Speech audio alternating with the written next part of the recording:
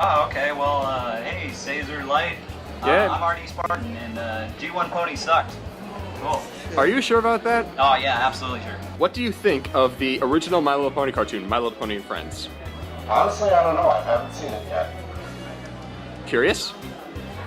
Well, let's give it a go. Say I did. Start with the first one, Rescue in Midnight Castle, because it's actually darker than Friendship is Magic. No joke. Go see it. Andy's cartoon, I can actually believe that. I don't really have an opinion about it. I know it exists to make toys, and the art style was the most appealing thing about it from what I can gather, but I understand why people like it, the toy collectors and stuff, but I'm kind of like, I really believe animation should have more to that than just selling toys. And I think that this is kind of a testament to that. Well, newsflash, this generation does the exact same thing. Yeah, but we do it better. If you say so. What do you think of the original My Little Pony cartoon, G1? G1? I haven't watched much of G1, so I probably couldn't get my opinion on it. Plan to? I don't know. Probably not. Well, you're missing out. G1 My Little Pony. Have you seen it? I'm old enough to have seen it when it came out. So I was very, very young. I don't remember it very well. And I was kind of a tomboy, so it wasn't really my thing. But yeah, I know a lot of G1 collectors that are really awesome. Awesome girls. Yeah, who's your favorite, if you know one? I don't remember their name. Mine easily is Fizzy. Oh, she was the, yes. And one of my friends really likes Munchie. She had like hot dogs and hamburgers and things. Mine is Fizzy because that's actually what Minuet reminds me of. Minuet reminds me of Fizzy, and that's why I like her so much. That makes sense. How much do you know about the original My Little Pony cartoon, the Generation 1? Very little, like bits and pieces. I know there was a human named Megan. Mm-hmm. I know there was a dragon named Spike, and that there are some characters that are kind of analogous. I know about Sombra and Grogar in concept and the Smooths in concept, but a lot of my knowledge now comes from looking things up online. What do you think of the original G1 My Little Pony cartoon? Have you seen it? I've seen bits and pieces of it, but the show, the way I see it is it was the start, in a sense. So it has a lot of merit, in a sense, just for being the first, I guess. Any curiosity in seeing any more of it? If someone wants, it forces me to watch it, or unless I choose to watch it. So there you go. So what do you remember of it that you've seen? Pretty much just the first episode. Rescue in Midnight Castle? Pretty much, and then maybe like... It is the best. It is pretty much the best one. And then pretty much maybe like one other episode that I may have seen that could have been from G1, but I do not remember them that well. I understand. So, yeah. Have you ever been to the My Little Pony Fair convention? I've heard of it. My friend has. It is the only that I know of G1 through G4 collector convention, and it's really I know, fun and I wish I could go, but it's. I wish I could go someday, but it's just too far. Well, it was in Chicago last year. Yeah, I know. I heard about that, but I just don't have the funds to do that. Maybe next year. Maybe we'll see. It's cheaper than most cars. What do you think of the original G1 My Little Pony cartoon? Well, I've seen a little bit of the G1 My Little Pony cartoon, and from what I've seen, it has charm. It's a very charming cartoon. It has, its own style. It's trying to go for its own thing. It's trying to sell toys. I get that. It's an 80s thing. I would like to see more of it.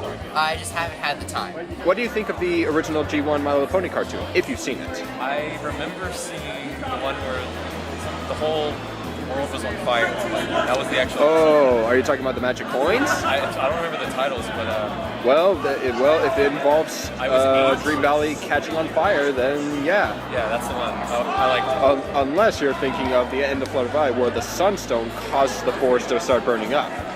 That could be All I another. remember is my cousin had it on VHS. So. Does that make Well, sense? yeah. Were there any giant bees in it? No. Then it was the magic coins. That's good because magic coins is actually one of the better episodes of the series. So good on you. Have you seen the original G1 My Little Pony cartoon? Okay, what'd you think? What have you seen? I like Scorpion. I like him a lot. I like Tyrek. Really cool characters. They hinted at Scorpion in G4, and I hope that they bring him back. I'm still holding up for that too. I was expecting him in season 5, Yeah. and that didn't happen. I was expecting him in 5 and season 6, 6, and that didn't happen. So I'm just going to assume they forgot about it. I'm still waiting for Zebras. G1 had only one zebra too. Do you want to have a zebra? Yeah, one. An anthropomorphic zebra, Zeb. You're right. Scorpion. I hope they have a Scorpion. Yeah, we're all hoping. Have you seen the original My Little Pony cartoon? Which one? Like The G1. Yes. What did you think? What'd you see? We did a riff of it at BronyCon. I thought it was the most delightful thing I've ever seen. What do you think of the original My Little Pony cartoon, the G1? I mean, I think it's fine as like an 80s cartoon. Like, it's kind of generic in like all the other 80s cartoons like He-Man and Gem and everything. I mean, I thought it was alright. How much have you seen? I've seen like the first special, the second the movie, a few of the cartoons. I haven't seen the entire series, but I've seen like bits of it. What do you think of the original My Little Pony cartoon, G1? Are you talking about the Nightmare at something castle? Rescue at Midnight Castle. That's included. That's only true too. seen that first original episode, and it felt really dated because it's from the 80s, and also I was never really a big pony fan for G4, so I thought that it probably was good for its time for girls, but it clearly didn't have a wider audience, so I think that's why this new generation has such a larger fandom. Thank you, Internet. Okay, let's begin.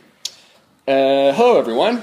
Welcome to looking back at Generation 1 My Little Pony, specifically the show My Little Pony and Friends from the 1980s. I am, as you can see up there, I am Doughboy123X on YouTube, and I'm also known as Sazerlight on DeviantArt. On DeviantArt, I just make I'm still a newbie artist, I'm still getting the hang of things, and on my YouTube channel, I just make general nonsense that somehow calculates into hilarity. So, there's me, and my co-host here is Al1701. Introduce yourself. Hello, I'm Al1701, and I actually made an entire review series of My Little Pony and Friends. Right, yep, that he did. And my third co-host, someone you might recognize, is Starbat, the artist. Introduce yourself. Hello everyone, I'm Starbat. I mainly have activity on DeviantArt where I do various My Little Pony fan art, some of which is G1, and I've made a number of character sheets related to G1 characters in the G4 style. And you have no idea how helpful that was for me. Oh, no problem. Okay, so let's move on. This is about, like I said before, My Little Pony and Friends, specifically this show. There is another show, My Little Pony Tales, but we're not really going to talk about that right now. That will be for another time, because it's a completely different show. So, okay, quick question. How many of you have seen this show? Raise your hands if you've seen it. Only you've seen a little bit of it? All right. Well, this ought to be interesting, because according to... From what I'm seeing, nobody has seen the show outside of one who has seen some of it. So this should be fun. So we have 4 categories to go through today. Ponies, allies, the world and its lore, and of course the villains. So first off, we're going into ponies. And it's kind of amazing. This show had over 100 ponies over the course of its run. Like, it is interesting. Friendship is Magic has fewer characters, but they're given more focus. This show has a lot more characters, but not quite as much focus. So pick what you might prefer. So Let's go on to the... I know this is Al1701's favorite pony. Is this one your favorite, Starbat? Right here. Can you tell me who this is? Wind Whistler. Yep, this is Wind Whistler. Yep. You a fan of? I guess there really is no denying it. Al1701 just considers her best pony across all generations. So she's one of the best developed characters that this show has to offer, and best treated, I think. Yep. There's sorry. She, as you can tell from here, she's very intelligent, brave, reserved. She has a very high vocabulary. She's very logical in the way she speaks, and she speaks over the head of all of the other characters a lot of the time. Yep. And that's what makes her. That's been played for humor in some places, and it's also interesting because it also creates some conflict, especially in one particular episode we may be discussing, where she is treated in a way that, like, she's told that she doesn't have emotions, and that's a big, internal struggle for her, the way she's perceived. Yep. She's a complex character. Yeah, she's definitely one of the more adult characters on the show. Anything you guys say, Al? Yeah. Frankly, she's probably the character that made me a fan of My Little Pony in the first place. And along with being very logical, she was also one of the braver ponies. In fact, she put her own life in danger multiple times to save Megan, her fellow ponies, and heck, even a single bush woolly was to her worth the trouble of risking her life. Oh yeah, it is amazing. And we'll be talking about her most prominent episode, Crunch the Rock Top, but we'll talk about that a little bit more in detail later on. Let's move on to my personal favorite pony, and that is Fizzy. Ain't she adorable? Yes. Oh, Fizzy.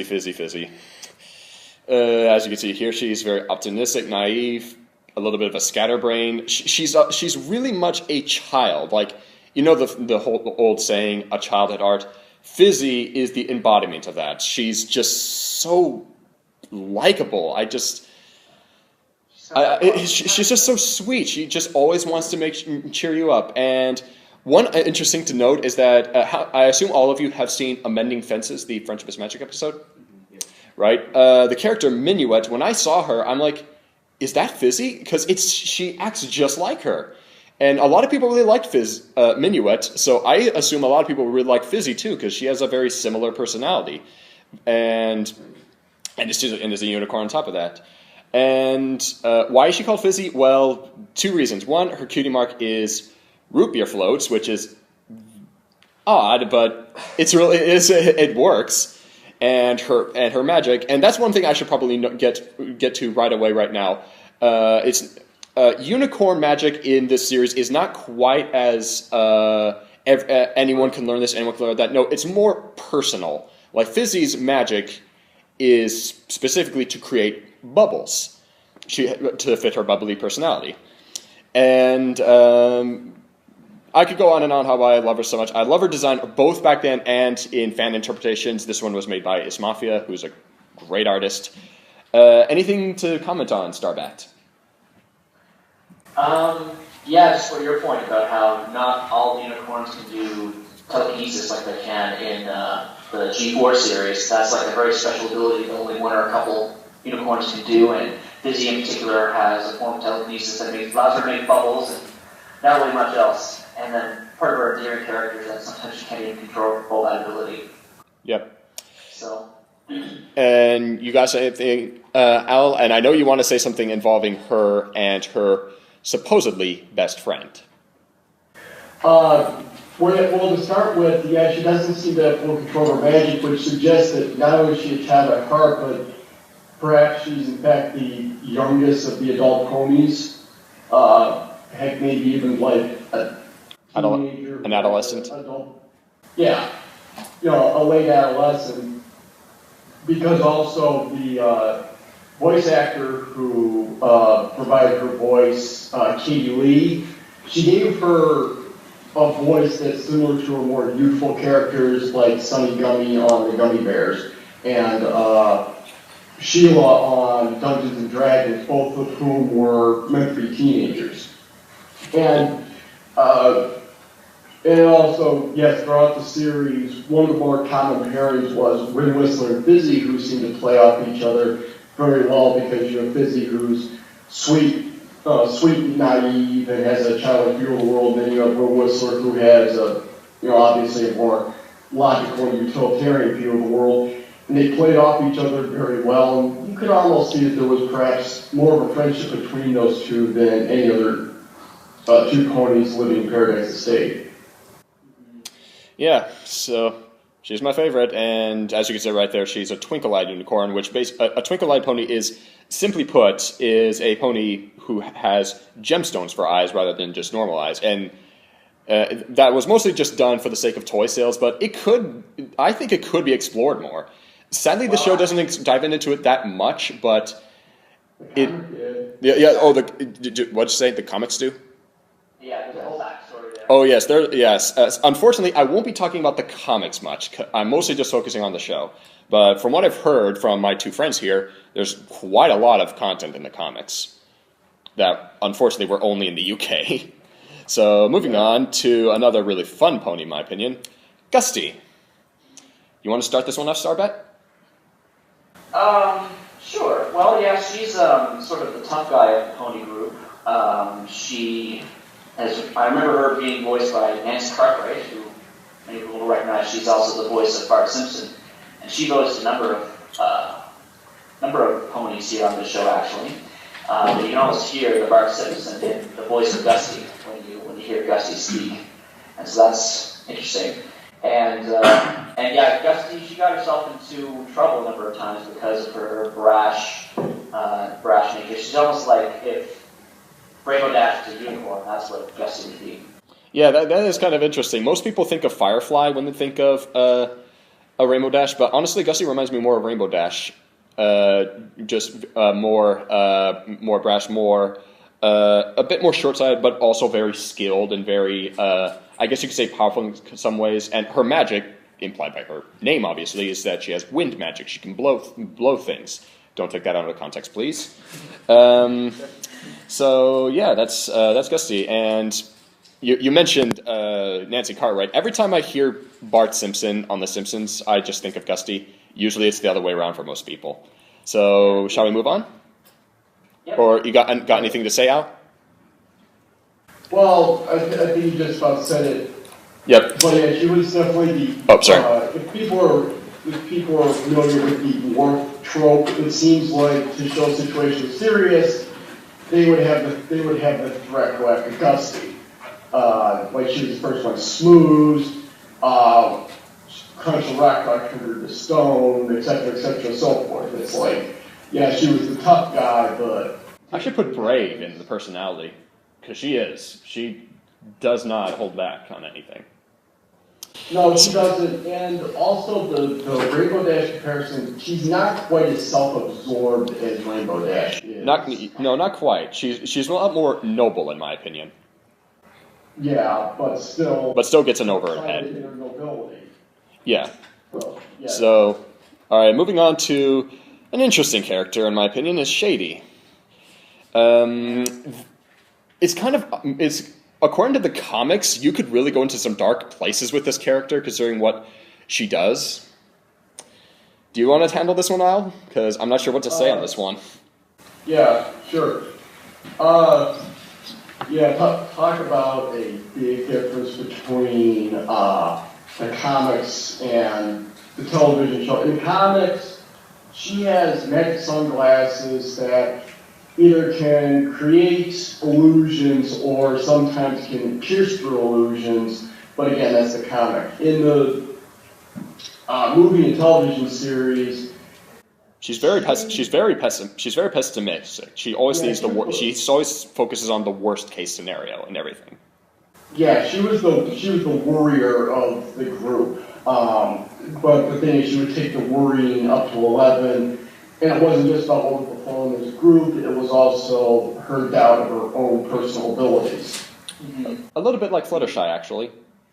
A little bit. You could say that her special talent was preparing for the worst, but she couldn't very easily hope for the best either. Yeah. Moving on to Paradise. Quick note, the first 4 ponies we just finished talking about, or you thought it was kind of the main 4 of the series, in my opinion? Starbat, Al, and myself kind of consider Wind Whistler, Fizzy, Gusty, and Shady to sort of be the primary E4. I came up with that pun. And the rest are sort of secondary characters, and we're going to start getting to that now.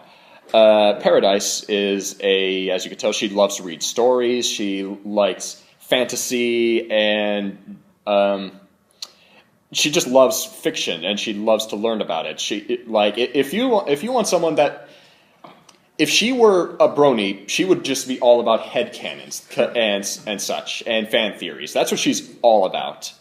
So, interesting idea for a character.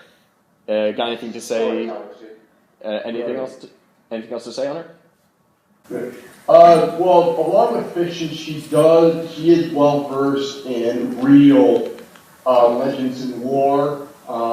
This was particularly important in the episode we're trying to handle on, as she was the one who knew about all of the legends regarding it. But she also,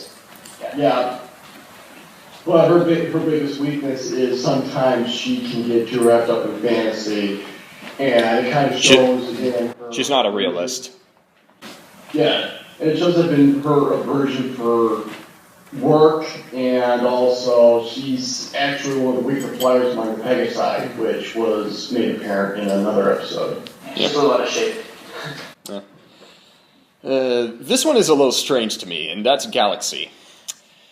I really do have a hard time describing her character, to be honest, because hers is very nebulous, pun not intended.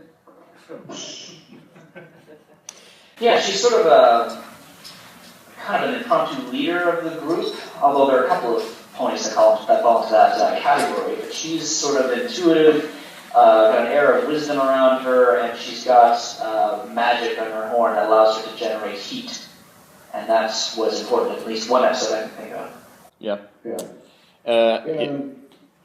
She is important to the series, but let's just say she doesn't have a bombastic personality. She's very reserved. She's very what's the word? Relaxed, more like, I wouldn't say laid back, but definitely more reserved and more practical. Yeah. So, next one is going to be a lot of fun. Heartthrob, a.k.a. the shipping pony. That's pretty much her. She is all about that. She loves love stories. She's looking for someone to love, and she loves to see. Yeah, how many times can I say love in this section? She has hearts as a cutie mark. What else do you need? And much like Rarity, she says "darling" quite a lot, to almost an equal amount. So she does have a very, very cringeworthy moment in the series, but I'll get to that when we get to the episodes. Anything else you two want to say on Shipper Pony? I think you pretty much said everything without me getting into the other thing you were talking about, I think. Yeah, she's not the most in-depth character, but she definitely is fun to watch. Yeah. So, all right, next, North Star. The thing I remember her most is for having a British accent, to be honest. But I think you may have something to say, Al. Yeah. Well, North Star, she had quite a few moments throughout the series. The writer's guide said that it is impossible for her to get lost. Her sense of direction is so finely attuned, which makes her the natural explorer of the group. And it would have been nice if they could use that more to their advantage with more trips throughout the world instead of being The series, I think, may have hampered her because the basic setup is something happens, the ponies have to react to it and find a resolution. They don't really go out as much just to do it. But if the creators had put more focus on building a coherent world that ponies might want to explore, then North Star would be a more prominent and important character, because that would be her thing. Her special talent would be exploring the world and not getting lost while doing it, and remembering different places. Yeah.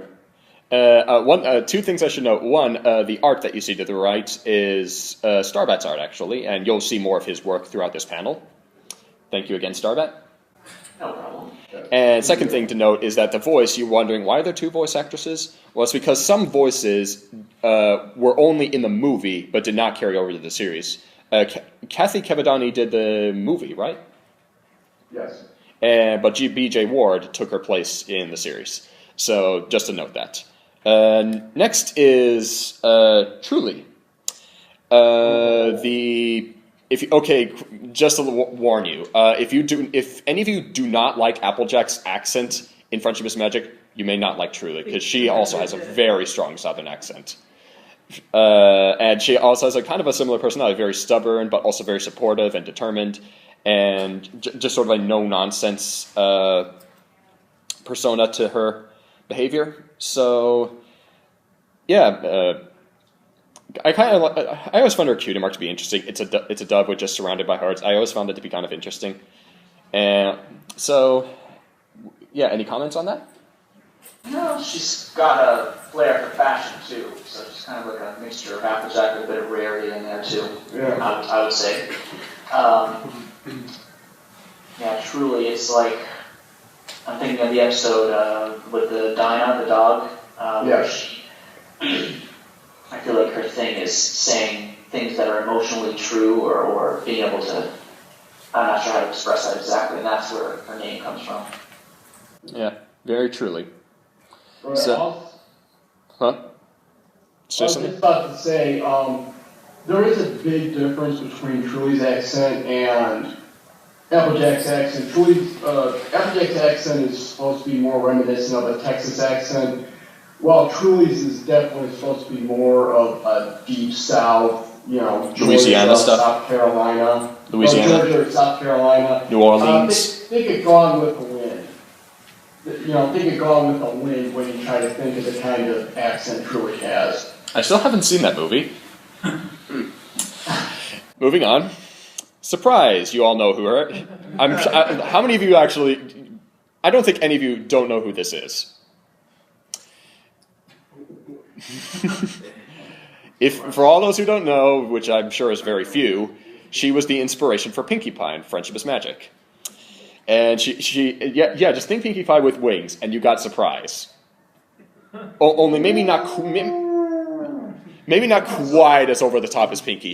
The surprise is, well, as implied by her name, she likes to surprise people. She likes to jump behind people. She's kind of like Al here would say. She's kind of like Tigger. She just likes to just startle people just for laughs.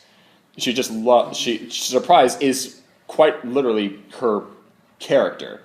So, yeah. It's kind of ironic that I honestly think, it is kind of interesting to see it. So, anything for you to comment? Well, the way that she's presented in the show, she's not quite as random as Pinkie Pie is. She just seems to laugh at a lot of different things, which can be a little bit annoying, personally. But other than that, she's a pretty likable character. Yeah. There always seems to be a chuckle tickling her throat whenever she speaks. But yeah, I think we basically covered it. She's a pony who loves surprises. Yep.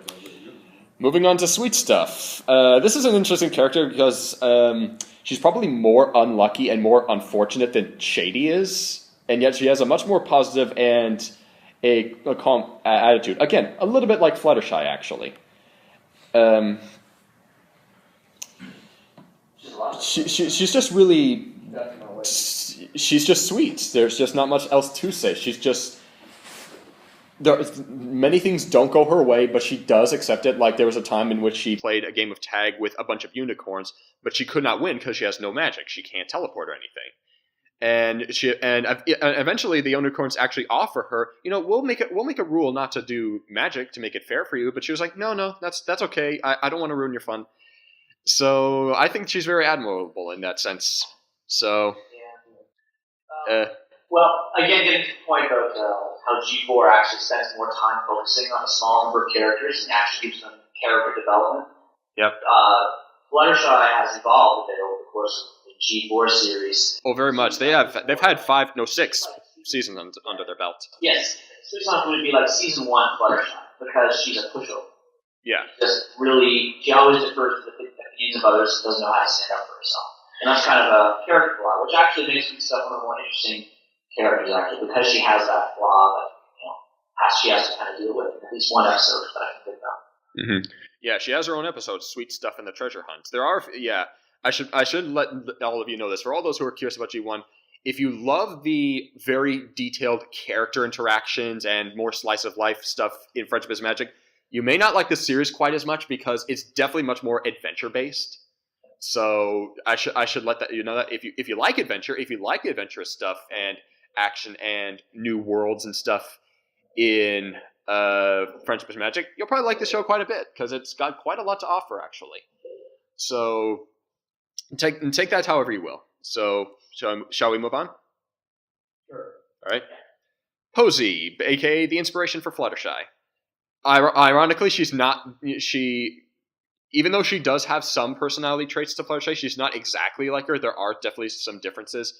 One of the key differences is that Fluttershy is a caretaker of animals. Posey is a caretaker of her garden.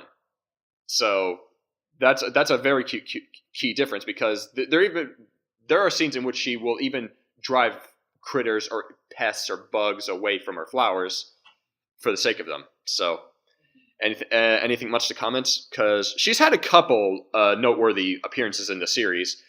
But again, it's kind of like Surprise. She doesn't have a very deep... yes, you have something to say? Is it like Fluttershy's mom? It's been hinted... It is interesting. I think Mrs. Shy in Flutterbrudder, honestly, when that episode was coming out, I was wondering, are they going to bring Posey into this? But it turns out no. But I could tell that she probably was inspired by Posey because her mother is a gardener. So that's interesting to note. Any other comments? She had, like most of these poems, she had one really good episode dedicated to her that I thought. The Fugitive Flowers was a pretty good episode for her. Yeah, definitely go check that out if you can. Though, we'll discuss that a little bit more. Magic Star is, I think, the last one of the sort of focused cast. There are other characters, but we'll go them a little more quickly. Anything to say on Magic Star? Yeah. I was about to say, it's interesting, she really didn't have very much focus, but one episode really established that she is the leader of Paradise Estate because she was the one who was dictating chores and seemed to have the last say on all important decisions. But other than that, she didn't have much of an impact on the show. One thing we do find interesting is in her backcard story on the toy as well as in the comic, she has a very strong connection to magic.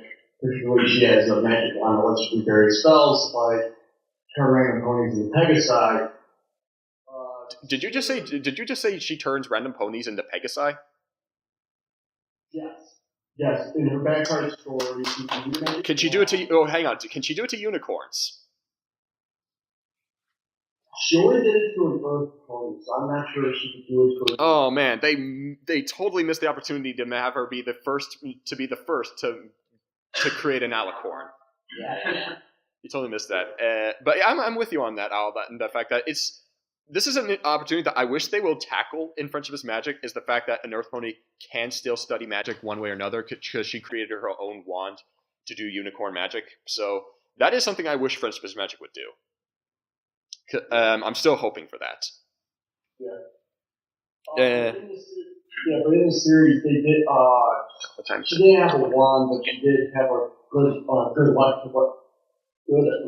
collection. Yeah. good luck trying to. Yep. Right, and she seemed to have a sixth sense when it came to luck. Like she said that the haunted garden was just full of bad luck. Yeah. So let's move on.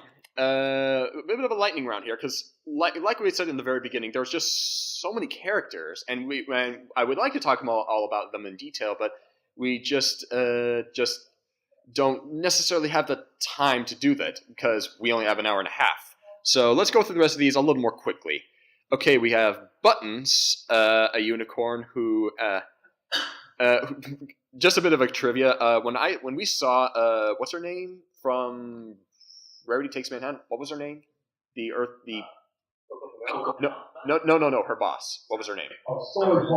Sorry Polar Mare. Yeah, Sorry Polar Mare had Buttons for a cutie mark, and I thought that was a huge missed opportunity to have Buttons be brought into Friendship's Magic. We have Gingerbread, who, as you could obviously guess, is a baker. And moving on. Masquerade. Again, judging by name, she likes to disguise herself in several different things. And there's something else I want to say, but I'm going to have to save that for later. Whizzer, who is a fast talker. And I get the feeling she was the inspiration for... I know probably none of you care about this, but I get the feeling she was the inspiration for Thistle Whistle in Generation 3. Would you agree? Yeah, well, she's the pony's answer for her. She just talks rampantly. So again, these characters in the lightning round again don't really have as much screen time as the others. They're sort of the side characters of the series, if you will. So there's not much to talk about.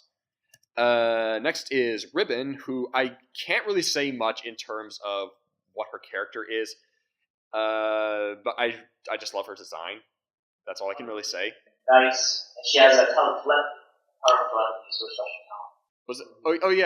Yeah, it is touched upon in the series that she has telepathy, but not much is done with it, and I would like to see more of that.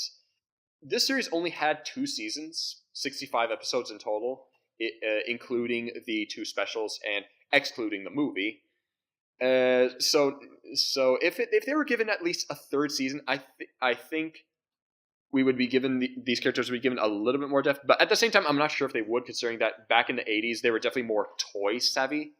So whatever new ponies that were out there, they would put them in the show instead of just having a few to focus on.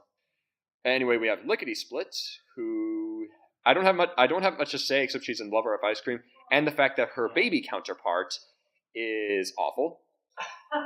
She also talks like her nose is always stuffed up because she's always eating. Yeah, she has a very I don't want to mock it. Sorry. Yeah. Lofty. I can't think of anything to say for Lofty, so except the fact that she likes to fly high. High is whatever goes high. Cupcake, pretty much very similar to Gingerbread. She likes to bake, and in this picture, she has a cake with her to a festival.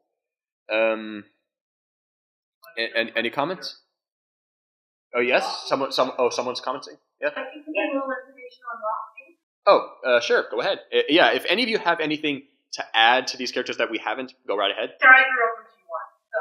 Oh, that's great. That's great to know. Lofty, her back card makes her actually kind of trickster. She likes to play pranks on ponies, not very dangerous ones. And in fact, the story that comes with her is that she one day had a high-flying hot air balloon, which is why she's got the mark. Because she can fly really high in the mountains, where she likes to balloon her friends around so they can fly too. And she flew them through a rainbow, and they all changed colors. And oh my God, isn't this a wonderful prank? And unfortunately, unfortunately in the series, she had the baby pony attached to her, and all of those mommy ponies and baby ponies, just the mommies were mommies, and the babies were, they had the characters. So yeah, that's a bit of a shame, man. We'll get to the baby ponies in a minute. Yeah, we'll get to them. Cherry's Jubilee, not much to say. She's sort of just had a couple appearances and not much else beyond that. So, any comments from either of you? She takes care of the orchard. She takes care of a cherry orchard. Yeah, she also technically appears in Friendship's Magic. Honestly, I just remembered that. Thanks for reminding me. And the last one here is Twilight, who has only had one episode, The Flight to Cloud Castle. The only reason why I include here is because I could not think of anyone else.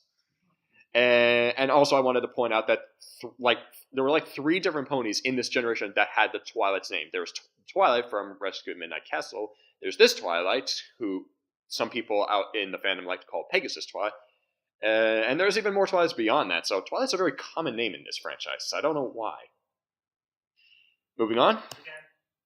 Flutter Ponies. Who wants to talk about this one? Because this should be fun. Yeah, meet My Little Pony's answer to Tolkien's elves. Pretty much. They're pretty much just elves. Lord of the Rings elves. That's essentially what they are. They like to be left alone. They're very pure. They're very delicate, but they also have a very strong power within them. In this case, it's utter flutter. What they do is that they beat their wings to spray some sort of magic dust. That it is as weird as it sounds, honestly. Yeah, in the movie and a couple times in the series, actually. So, yeah, right here they defeated the Smooths with this. They wore down Erebus with this. And let's talk. And there are 3 flutter ponies I wanted to talk about a little bit in detail. The first is their leader, Rose Dust. She's very, I guess you could say, diplomatic. Would you say? Yeah. Yeah, she's sort of xenophobic. She doesn't want to. But yeah. Very diplomatic atmosphere. Yeah, she just likes to address the issue at hand. She has very little self-concern. She is a good leader, though she mostly just cares about her own kind rather than others. So Ponies initially with the Smooths, and then later when she had a chance to prevent the Witches of Gloom from attacking Flutter Valley, she chose not to, and she regretted that later. So she we'll get to that in just a minute. This is going to be fun. Next is Honeysuckle, who in my opinion is the best flutter pony. She's very suspicious. She always suspects someone else is doing harm, and nobody listens to her because everyone is too nice. She's a bit like Gusty. She's the realist of the group. So the tough guy among the flutter. Not as much as tough guy, but also just very. Actually, she is tough. She actually does take aggressive action when necessary. So she's really cool. Next is Morning Glory, who is the complete opposite of Honeysuckle. She is a pure pacifist. This is so hilarious. In the episode The End of Flutter Valley, there's a scene where the Witches of Gloom try to attack them with a rock slide or landslide or whatever. But it backfires them, and then they run away and everything. And Honeysuckle suggests we should go after them and take care of them because who knows when they will attack again. And Morning Glory, and I'm serious, she says this. No, we shouldn't do that. They didn't mean to harm us. And all 3 of us, I think we can say, laughed at that scene. I'm like, are you serious? Yeah. That's the equivalent of a terrorist bombing and saying they didn't. It was just an accident. No, that's not how life works. So Morning Glory is very sweet and likable, but at the same time, she's also a little stupid. If not to be rude, but yeah, she's very pure, pretty much to a fault. In a later scene, she's captured. She's in a cage, and her guard, whose name is Sting. Yeah, Sting. She actually defeats him, quote unquote, by befriending. So that's how she rolls. She doesn't defeat her as she tries to befriend her. But if in an open-minded one, she befriends her back, then it backfires on her. Yeah, and that was kind of good. And technically, he didn't even start out. I mean, it's like at first she thinks that she's won him over, and as soon as she lets her guard down, he grabs her and pulls her back in the cage. That was hilarious. I love that. He's still more loyal to his queen than her, so she got herself into a lot of trouble, but I mean, she was the one who convinced the Flutter Ponies to help the Dream Valley Ponies fight the Smooths in the first place, so that's right. Simply put, she is really likable, and I really do admire, and I think it's actually good that she's this sweet and really not wanting to do anyone any harm. But at the same time, that can definitely be done to a fault, especially if someone quite literally tried to kill you. So, quick comment. Do either of you care about Morning Glory and Sting's quote unquote connection with each other. I think it's safe to say some people do ship them. What would you say? I know Al's probably not a fan of that, and I'm not that much into it either. What would you say, Starbat? I just never really liked Sting's design, frankly, so I didn't. Yeah, he has a funny design, honestly. Oh, yeah, and also, Michael Bell, why did you give him the same voice as Zan the Wonder Twin? Who knows?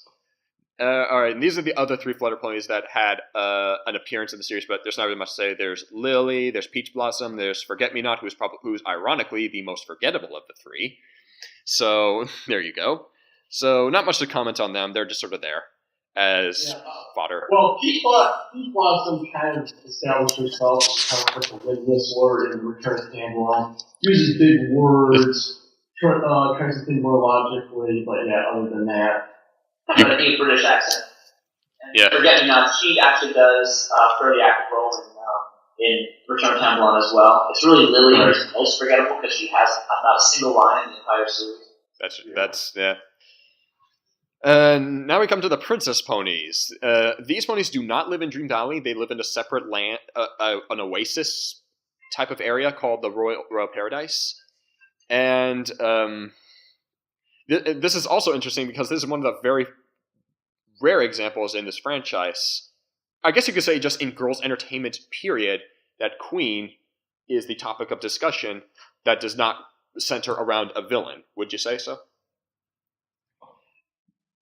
Well, sort of. It's sort of a point of conflict between them. Yeah, it is. The whole point of them is that they're trying to figure out who should be queen. So, I mean, this was the franchise that at the time, they did have a queen in Majesty. Granted, never showed up in much American media, but was she prominent in British media. Speaking of which, the Princess Pony would probably be better discussed by their comic counterparts, due to the fact that they were more well developed by the UK comic than they were by, unfortunately, what ended up just being a single story in the series. Yeah. And ultimately what they do decide in the end, spoilers, though it's not really a huge deal to be honest, because it's the journey that matters in this kind of episode. They decide to take turns being queen. So, and they of course guard magic wands that control all the magic in all of Ponyland. So, there you go. That constructing that throws the whole land into chaos and kind of. Yeah, we'll get to the villain later on. All right, so and that's their names. There's Tiffany, Starburst, Royal Blue, Primrose, Serena, Sparkle. And a quick question is, who voiced Tiffany? Because she sounds familiar. I know I've heard her somewhere else. Cass Sochi. She also voiced Janine in the Real Ghostbusters seasons, and Sally in the Sonic Saturday Morning cartoon, among a whole bunch of others. I may be thinking of something else. And I think I can't remember if Al mentioned this, but these are all their American names. They were given different names in the UK.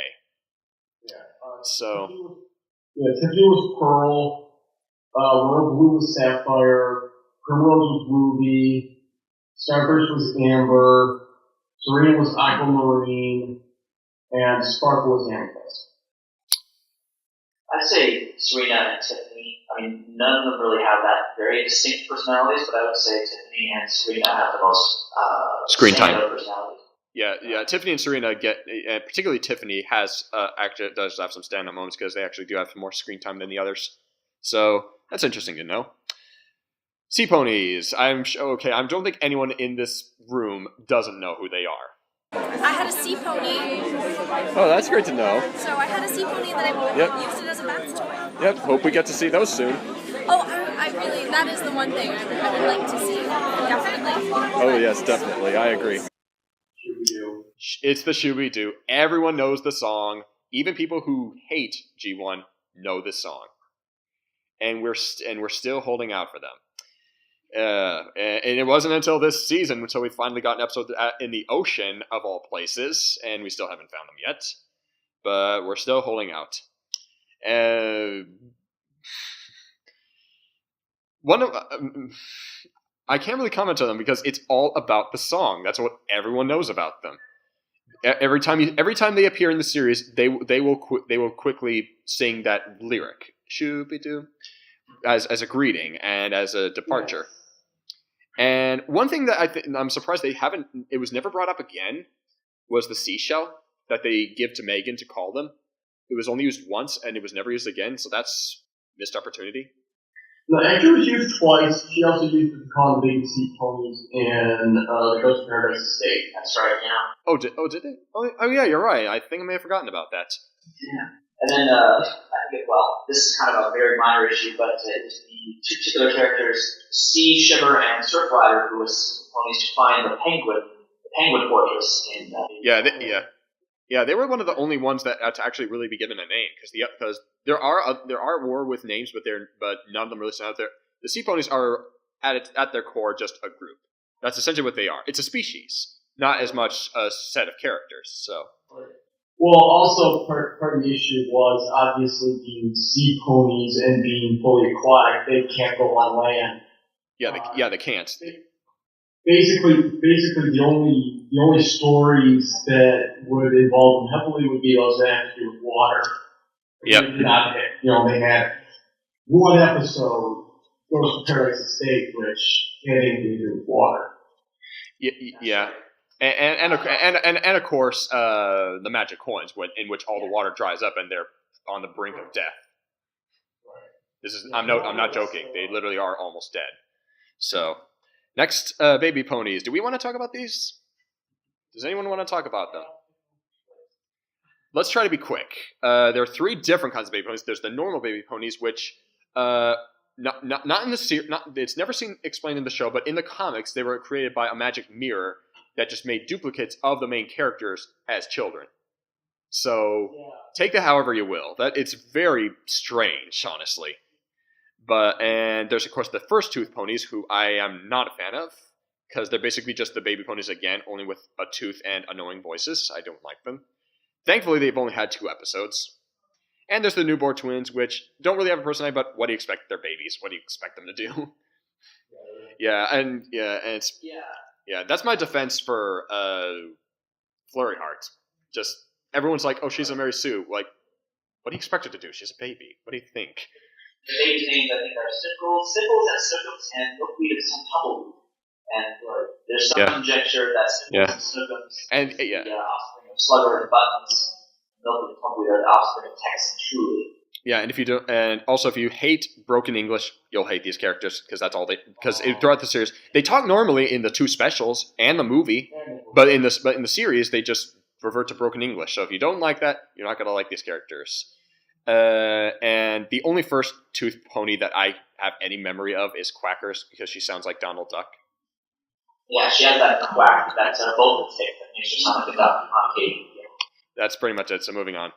Big Brother ponies. These are as far as my knowledge goes, these are the only stallions in the series. Yes. Yeah. Well, aside from mentioning. Unless you count Rep, which we'll get to later. But other than that, yes, these are the only stallions in this show. That's fine.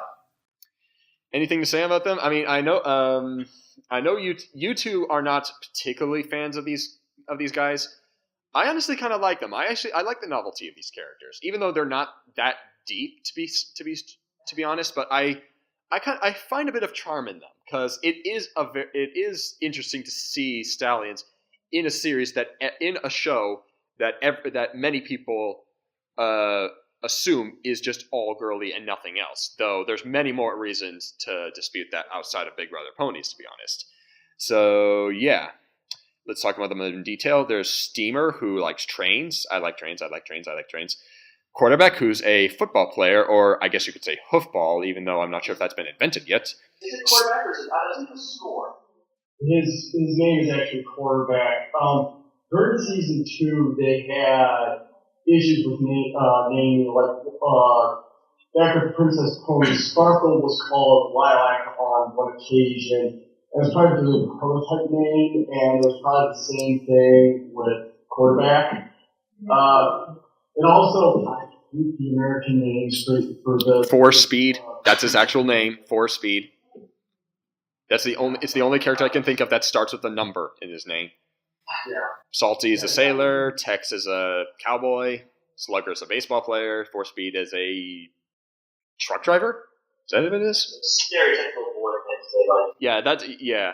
I still kind of like them. Like, they're not necessarily good characters, but I still enjoy watching them. And I do enjoy the episode Somnambula, even though it's not the best one, but I still do like it. So, moving on. These are the ponies we can't talk about in detail, but these are the ponies that are exclusively in Rescue at Midnight Castle. I would like to talk about them in detail, but they only appeared in this special and nothing beyond that, which is sad. Because some of these are actually really cool. You all know the first one. That's Firefly, the inspiration for Rainbow Dash, and the inspiration for Lauren Faust's DeviantArt page, Firefly. So, yeah, she is Lauren Faust's favorite, right? Yeah. I believe so. Yeah. Yeah, so that's really cool. She was based upon like Rainbow Dash on her. Why would you curse her with such a burden? For all those who don't know, Al is not a fan of Rainbow Dash. Not a fan of Rainbow Dash at all. I'm not the biggest fan either, but Al definitely isn't. Oh, I'm so sorry you there. If you're a Rainbow Dash fan, no offense. Bowtie, I think she's really cute. I love her design. Just the two bow ties. Applejack, one of the very few characters to come into this series virtually unchanged. I think she was in all this generation. Applejack and Prince Everywhere. Hold on, she wasn't in G3, was she? Yes, she was. Applejack was in G3? Was she? Yeah. Applejack was in G3. I did not know that. Thank you. Was she in G2? I don't think so. Odd. Cupcake in every generation. There was a cupcake in every generation. Yeah, Cupcake's the enterprise of My Little Pony. There's Twilight, the inspiration for Twilight Sparkle's mother. There's Ember, the first baby pony. We have we have Glory, who looks like Rarity, but I'm not sure if she has the same personality. And she has. Is there anything to say on her roller skates? That was a piece of a Ponywear set that was released that year. It actually came with like a headband and a saddle and everything. They put the roller skates on her and had her skate around for reasons. Last four. There's Moon Dancer, who is the inspiration for Moon Dancer, who's I think is a great character in Friendship is Magic. We have Medley, Cotton Candy, and Bubbles. I always found it kind of odd that Bubbles is kind of a different breed, would you say? Because of the spot on her muzzle? Well, yeah, only two ponies, Bubbles and Seashell, which were released this year, had the blaze. Bowtie and Applejack also had the freckles. Yep. But unlike the blaze, which ended right then and there have been other ponies with freckles throughout G1. Now there's the exclusives from Escape from Katrina, the second special in the series. Sundance, who is a great jumper but not a great lander. Sparkler, who is apparently the inspiration for Rarity. Is that true? Yes. I think it's just it is for two reasons. One, her love for gems, and second, her cutie mark, which goes without saying. Powder, who is... How would you describe Powder? Powder was kind of a break on Sparkler, who really got hypercritical of Sundance and her clumsiness throughout the thing. Again, because it was just one special, they weren't really able to do much with these ponies. In the UK comic and other media, where Magic was making snow and manipulating snow, like she could literally build Snow Replica Dream Castle. Sweet. She was the one that escaped from Katrina. as Ice Storm. Oh, that's actually a bit of that's a detail I overlooked actually. There's Skydancer, who is the most colorful of the series. Yeah. And then you have Starflower, who is also very colorful and looks bizarrely like Ribbon. I almost got confused, actually. And the only worthwhile baby pony in the series, and that's Baby Moondancer, who was given the Rainbow of Light, which is their means of protection, to wear to... Al still thinks that's a stupid idea. Oh, that was great. And she has nothing to wear, even though she's in a wardrobe full of costumes. Yeah. Yeah. Yeah, but like I said, I've been able to look at the pantry full of food. I just can't think of what to eat. So that's what I could. It's not so much that there's nothing there; it's just she couldn't come up with any ideas. All right, so that's all we got on the ponies. Yeah, there was quite a lot of them actually. Now here's one that's a little more brief, and that's the allies of the series. So, the only ones we're going to go into details are the ones that have recurring appearances. The one that has only one-off appearances we're going to be a little more brief on because we don't have that much time. Megan. I'm sure you all know who Megan is. Corey's dead mother. Yep, she is the central human character in the series. She was pretty good in Rescue at Midnight Castle, and she was also not that bad in Rescue Escape from Katrina, but in the movie and especially in the show, I think she's been downgraded. Honestly, so that's a real shame because I definitely saw it. Just the concept of having a human world and a pony world so much advantage could be taken. I mean, even Equestria Girls kind of squanders this, and that's baffling to me. I don't understand why they don't take advantage of this. So, just. That kind of annoys me, though I do like the voice they gave her. Both Tammy and Bettina, I think, did great as Megan. So, especially her singing voice, I think, is actually really good. So, she's a horse rider, and one thing to comment on, and as you can tell in the 3 pictures, she's had 3 different wardrobes throughout the series. The first one is from Rescue at Midnight Castle, the second picture is from Escape from Katrina, and the third is from the movie and series. Which one is your favorite, and which one's your least favorite? It's unanimous. It's unanimous. Her TV show, the one on the right, I think, just looks silly. I wish they kept to the Rescue at Midnight Castle, because she actually looks like a horse rider of someone who takes care of a farm. Ironically, it's the one on the right that is based on an actual outfit Hasbro made for her. Yeah, I know, and this is one of the instances in which Toy Making actually got in the way of this series. Danny is, there's not much to say on Danny. Let's move on to Danny, who actually, ironically, has more character than Megan, wouldn't you say? Yeah.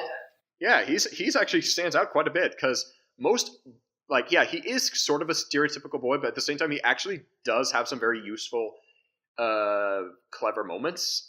He actually, he doesn't dismiss this whole pony thing. He totally is into Ponyland, and he's really interested in it. So more so than Megan. Yeah, more so than Megan. Honestly, that's actually really odd. He's kind of more interactive with Surprise, kind of like the best friend of Surprise. Yeah. I heard even Jen Blake, who's here at this convention today, likes to pair Danny with Surprise. I've seen some pictures of her, and they're actually really cool. They're actually kind of cute. So if you haven't seen them, go look those up. Those are cool. Those are really cool. Molly, who somehow has less character than Megan. How is that possible? She's another baby pony with such a uniform. Essentially, yes. She has a couple moments, but not enough to really talk about. Like, the only real noteworthy moment I can remember about her is that she actually is good friends with Shady. Yeah. And helps comfort her when she starts feeling, there's no other word for it, depressed. That's right. She's had that one supportive moment in that one episode. Yeah, the Glass Princess. So, moving on. She had probably had a moment. Spike was in every generation except G2, right? Yes. Yes. Oh, shoot, I forgot about his personality. Wow, I messed up. I guess we'll have to improvise. So, he is a comic relief, but he does have his moments. He actually does have his own episode, Spike Search, which we'll get to in a bit.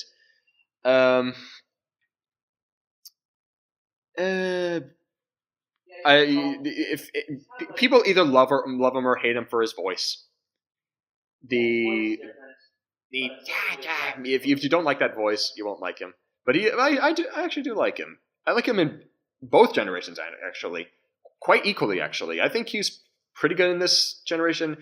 G4 gives him a little bit more depth, which I am very grateful for. And honestly, would you say your favorite rendition of Spike is in G3? Where he's very majestic and very proper. And voiced by Vegeta. I forgot about that. So yeah, that's Spike. It's good to see him back in Friendship is Magic, and I think he was really good in this season. Wouldn't you agree? Oh yes, you. Isn't the Spike from G1 also the same voice for Cow and Cow and Chicken? Charlie Adler? Yeah. Was Charlie? I haven't seen Cow and Chicken. Was that Charlie Adler? Yes. Yep, that's him. Did all the voices in Cow and Chicken. It's amazing. The Moochick and Habits. Moochick is kind of an odd character because I put the question mark there in front of a gnome because he's apparently a gnome, but I can't really say because they never confirmed this. But I'm just going to assume he is. So, and also he is apparently voiced by Charlie Adler in the series. He was voiced by Tony Randall in the special and movie. His magic is very hard to describe because it's very out there, which makes sense considering he lives in a mushroom. Yeah, it's sort of very versatile, but he's such an absent-minded, bumbling character that he's only, Yeah, pulls enough information forward and then leaves. He essentially would be Star Swirl if he was alive, or supposedly. Who knows where he is? Kind of a source of exposition. Yeah, he's the source of information. That's what you go to him for. Yeah. And Habit is his lackey, his assistant, who may be the inspiration for Angel Bunny, honestly, because Habit multiple times just gets exasperated at the Moochick, at his absent-mindedness, and just gets annoyed at him. And that is fun, and for some reason he's had like 3 different designs in this series. The one with the overalls is him from Rescue at Midnight Castle. The brown rabbit was him from some episodes, and the white one I think was from the Magic Coins. Was it? I think it was. Yeah. So he's had like 3 different designs, and that's odd. So, and he of course doesn't speak, which is great. Again, more inspiration for Angel Bunny. Now for the Bush Woolies. Who likes the Bush Woolies? I guess they're supposed to be cute. Yeah. They are cute, but they can be annoying too. It all depends. I like their appearance in Escape from Katrina, which is their debut appearance. But beyond that, I honestly didn't like them as much. I loved them in Escape from Katrina, not quite as much in the rest of the series, or especially the movie. I didn't like them in the movie. They shot a little bit. Yeah. The gag is that they always agree with each other. Whatever last opinion is stated, they'll agree to it. Like you could say, they would be great at a cult for Kool-Aid, wouldn't you say? Because they'll agree to that, no matter what they know. And they apparently have a leader, but it's never really made clear. In the Escape from Katrina, it's clear he's a leader. In the series, it's not as much. And one flub up that they did in the end of Flood of Valley is that they were trying to give them names like Wishful was one of them. Yeah. And that kind of defeats the purpose of their original nature. The idea is that they gag and then always have kind of high mind. They're always agreeing with the last stated opinion. Right. If you give them individual names, personalities, mind that. Right. So yeah. Well, but the issue was they were trying to make different characters out of them because they were making Bush Woolly toys to go princess ponies. And the toys each have their own name. There's Friendly, there's Wishful, there's Huckster. So they'd be paired with the princess pony. by the way the Chaos did that better because they gave Princess Pony gave dragons like Spike. Yeah, so let's move on to another lightning round for the allies because there's a lot of them. There's Scorpan. I'm sure all of you know who Scorpan is. I'm still waiting for him in Friendship is Magic. Why hasn't he come back yet? I know. Yep, he was originally a prince who... I loved Al's review on Rescue Midnight Castle because he calls him the Burger King Jr. Is that? Did I say that right? No, Burger King King. Burger King. Burger King wasn't the... It was. Did the Burger King even exist at this time? At this point of time? No, it didn't. Oh, so the Burger King was inspired by Scorpan. Yeah, so it is great to see him mentioned in Friendship is Magic. I'm still waiting for him to come back, but we'll see. Rep, aka, in my opinion, the first changeling. He can change into whatever he wants, and at one point even turns into a pony, which made me discuss whether or not that technically makes him the first stallion. You didn't have the first transvestite show. Oh boy, yeah. That is that's the stuff that you don't want to look into too much. Yeah, he has a close connection to. Yeah, he has a very close connection to Katrina through a song which I think was great, and what was cut in the TV airing, which I think was big mistake because that was. Yeah, that special was great. That was great, and they cut out the best part. So, it is kind of funny that Rep multiple times says that Katrina really isn't that bad. You'll get used to her, but eventually he even sees that she is a psycho who's addicted to drugs, which we'll get to later. Pluma and Ruff. Pluma and Ruff are both of a race of shape-shifting birds. Wow, why are there so many shape-shifting characters in this series? I've just noticed. They're called, how do you pronounce this? Penna? Penna. Yeah, Penna. They're a group of majestic birds that can change shape. Pluma turns into a ghost to scare away the ponies out of Paradise Estate in order to get a flash stone to help save her grandfather, who is Ruff. The first picture that you see there is him in his youth, and in the latter picture is him as he has aged, which there is night and day in this, because really they look nothing alike. But he's still, kind of harsh. Yeah, they. Great, Yep. Kind of stole Pluma a little bit in a way that I felt too mean, but other than that, he's a good character. Grundles. I don't like Grundles.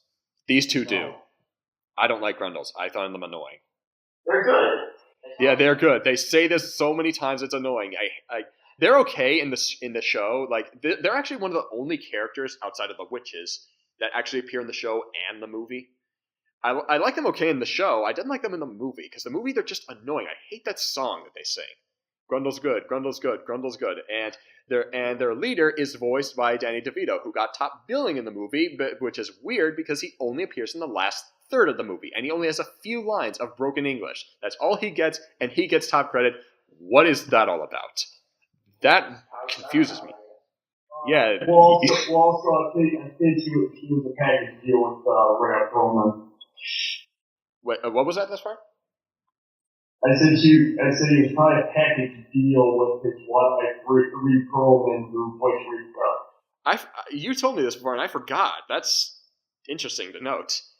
Crab nesties. I actually like the crab nesties. I think they're really cool. They're very stone faced. They're very unemotionally driven. They just do their job. Like there's some criminals, we have to take them out. They're in my opinion good cops, if that makes any sense to you. And the leader is a yeah. Go ahead. Let's call what they really are. They're the yellow crabs. Right. Yep. And voiced by Pure Cullen's Optimus Prime. Yeah, he sounds a lot like him. So, moving on.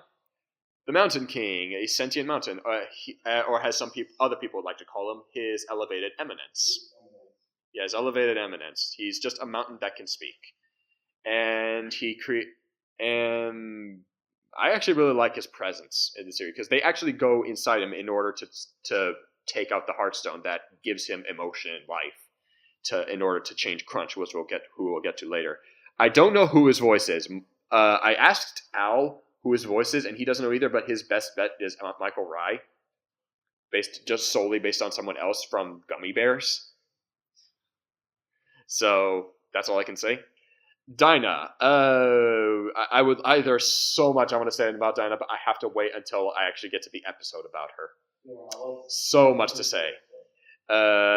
She's basically just a giant puppy, a giant house-sized puppy. That's essentially who she is. And she eventually is found and returns to her family. At first, some of the ponies don't like her because they think she's annoying. She eats them out of house and home. She causes a ruckus, as you'd expect. But after a whole full year and she's grown up, she leaves, and some of them really start to miss her. But we'll get to that later. Here's our more, but we can't really go into detail. There's Nightshade, Drudge, Garth, Furbobs, which Al absolutely despises. Right. They're basically the anti-Bushwoolies. They disagree on everything.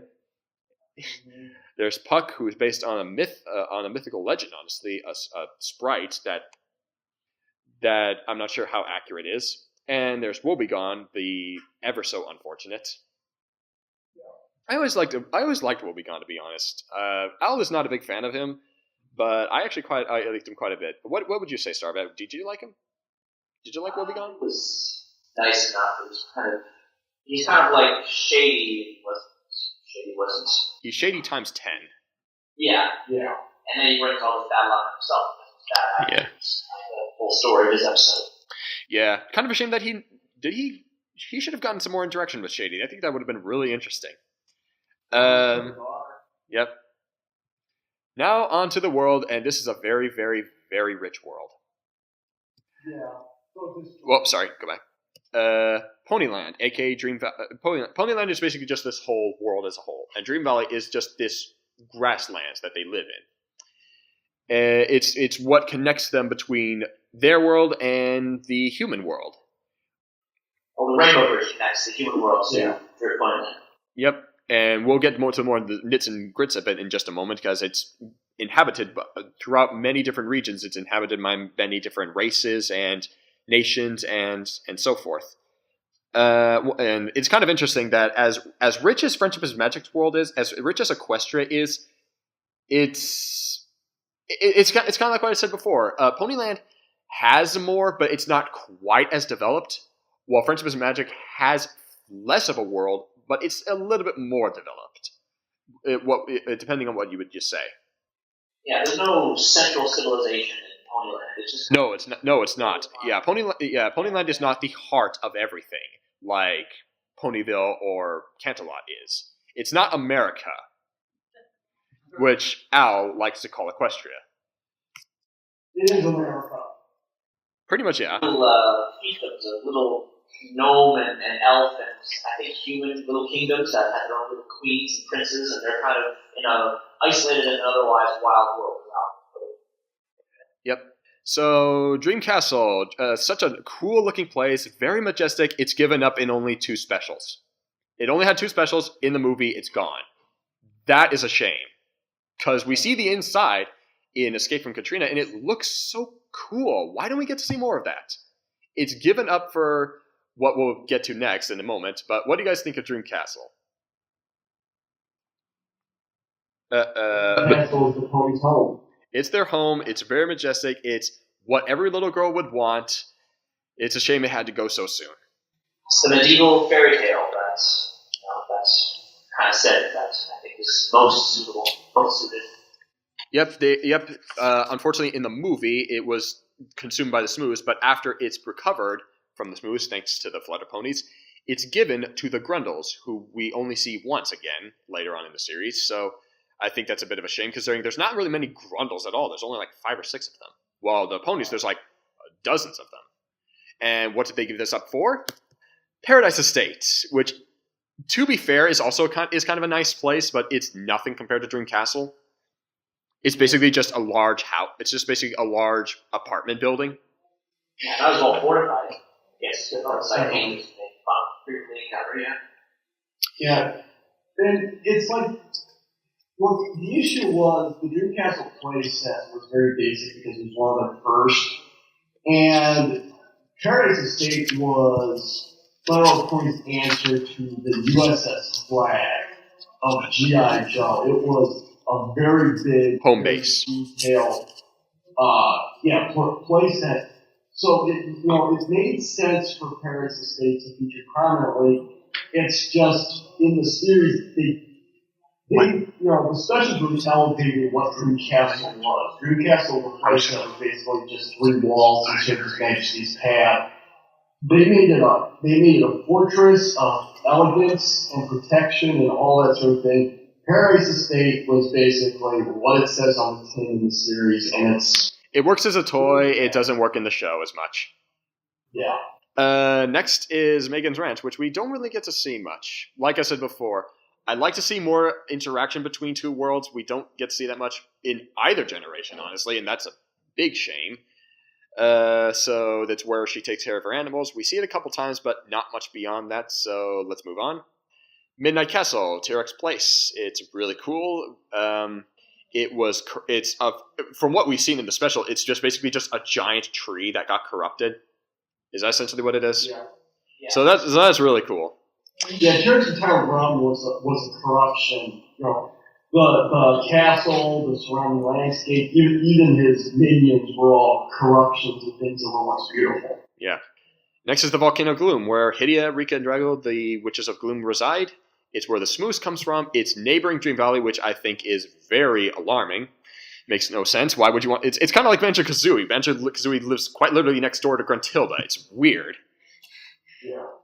So it's dark and Drake and Jury, just how they like it. Next is Flutter Valley, which we actually do see quite a bit of it in the series, honestly, and in the movie. Yeah, it's basically Rivendell of Ponyland. Yeah. I think it got a downgrade in the TV series, because in the TV series, all we really see is just this templeless ruin of an area. While in the movie, we get to see its rich gardens and very elegant, exotic buildings. So, and it's all powered by the Sunstone, which we'll get to later. Tambalon, one of the coolest places in the series. My favorite place. Yep, it's where Grogu resides. It's basically just a giant kingdom that disappears and reappears every 500 years from the realm of darkness, and Grogar tries to use this force in order to just take over all of Ponyland, but we'll get to that later. It's a really cool place, very atmospheric, so good. Yeah. The Jewel Desert is one of the more kind of interesting ones. It's basically just a desert, but instead of normal cacti, it's crystal cacti, in which here Wind Whistler discovers that you could pierce them, and they spray out water, which they use to help them move on. And it's not just cacti; there are also crystal Joshua trees and crystal aloe plants. Yep. Basically, all the plant life in this desert is crystallized. Is crystalline. And are we doing the Royal Paradise next? I think so. Yep. That's where we're going to next, because I think this is the source of the Jewel Desert, and that's the Royal Paradise, where the Princess Ponies lived, like we mentioned. Sadly, we don't see the inside castle, though. That was strained. We only see the outside, because it's a cool-looking castle. Like, do these show's writers just not like castles? Because first Dream Castle, now this one. It makes no sense. Such a shame that they don't do any of that. And especially being in the middle of an oasis desert, I get the feeling it would have been very Arabian designed. I'm still holding out for Saddle Arabia, by the way. So yeah, we see the oasis. It's a really beautiful oasis. We don't get to see the inside though. So here's some other places, but we can't really go into much detail due to time. Cloud Castle, which is a floating castle that floats away from people that try to approach it. Pretty interesting. The Mushrump, where the Moo Chick lives. So judging by that alone, you can tell why he's so absent-minded. We have Bumbleland, where Queen Bumble and her bees lives. It's frozen over, and yet they somehow survive. Somehow. And the Golden Door, which holds many mythical, legendary characters inside, but we'll get to that later. That's plenty to talk about on So that's all for the world. Now, in the spirit of Halloween, we get to the best part, that is the villains. I'm sure this is one of all of your favorites that you wanted to see. Yep, time for T-Rex, who is the first. I actually had a bit of a discussion. Is he the first villain in the entire franchise? And apparently, yes, actually, including the comics and books and whatnot. So he is the first one. And it was kind of cool to see him in G4, though he is very much different in there and than he is here. In Friendship is Magic, T-Rex is very bombastic and forceful and powerful, while in this series he's much more creepy, very very low key, very ominous. His introduction is chill worthy. It's so amazingly well done. Go check it out if you can. So yeah, he has the Rainbow of Darkness in his pouch, which he uses to corrupt things, to change things into monsters. And he's going to use it in order to bring an eternal darkness, which was obviously the inspiration for Nightmare Moon. So I don't want to say too much. Just watch Rescue at Midnight Castle. It's cool. Then the second villain, Katrina, who is basically just a drug addict, wouldn't you say? Yeah, she's addicted to witchweed, which makes her powers surge temporarily, and she is high on that power that she gets from them. Right. Yeah, and she actually has a backstory with Rep. She used to be close friends with him. She used to be a very elegant lady, but eventually she became hooked to this and just became just a monster, enslaved the bush woolies, and then tried to enslave the ponies as well in order to make them. Yeah. I think it's possible that we've seen that Rep can change form, but he never uses witchweed potion. So I have to wonder if maybe she started using witchweed potion because she was jealous of Rep's powers and wanted power of her own, and started using it, but it twisted her. That could be interesting. And also, one other thing to note, she is, I think, the first villain in the entire franchise to be redeemed. Yes. So if you want, for all those who complain about redeeming villains, Katrina is the one that started it. So next is Squirk, another really strange one in my opinion. He's just basically a giant squid octopus tyrant who used to rule Ponyland when it used to be underwater, when it used to be flooded. But after it dried up, he just sort of... I can't talk about this one, because Squirk is not my favorite, to be honest, but Al and Starbat quite like him quite a bit. Well, he's got apparently a really long lifespan, because he can live through the centuries where the water recedes and then outlive Ruff, but apparently aging much himself. So. Yeah, aging issues tend to be a reoccurring thing throughout this franchise, to be honest. Even in G4, age is not very really well clear. So, and he uses the Flash Stone in order to abuse all those he rules under, and he uses it, and he tries to use it in order to re-flood all of Ponyland. And I like his lackey though, Crank. I actually really like him. Yes. Because I like lobsters. And now the villain that I'm pretty sure everyone in this room agrees wants to see in Friendship is Magic, and that is Grogar. I want to see him in Friendship is Magic. Yeah, Al is very skeptical because he wasn't a big fan of T-Rex's depiction in Friendship is Magic. I liked him okay, though. So I would be curious to see what they do with Grogar if they ever decide to do anything with him. But yeah, he created Tambalon, and it's kind of interesting that he is a ram. So, which I don't think there are any other rams in this series, honestly. Is he a ram or a goat? I think he's a ram. Look at his horns. What do you think? So, yeah, he just his kingdom teleports one place to another from the realm of darkness, and he's already taken over a race called the Troggles, and he uses them as their slaves. And what's kind of interesting is that he wants to capture the humans too, Megan, Danny, and Molly, just for the sake that they have hands. They have opposable thumbs, essentially, is his reason. His sidekick Bray is both really menacing, but also very annoying because of his voice. He basically just sounds like Slimer from Ghostbusters. Well, it's the same person, Frank Welker. Yeah, it is. So, Frank Welker, I love you, but man, sometimes your voice is. I don't know how your vocal cords stay intact. I thought it was very appropriate for a donkey character. Yeah. Yeah, but I mean, yeah, I wonder if they'll bring back Bray, honestly, too, considering he's a donkey, and we've seen donkeys, obviously. Moving on, Crunch the Rock Dog. I think this is Al's favorite villain. Would you say?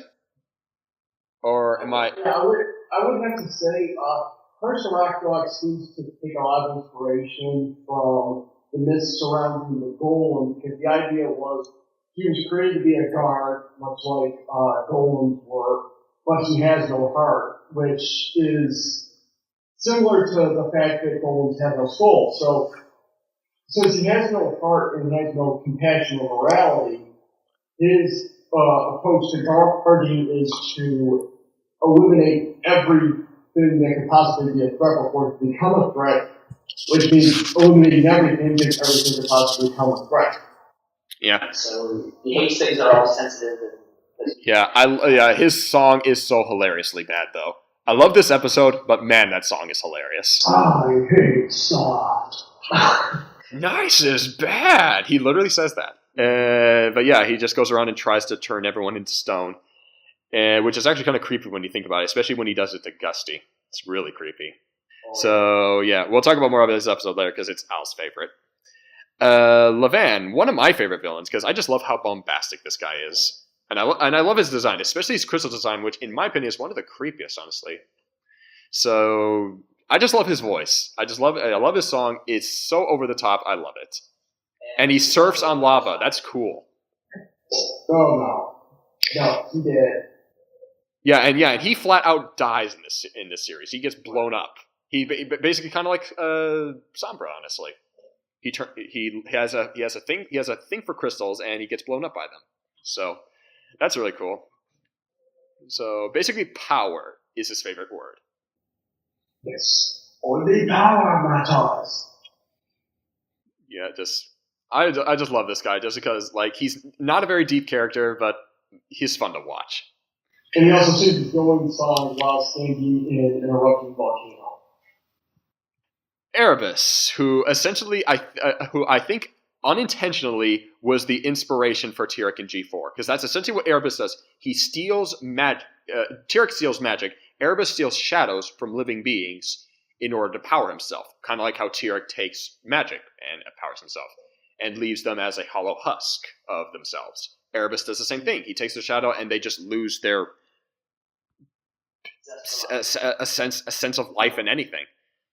Just makes them just feel weak. And he uses the pop star Nightshade, which I mentioned earlier, to lure more and more people to come to him and steal their shadows. And his sidekick Zebra, who, like Zecora, is the only zebra in the series, and he's an anthro. He walks on two legs and wears clothes and everything, which is strange. But he uses it. He uses this satchel, which just sprays out a green puff of smoke that just absorbs shadows. I guess Erebus is what is to Al what Levan is to me. Just a very fun, over the top, menacing villain. Yeah. His song again is just not technically it's not good, but it is fun to watch. Yeah, so he is a pretty cool, interesting villain to be say. I wouldn't say interesting, but he is cool. He's a wizard of smoke. What do you expect? Yeah. So, the Witches, everyone's least favorite villain in the series. Oh, just nobody wants to see these guys again. They brought him back at least once. Yep, they did in End of Blood Rebellion, and they're probably even worse there than they are in the movie. Just they are fun to watch in some points. Like some of the slapstick can be funny, but at the same time, they're also really annoying too. It depends on what you're looking for. Whatever's nice is bad. Yeah, they're definitely the most stereotypical bad guy. Just they hate all that is good and they just want bad. That's all they care about. And if any of you seen my promo video? No, on my YouTube channel. No, I didn't think so, but I used them in a humorous manner with Banjo-Kazooie. That was fun. Actually, it would be hilarious. Oh, come back. You just replace her dialogue. Yeah. One funny thing I'll admit about the Witches of Gloom is the fact that Hydia hates being called mother. Yeah. Yeah. That's actually the one funny joke in the series is that she hates it when her two daughters, Drago and Rika, call her mama. Which, when you really think about it, can be a really funny joke when you think about it, considering where they came from. Because as far as we know, she has no husband. So the Smooths, another favorite of Generation 4, and I am glad to see him return in Friends vs. Magic, even though Al resents it. The quote here, it's just not the same. It's just not the same. The best thing about the Smooths, hands down, is the song. Probably my favorite song in the entire generation. Just that song is so stupidly catchy. I remember coming across it by pure accident, and when I listened to it, I could never unhear it. But they also are one of the most threatening villains in the series. Or not even the series, just the movie. Just a giant sentient flood of goo that destroys everything in its path, and if you were to ever touch it, it'll take away all of your positivity. That's essentially what it is. Yeah. So, yeah. Yeah, just pure terror. Next is King Charlatan. Actually a pretty interesting villain, honestly. He actually does have a pretty interesting character arc. He's basically, as Starbat would put it, a xenophobe. Yes. And wants to freeze the whole planet, and only those who are able to survive it are worthy of living, and that includes penguins. Which, when you think about it, wouldn't freezing the planet just be bad for penguins too? It's fantasy. Who cares? But yeah, his basically, as you can see in the picture, he has a cold, icy stare that can freeze things, and he uses a device to magnify it in order to just freeze the world. And what's interesting about him is his relationship with his son, Prince Edgar. Edgar resents his father, but Charlatan keeps denying this and telling him that once you're the king, you'll fully understand that this is the way things work. But Edgar ultimately proves him wrong once Charlatan accidentally freezes him. So, yeah, more could be done, but for what we got with only just 2 episodes about them, it's only a 2-parter, 20 minutes. But what they gave, it's actually pretty good. So it is pretty interesting, and I do like his design. Honestly, it's kind of interesting. You would never think that you could make a penguin menacing, but they did it. Yeah. So next is the Flores. Speaking of,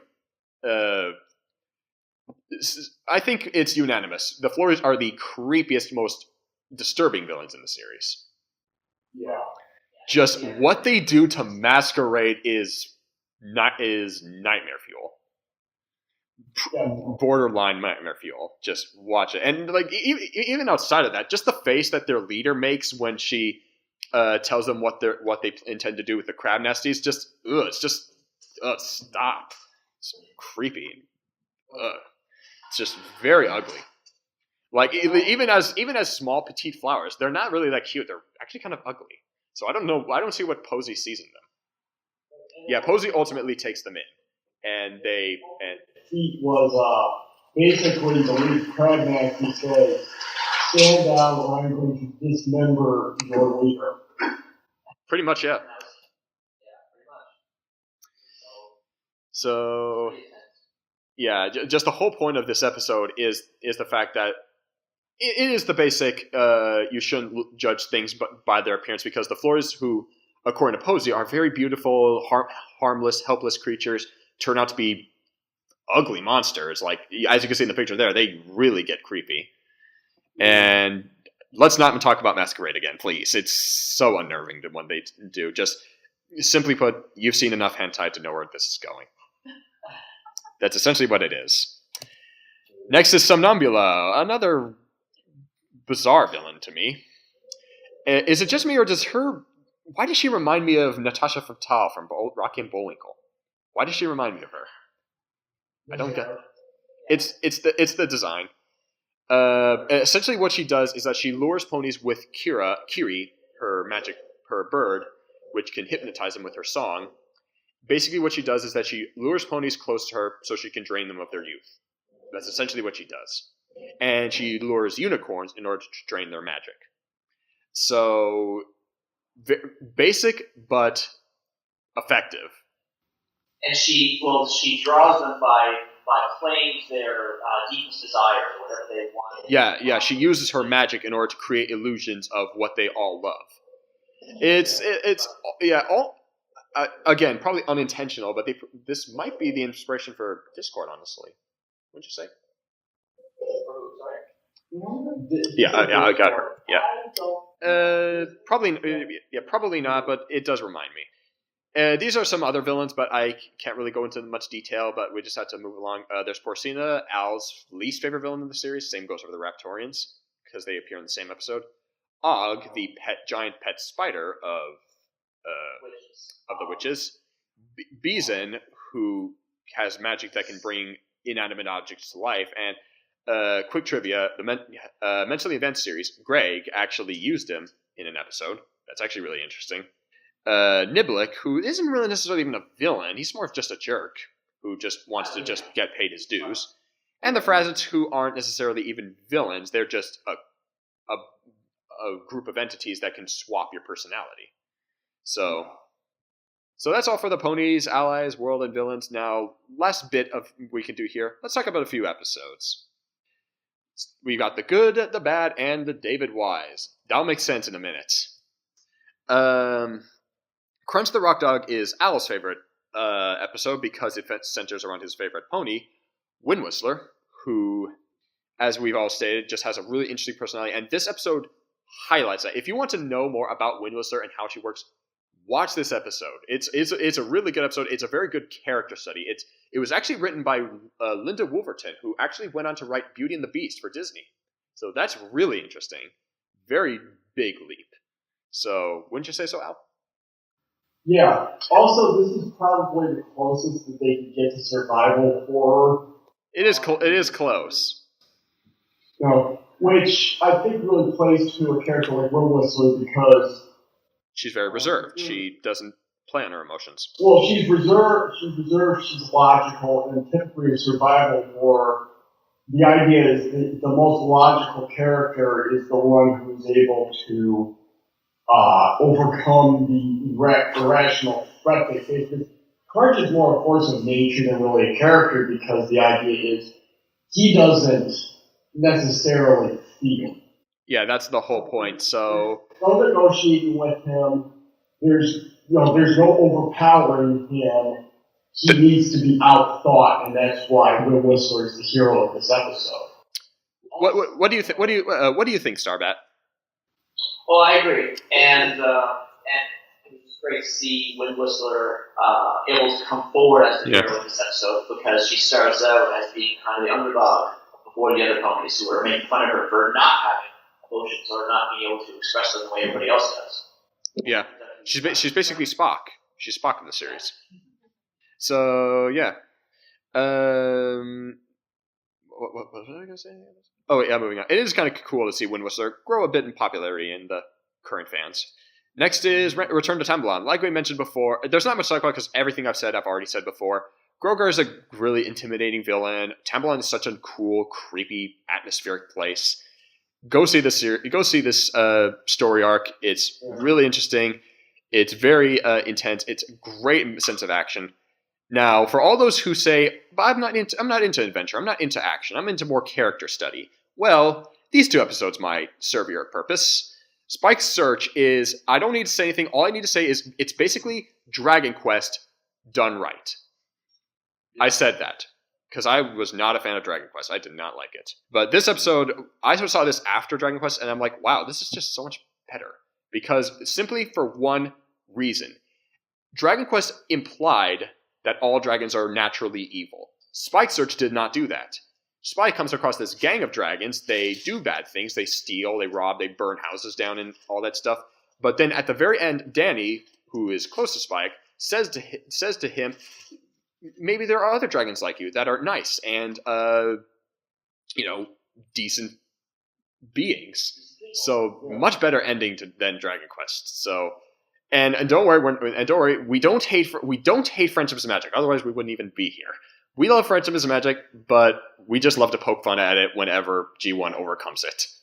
So, Mishmash Melee, basically, take the primary four that we've mentioned, Wind Whistler, Fizzy, Gusty, and Shady, and switch their personalities around. That's what this episode is. Yeah. It's a lot. It's actually pretty fun. It's really short. It's only one episode, but it's still fun. And oops, I accidentally relabeled them both this episode 55. My bad. Mishmash Melee was in season 1, I think. Sorry. Especially you see Wind Whistler getting her personality swapped with Fizzy's. Yeah, to see Wind Whistler be all giddy and childish like Fizzy is a treat. And Fizzy having a vocabulary like Wind Whistler's. Yep.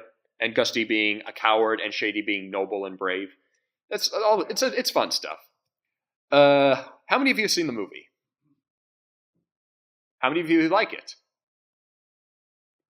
I like it for all the wrong reasons, because this is not a good movie. A very low point of this generation, but it's fun. It's the kind of movie you want to riff on because of just how much nonsense there is in this movie. The pacing is. I mean, to be fair, the pacing in the series as a whole is not the best, but in this movie, it is clearly shown the pacing is terribly bad. It's so wonky. It just jumps from one thing to another so rampantly. Like George Arthur Bloom, who wrote this movie, only wrote for TV. He's clearly not for movies. So the witches are not that menacing. The smooze is pretty much the best part. Yeah. And Wind Whistler and Fizzy's portrayal. That's it. Everything else is one thing I wanted to stick to this movie. Just nearly every song is painfully annoying. Outside of the smooth song, and maybe there's another Rainbow. That one's actually pretty nice. So anything else to mention on this movie? Well, just the fact that one of the problems is that it doesn't have a focus on a particular character. If you can see in the top left picture, up front of the baby ponies is Baby Lickety Split, who is Al's least favorite character in the whole series. Baby Lickety Split is just such a brat. She kind of starts out as a protagonist, and then it shifts to Megan and Wind Whistler, and then it shifts back again to. Yeah, and this wouldn't be the first time that Baby Lickety Split causes a problem in the Magic Coin. She nearly causes everyone to die of thirst and burning, literally. I'm serious.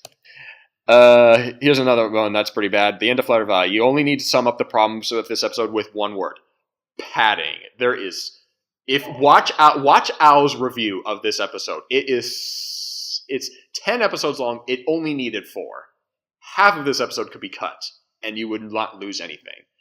Because now this is gonna tick off Al. This episode is kind of my guilty pleasure. I actually kind of like it because this episode was my introduction to G1. I'm serious. Yeah, just the Great Rainbow Caper is my guilty pleasure. Even though I don't like it very much. I thought that one was kind of eh. So, yeah, just if you're morbidly curious, watch the episode. But it is, I think it actually is. It is the longest My Little Pony story in the entire franchise. It's longer than the movie. It's longer than any of the Equestria Girls movies, obviously, and it's longer than any other story arc. It is the longest story in the series, and it does not deserve to be. So, moving on. Here's a couple more that I don't deem as particularly good. The Glass Princess is Al's least favorite episode. Porcina is not. Porcina. They try to redeem Porcina, but you can't do that considering how senseless she is. And the fact that Gusty is overpowered by these 3 idiots so easily. It's just the fact that they just don't kick their butts right then and there. It's a disservice to their character. And what's sad is that it is such good gift fodder. There's so many bits of animation that are so awesome. And I know Katie Lee said it was actually her favorite. 2 more to go.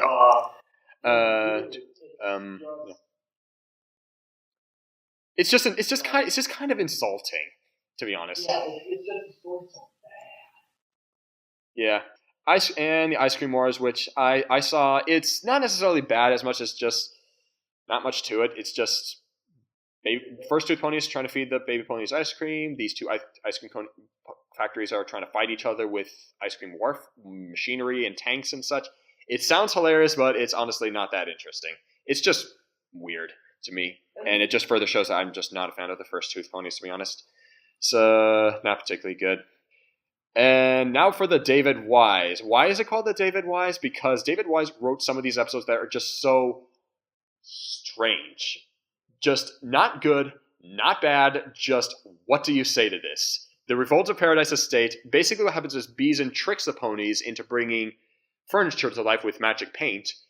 And the stuff that the furniture does in retaliation is so weird.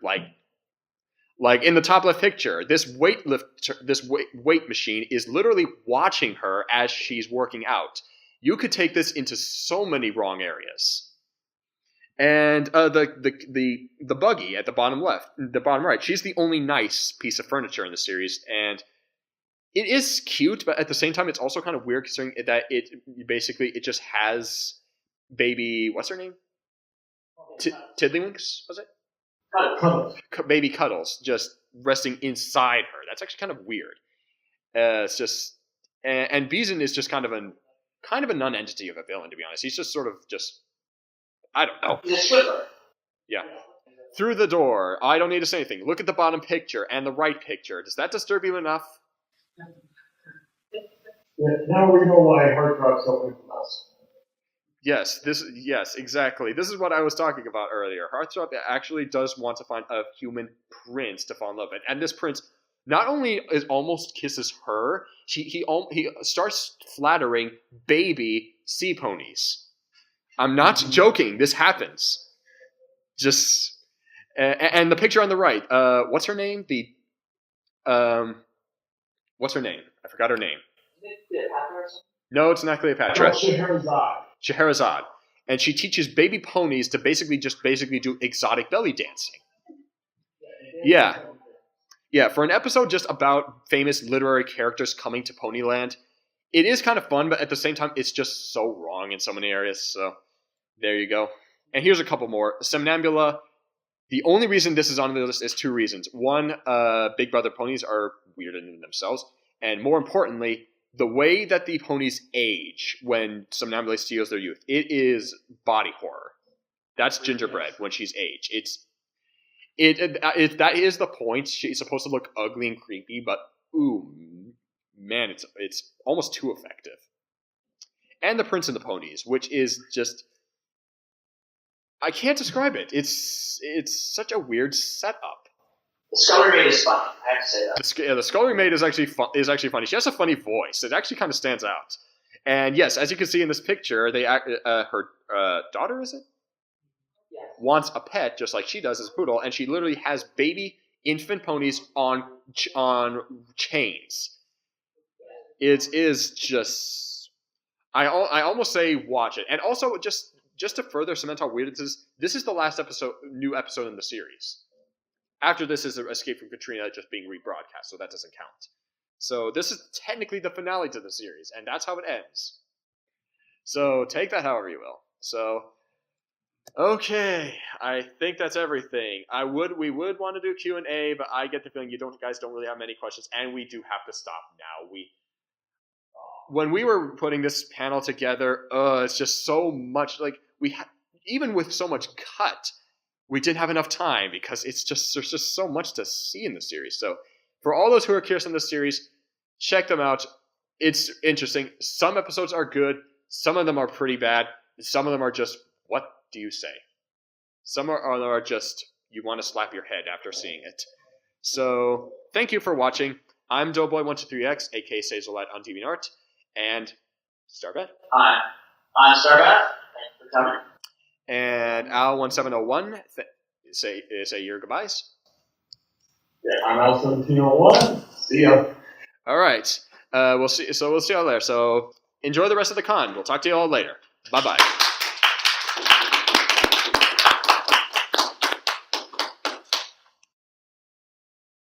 I honestly can't think of anything to compare Sombra to. Like, the closest I can think of is Erebus, but even then, I think Sombra's pretty much of a unique to G4. Yeah, pretty much. Yeah. Though, let's just hope to see him again, because he may not be dead. Who knows? I mean, if anything like comic books, we'll find a reason to bring him back if we need to. I still got to catch up on the comics. I've only read a few. Well, no, I just mean like comic books in general. Like, whenever a bad guy's dead, yeah, he's not really necessarily dead forever if you need him back, right? I don't even read comics that much, but even I'm aware of that. Yeah. Outrageous way of approaching things. Beyond just about that Joker. Yeah, exactly. So they'll figure out a way if they need him, right? Yeah. Exactly. Yeah. So that's just what it is. But thanks for your time. No problem. Thank you.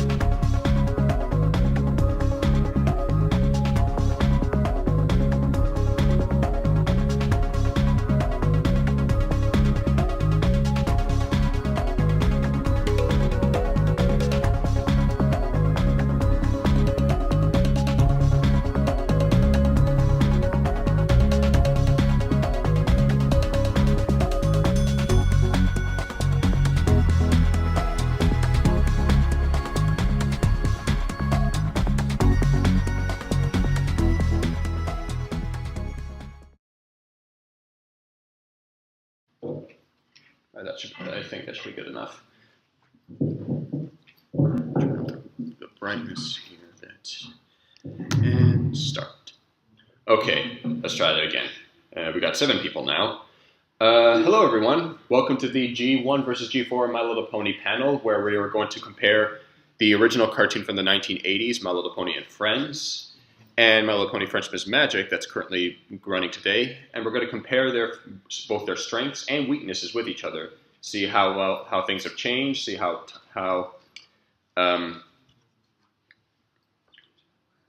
entertainment as an industry has evolved over the years, especially within the same franchise.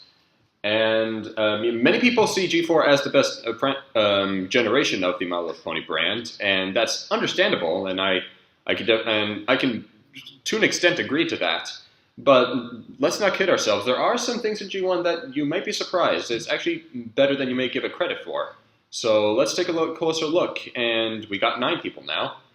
All right, so I'll do the honors of starting. Actually, let's introduce ourselves. I am on YouTube known as Doughboy123X. And on DeviantArt, I am Caesar Light. I'm still very much a newbie artist. I have very basic skills, and that's about it. Not much else to say. But let's move on to the more interesting part. That is my second co-host, Al1701. Introduce yourself. G1 superior, G4 inferior. He's going to spend his entire time trying to take whatever jabs he can at Friendship is Magic at any given opportunity. Is that what you're going to do? And I really wish I had Soundwave's voice auto-tune. Yeah. All right. Starbat could not make it today, unfortunately. He had a lot of business stuff going on and just has a lot of work to do with his college and everything. So unfortunately, we can't have him today. But hopefully next year, because we may do something next year. we'll talk more about that later. But we have 2 new co-hosts from last year. Ginkadia, aka Spring Heart the Llama. Please introduce yourself. Hi everyone, I'm Spring Heart the Llama. I make YouTube videos, pony art, and I'm also a bug tester for Legends of Equestria. I need to play that game. It's buggy, but very fun. All right. And last but not least, we have Zion Brony Kraze. Introduce yourself. Hello there, I am Zion Kraze. I make classic MLP reviews, or old school pony reviews as I call them. I also have a DeviantArt where I have drawn some pictures and I really need to draw some more. Yeah, it's good to know that slowly but surely more Generation 1 fans have been showing themselves up, have been gaining interest. But without further ado, let's begin. The best part, that is the heroes themselves, the ponies themselves. I believe I will be handling this part. Everyone will have their turn as we go through the categories. Hi, everyone. Keep coming in. We have about... Actually, Caesar? Yeah? Are you sure that you have the computer on the right program? Because I'm just seeing the first slide. Yeah, I'm seeing it as well. I didn't want to say anything. Yeah, likewise. Oh. Let me quickly see if I can fix that. There we go. Okay. Oh, all right. Now, okay. Back to play. Okay. Now I'm going to jump to the next slide, and you 3 tell me if it changes with it. Do you see a change? No. Huh. That's weird. Let me try this.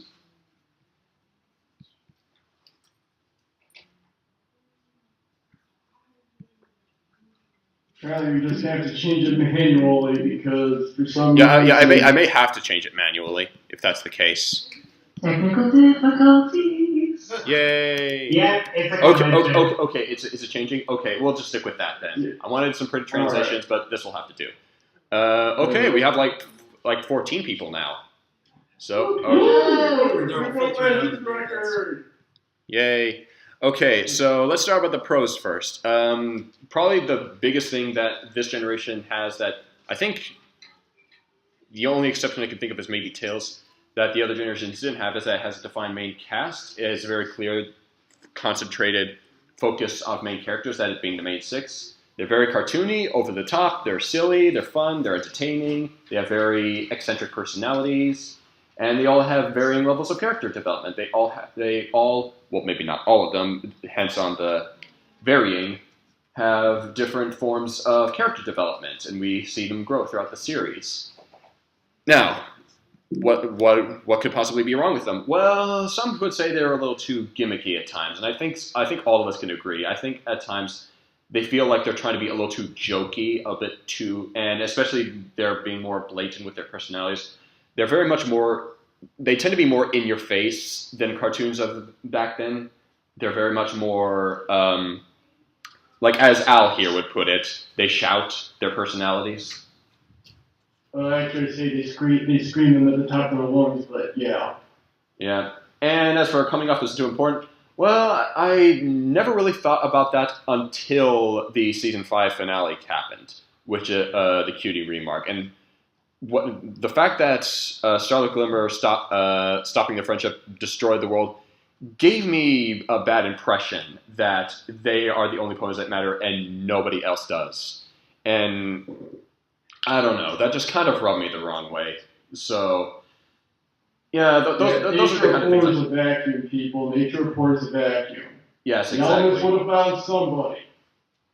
Yes, it seems like nobody else matters. I mean, Slice of Life does try to remedy this by saying everyone else has their own story, but that's nice, but it seems like they are the only heroes of Equestria to have lived. So it is kind of that is a bit irksome to me, personally. But yeah, but now let's look at the original main cast from Generation 1, which, funny thing is, we'll actually get to that in the cons. there's a greater variety of ponies. There isn't a smart one, a fun one, or whatever. There's a lot more overlapping in terms of personality traits and everything with this cast. They're more subtle and underplayed, which makes them arguably a little more realistic, would you say? Yeah. And they have a strong sense of community. They do a lot of stuff together, just as a whole, as a group, as a herd, if you will. Mm-hmm. Yeah. Any comments? They do have a strong sense of community because they basically all live in the same house, so it's kind of hard not to be. Yeah, that's true. It's a lot more. It's a lot more inclusive. It's much more smaller, but not tightly knit community of ponies. The downside is, as I was building up to earlier, there really isn't a main character. There isn't a Twilight Sparkle. There really isn't a main 6. If anything, it's more like a main 12 per se. And I think that's a bit of an issue because on one hand, on the good side, it makes you don't get tired of them as quickly, but at the same time, especially since there hasn't been that many, this original show has nowhere near as many episodes as Friendship is Magic has. A lot of ponies are just left untouched. So that leaves them potentially bland. And there isn't as much character progression as you would like. There are a few exceptions, but not as much as Friendship is Magic has done. So, any comments from you three? Well, the comparison I make is the G1 ponies were characters that you needed more time to really understand. It's like talking to a person where you don't get them the first minute. You need to talk to them, converse with them, and to get a sense of who they are. But sadly, they were drawn away before you could really get the answers. I mean, imagine if Friendship is Magic just halfway through Sisterhood Social ended. That's what the original series was. Yeah. And like Wind Whistler, who was kind of the main character of G1 by default, she really only had about as much exposure, even if you include the movie, as Twilight Sparkle did through Look Before You Sleep. And really, how much did you know and how much did you like Twilight Sparkle through Look Before You Sleep? Yeah, quick bit of trivia. I heard someone say that Gusty is the one who had the most screen time in this show. Is that right? Gusty or Fizzy? Gusty. No, I mean it's either Gusty or Fizzy. Both of them got a lot of screen time, but they never got a specific focus. Yeah. But anyway, let's move on. So that's the ponies. Let's talk about the villains. I'm sure this is the part everyone loves to see from both shows, actually. Let's look at the G1 first. The pros for them is the fact that there's a greater variety of species, a greater variety of types of villains. G4's villains are all more pony based, are more just magic users and such, and that's about it. And there really isn't as much variety as you would think. Here, there's a great variety. There's humanoids. There's talking pigs. There's as you can see on screen, Grogar. There's who else was there? There's Tyrek, there's Katrina, there were the witches, there was Queen Bumble and her bees, etc. They have a genuine sense of menace and lackeys to work with. Meaning, here's the thing: the G1 villains never really had sidekicks per se, so they don't really have that as much opportunity to really show off their personality. You mean G4? Yes, G4. Whereas with G1, they were able to talk with someone more regularly, and thus you're able to get a better idea of who they are and why they do what they do. So I think sidekicks, as frowned upon as they are, do serve a good purpose. As for the cons, this one's a little tricky because we really had to rack our brains around this one. They don't get as much setup. They mostly just come out of nowhere. They're just sort of just there. Like, Porcina's a great example of this. She just sort of just, like, she exists now. Like, where was she this whole time? Why is she only now doing all this? And there are many other villains that are kind of like that. Not all of them, but most of them. They sometimes get too much screen time, and this is definitely a big problem because, as we've mentioned before, the ponies themselves did not get as much development. And I think this is partly to blame because the villains got a lot more screen time than them at sometimes. So that's an issue. And very little lasting impact. What we mean by this is that, could you explain this, Spring Heart? So they come into the story like Monster of the Week, but then they have no impact on the world around them. Not really. They come and go. By the next week, it's, what they are has been completely forgotten, and, what they are, what they've done has been completely forgotten, and we got the new villain. I mean, each story in G1 was self-contained, it was a lot more self-contained. It was a lot more just, here's a villain, she's done, next one. That's pretty much it. Whereas G4 has a lot more build-up. And speaking of G4, Spring Heart, would you like to take care of this? Sure, I would love to. Pros of Gen 4. Naturally super powerful, have backstories and motivation to why they're doing what they're doing, and all of them know how to make an entrance, guys. Razzle dazzle. It works. Oh yes, it totally works. I think all four of us here at this hosting, would you say your favorite villain is Chrysalis? Oh, currently? No. No. I would be a Discord fan. I'm a Discord fan too, but currently it's Chrysalis. Mm. But let's move on to the cons. Proceed, Spring Heart. Alright, so cons of this generation is many of them are defeated by the Deus Ex Machina machine, which is basically the elements of harmony and friendship. The ponies don't have to figure out like a trap or anything like that. It's just, here is the MacGuffin magic and it fixes everything. Mm-hmm. Most of them have a similar sort of backstory, and what we mean by that is a lot of these characters or villains are from Celestia's past, and she all 1,000 years ago. them. Yeah. And too many of them are redeemed.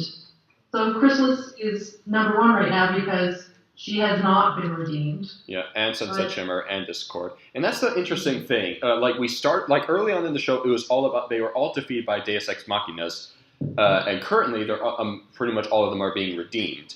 It's sort of an interesting shift, but at the same time, it's leaving out what G1 handled so well, and that is most of them were defeated with wits and with brain power or even just your strength alone at some points. Yeah. Which I think goes into the strengths and weaknesses of G1, G4 respectively.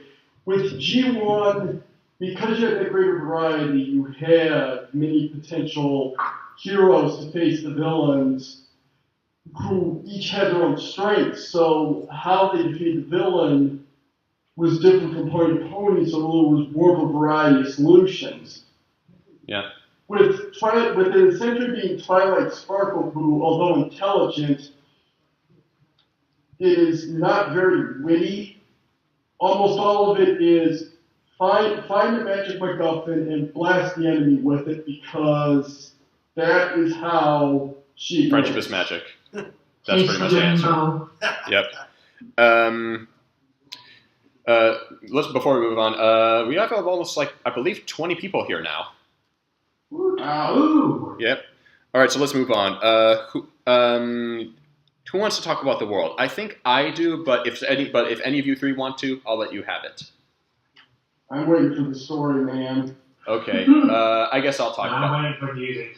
Okay, I'll talk about this one. Proceed. World. The G1's world, Dream Valley, Ponyland. Yeah, I think the entire continent is called Ponyland, right? No. Ponyland supposedly is an area that's like the size of Yellowstone National Park. Yeah. At least that's what the Writer's Guide has described it as. So whatever the greater common is, they've never said. Yeah, it's never really quite specified. But anyway, what I like about this world is that it's very diverse. There's a lot of different places. You got your ice cold lands, your hot scorching deserts, volcanoes, dark forests, underground worlds, and many different towns and civilizations.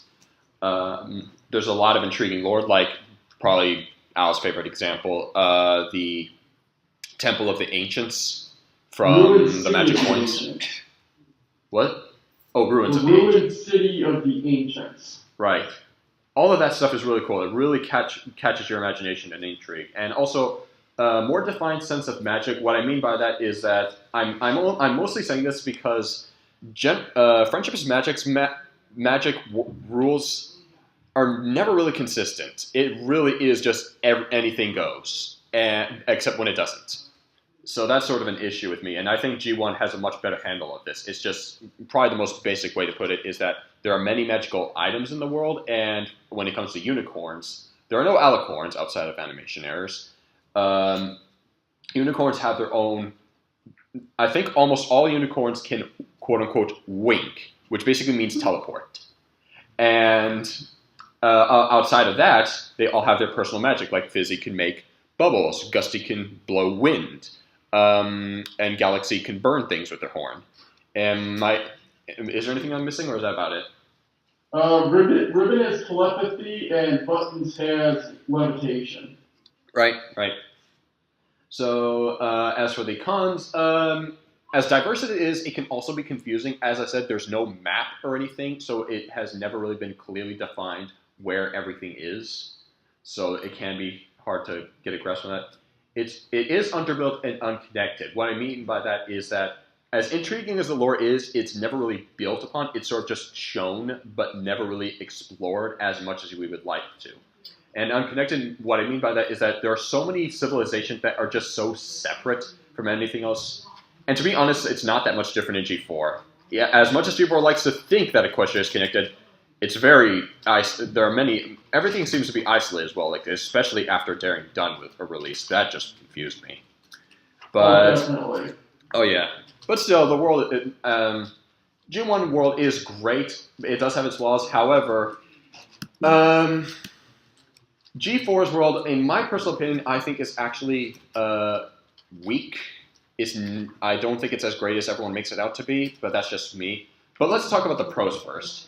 It is more connected. There is more of a network. There's different cities, there are trains and zeppelins and newspapers, and it's richly populated. G1's world felt a lot more desolate when you think about it. It felt like almost like a post-apocalyptic world or something. And Equestria has a more defined culture, and when I say that, as Al here would put it, it's basically America. Yeah, it's America and Southern Canada with pony pun names. Yeah, and there's Egypt too. So, which is just so confusing. I mean, where's the Miami pun? We'll get it soon enough. Next, my biggest beef with Equestria as a whole is just the racists suck in this show. Like, I know I sound harsh, but let me ask you this: who cares about the yaks? Who cares about the dragons? I got 3 hands here. Who cares about the griffins? I got quite a number of people care about the griffins and Griffinstone. Who cares about the crystal ponies? I'm surprised. Quite a number of people do. But for me personally, and I think all 4 of us can agree, the races are just like outside of you know how people like to joke about the Pony Master race. I'm starting to believe that's actually true because everyone else just has nothing to offer. They're all just down in the dumps. They're all in a dead end, and that just is not interesting to me. Pax Equestria. Yeah. And also the magic and technology in this world, like as I mentioned before, magic just does not make sense in this world. It's just anything goes. And technology is kind of the same issue. Like they have trains and light, and I think even at some point they had like a giant screen in Manhattan, I think. But yet they don't have TV or telephones. So supposedly they have lasers. Yeah. Like industrial cutting lasers. Yeah, for that music show in the main attraction. So yeah, the technology is just sort of just anything goes. So and of course this bothers Al, especially horse puns everywhere. Manhattan. I know him for Appaloosa. Am I forgetting something? Philadelphia. Trottingham. Canterlot. Well, Canterlot sounds more fantastical and timeless. Yeah, I like Vancouver. Yeah, man. I'm waiting for Miami to be mentioned at some point. Yeah. I'd love to see Saddle Arabia. Yeah, we're still waiting on that, and I'm starting to doubt that after Daring Done came out, after we saw Somnambula. So, let's move on. Who wants to talk about the visuals? I can do it. All right, take it away, Spring Heart. Alright, so visuals of Gen 1, the pros were very detailed, hand-painted backgrounds that gave you a balance of realistic and whimsical feel to them. And a lot of the backgrounds and just the atmosphere, like they had just the color tones they used in this show really set the mood. So like when you saw the villain for the first time, it'd be dark and intimidating, and then like you'd go to Dream Valley and it's colorful and bright and everything's grand. And so they had a really good job of doing that. Yeah. If there's one thing that both Rescue from Midnight Castle and The Return of Tambalon did so spectacularly well, is that it had a very nice dark atmosphere. Very spooky, scary. Definitely. Yes. And let's talk about the downsides, because there's quite a bit of them in this. Oh, goodness gracious. Okay, so the cons of Gen 1 is there were many animating errors. So there'd be like, oh, he's stealing your shadow, but there'd be no shadow in sight. You're like, oh, I froze the small penguin, but the penguin in the next shot is not frozen anymore. There's just a lot of probably my favorite choppy animation is from I think it was called Magic Coins, where what was her name? Was it Sweet Stuff that tripped over the treasure chest? They were playing ball together. She trips over and lands over the chest and goes sliding across the ground. I'm like, what is? Yeah. Was that intentional or not? What happened? That is such a weird, funny animation. Friction ceased to exist for 5 seconds. Yeah, no friction. Well, that's a power slide. You slide across the ground. But it was actually in the real Ghostbusters box set, but they actually discussed this issue. Namely, this was a time when the internet was in its infancy, and you couldn't ship video files via the internet.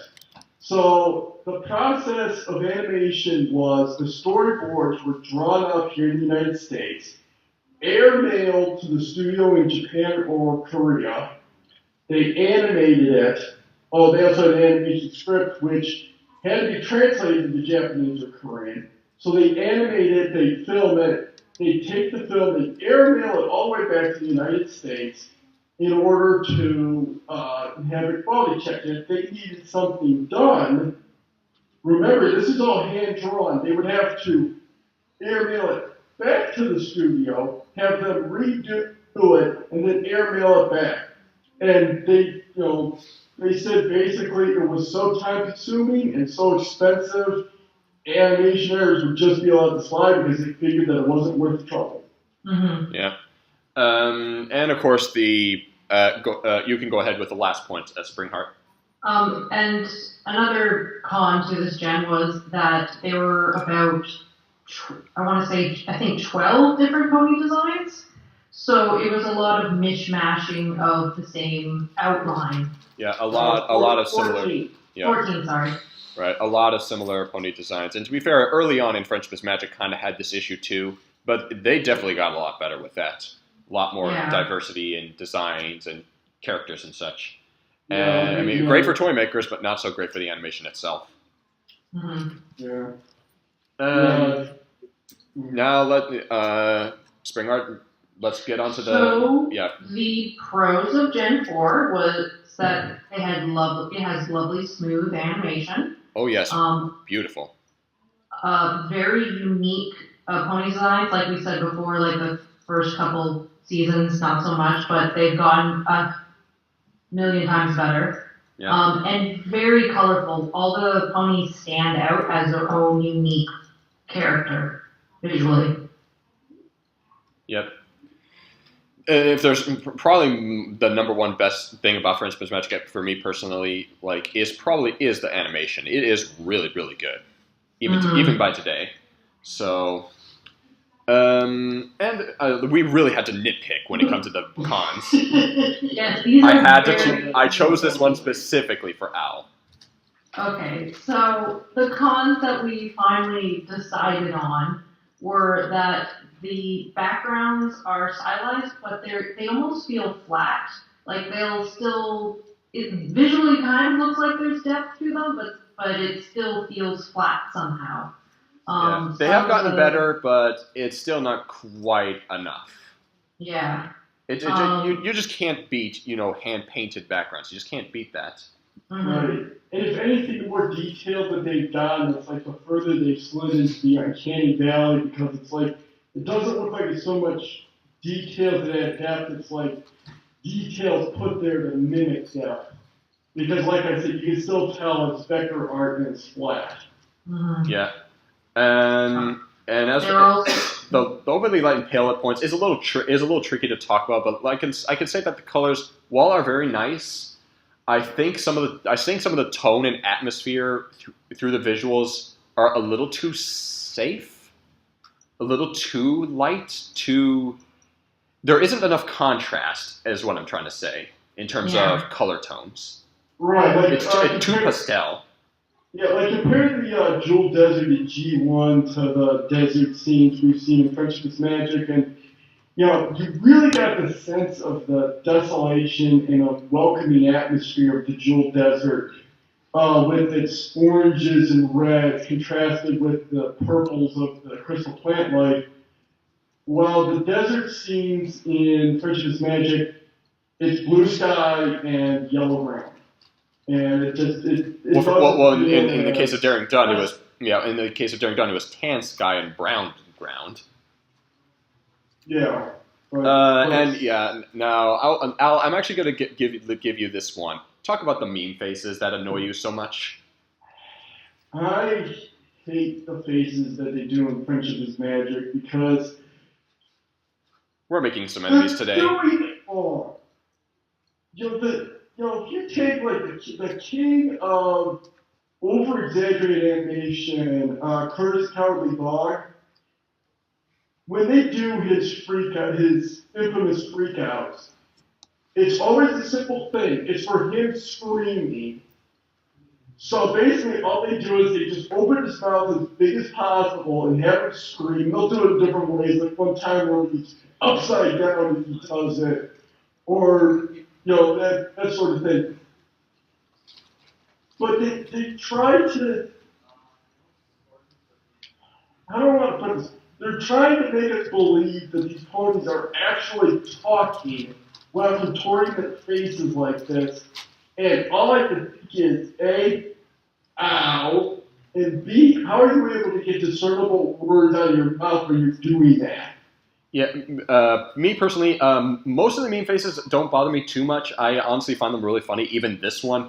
However, I will fully admit that at times I feel like animators, I think you're getting a little bit too carried away at times. I think they're just having fun. Yeah, it is fun, but at the same time, like, it's almost not believable at times. Like, I think you guys are just trying too hard. But let's move on before Yeah, we should move on before we get ourselves killed, because this is probably the one that everyone disagrees with us on. Pull out the pitchforks. Yes. Wisconsin. Your turn, Zion. Let's talk about the music. Oh boy, let's talk about the music. Yeah. Starting with 51, some of the background music is kind of catchy, and the background tracks. I am getting a slight echo over here. Sorry. Hey. Okay, take it out the headphones because that's covering too much. More technical difficulties. As I was saying. Go ahead. Okay, so as I was saying, they do have some catchy background music, and the opening and ending is quite decent. Something I just found out recently, back early in the 90s, the ending music was used for a catchy jingle thing, an ending praise sequence. I can't speak. Take your time. Oh, Don't want to take that much time. there's that echo. As I was saying, they used the ending music for the MLP series for something called Tempo Kids videos. It played at the beginning, and I didn't realize that until recently. Yeah. Now let's get to the part that I know you want to stop talk. Oh, I had to choose this picture. There's a song in every single episode. Two didn't have one. Not the point. They nearly have a song in every episode, and do we really need a song? They don't even. They're not even sung all that well. At least half of them. Some of them are sung decently well enough, but some of them are like, you're not even trying. I know, some of them can't even sing, and that's what bothers me. Charlie Adler, he's singing next to another character. He's not even trying to sing. He's just speaking, and there's a music track next to it. That's not singing. Yeah, It's not even rapping.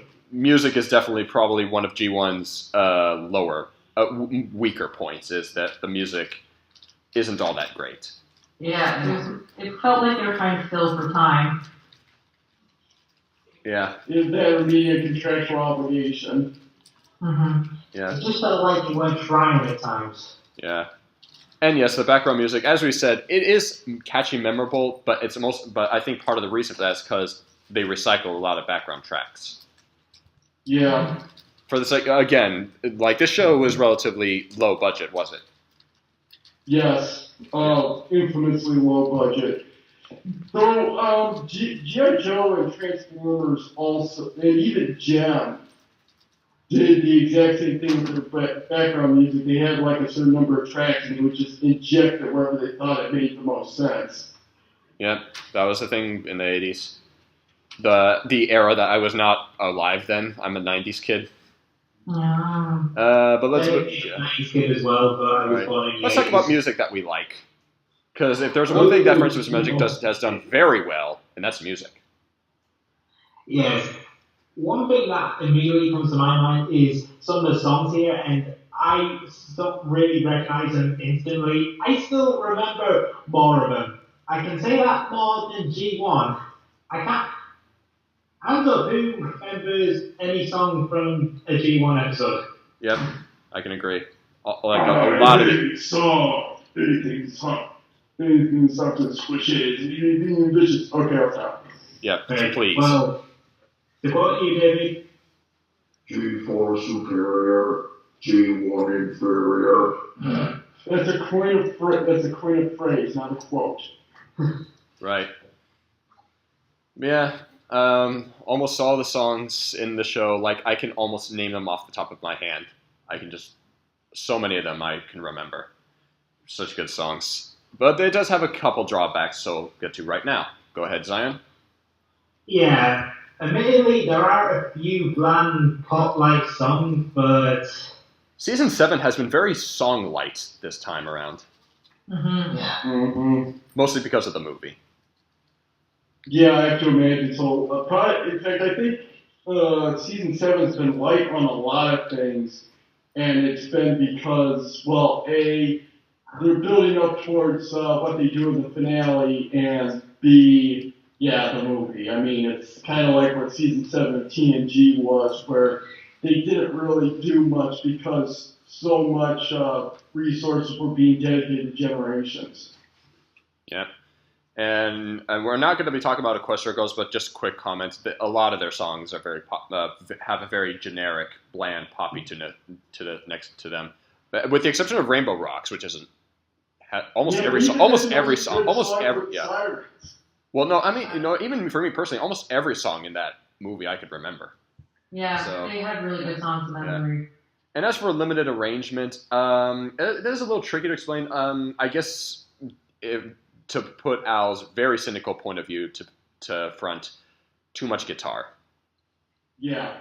No offense to guitar players, but I think it is a little overused. Yeah, particularly the twang guitar. Like, I know late season 2 through early season 3, it's like every time there was a song, it started with a twangy guitar. Yeah, I don't want to imitate because I don't want to hurt everyone's ears. But yeah, again, we kind of had to nitpick with this one. Let's talk about the story. You're on, Al. Oh, joy. Starting with G1, its pros were that it was more adventure-driven. Each of the episodes was typically the ponies are enjoying their peaceful lives in Dream Valley when X happens. Either a villain comes in, or an obnoxious little turd of a baby pony, which is for it to never rain again, and brings about the end of life as we know it. And because it was more adventure-driven, they were willing to go with multi-part episodes. I mean, many of the stories were 4-part episodes. And 2-parters, 4-parters, and a 10-parter, which we'll get to later. Yeah, the 10-parter. And we were given a good sense of the stakes and tension. I think it's because of things that we talked about initially, in which, there was no definite way in which the villains were going to be defeated. It's not, they'll find the Deus Ex Machina and blast the villain with it. The solutions were varied, so you couldn't assume how things were going to turn out.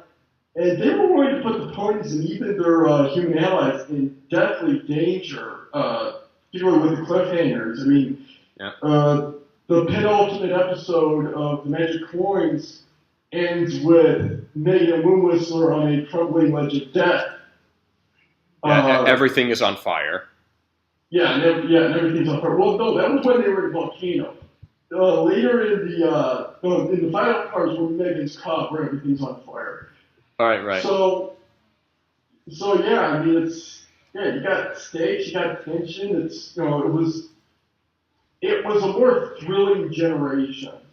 Yeah, and I guess to put it in most simplest of terms, when comparing Generation 1 with Generation 4, they're kind of inverses of each other. Generation 1 was a lot more, it was a very much adventure-driven show with some slice-of-life elements, whereas with Friendship is Magic, it's primarily a slice-of-life show with a few adventure elements thrown in, if that makes any sense. Now let's get on to the cons of G1.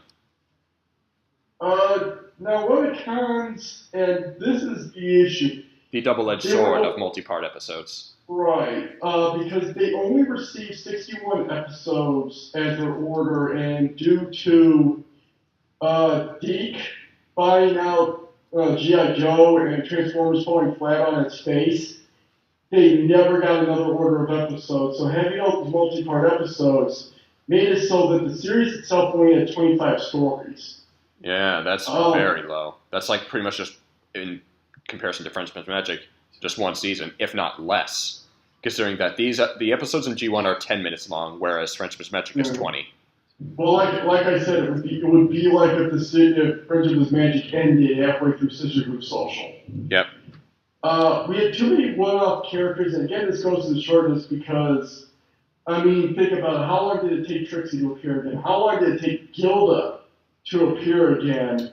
But yeah, because the stories tended to be self-contained, we never added a new character beyond the movie.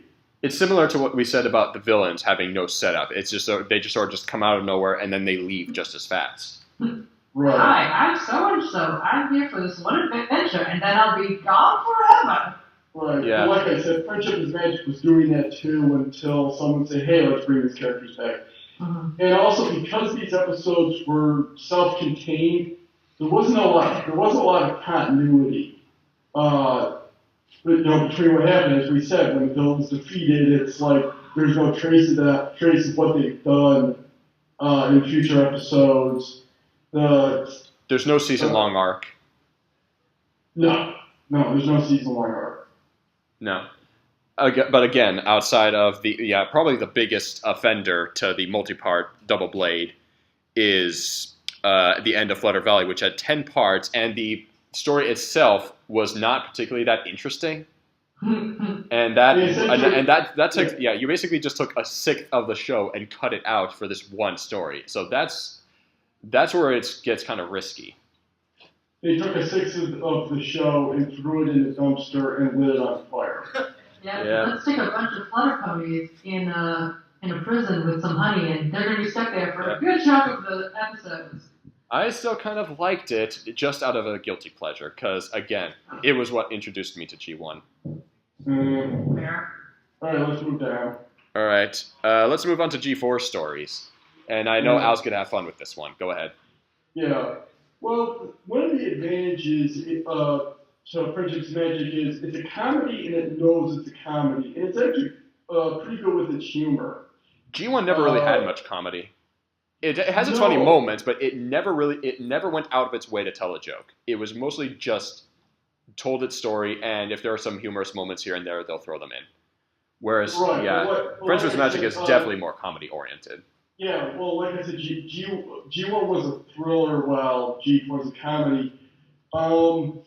We have more character-driven episodes because we have more episodes, period, and also we have less characters to focus on.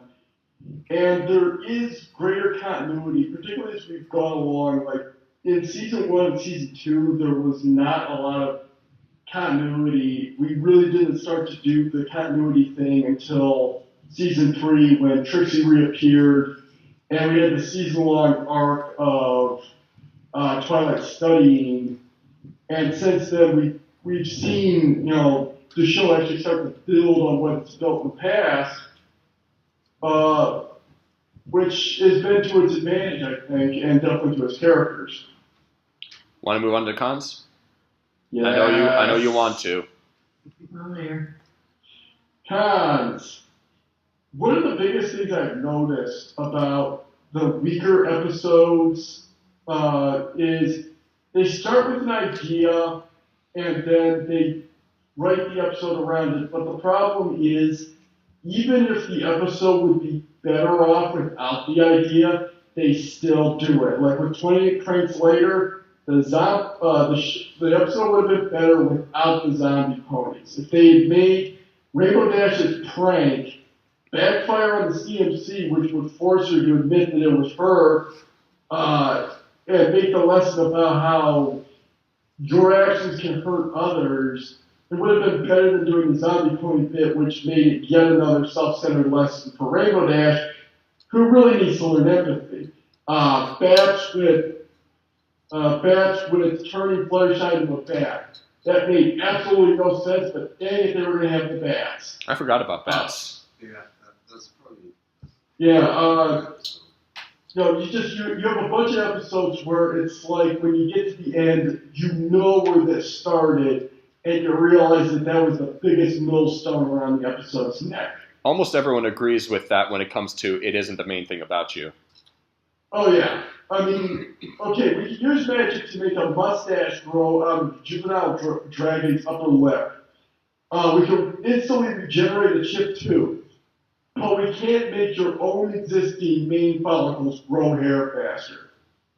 Yeah. Okay.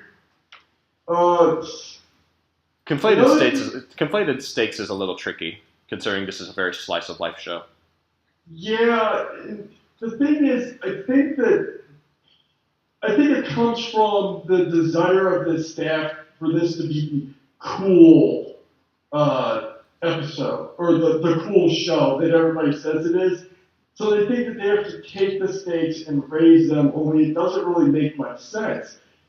And it kind of makes things come off as petty.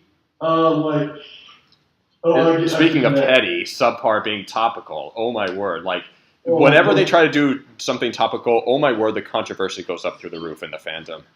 Yeah, no, seriously, this show has the most toxic anti-bullying episode ever.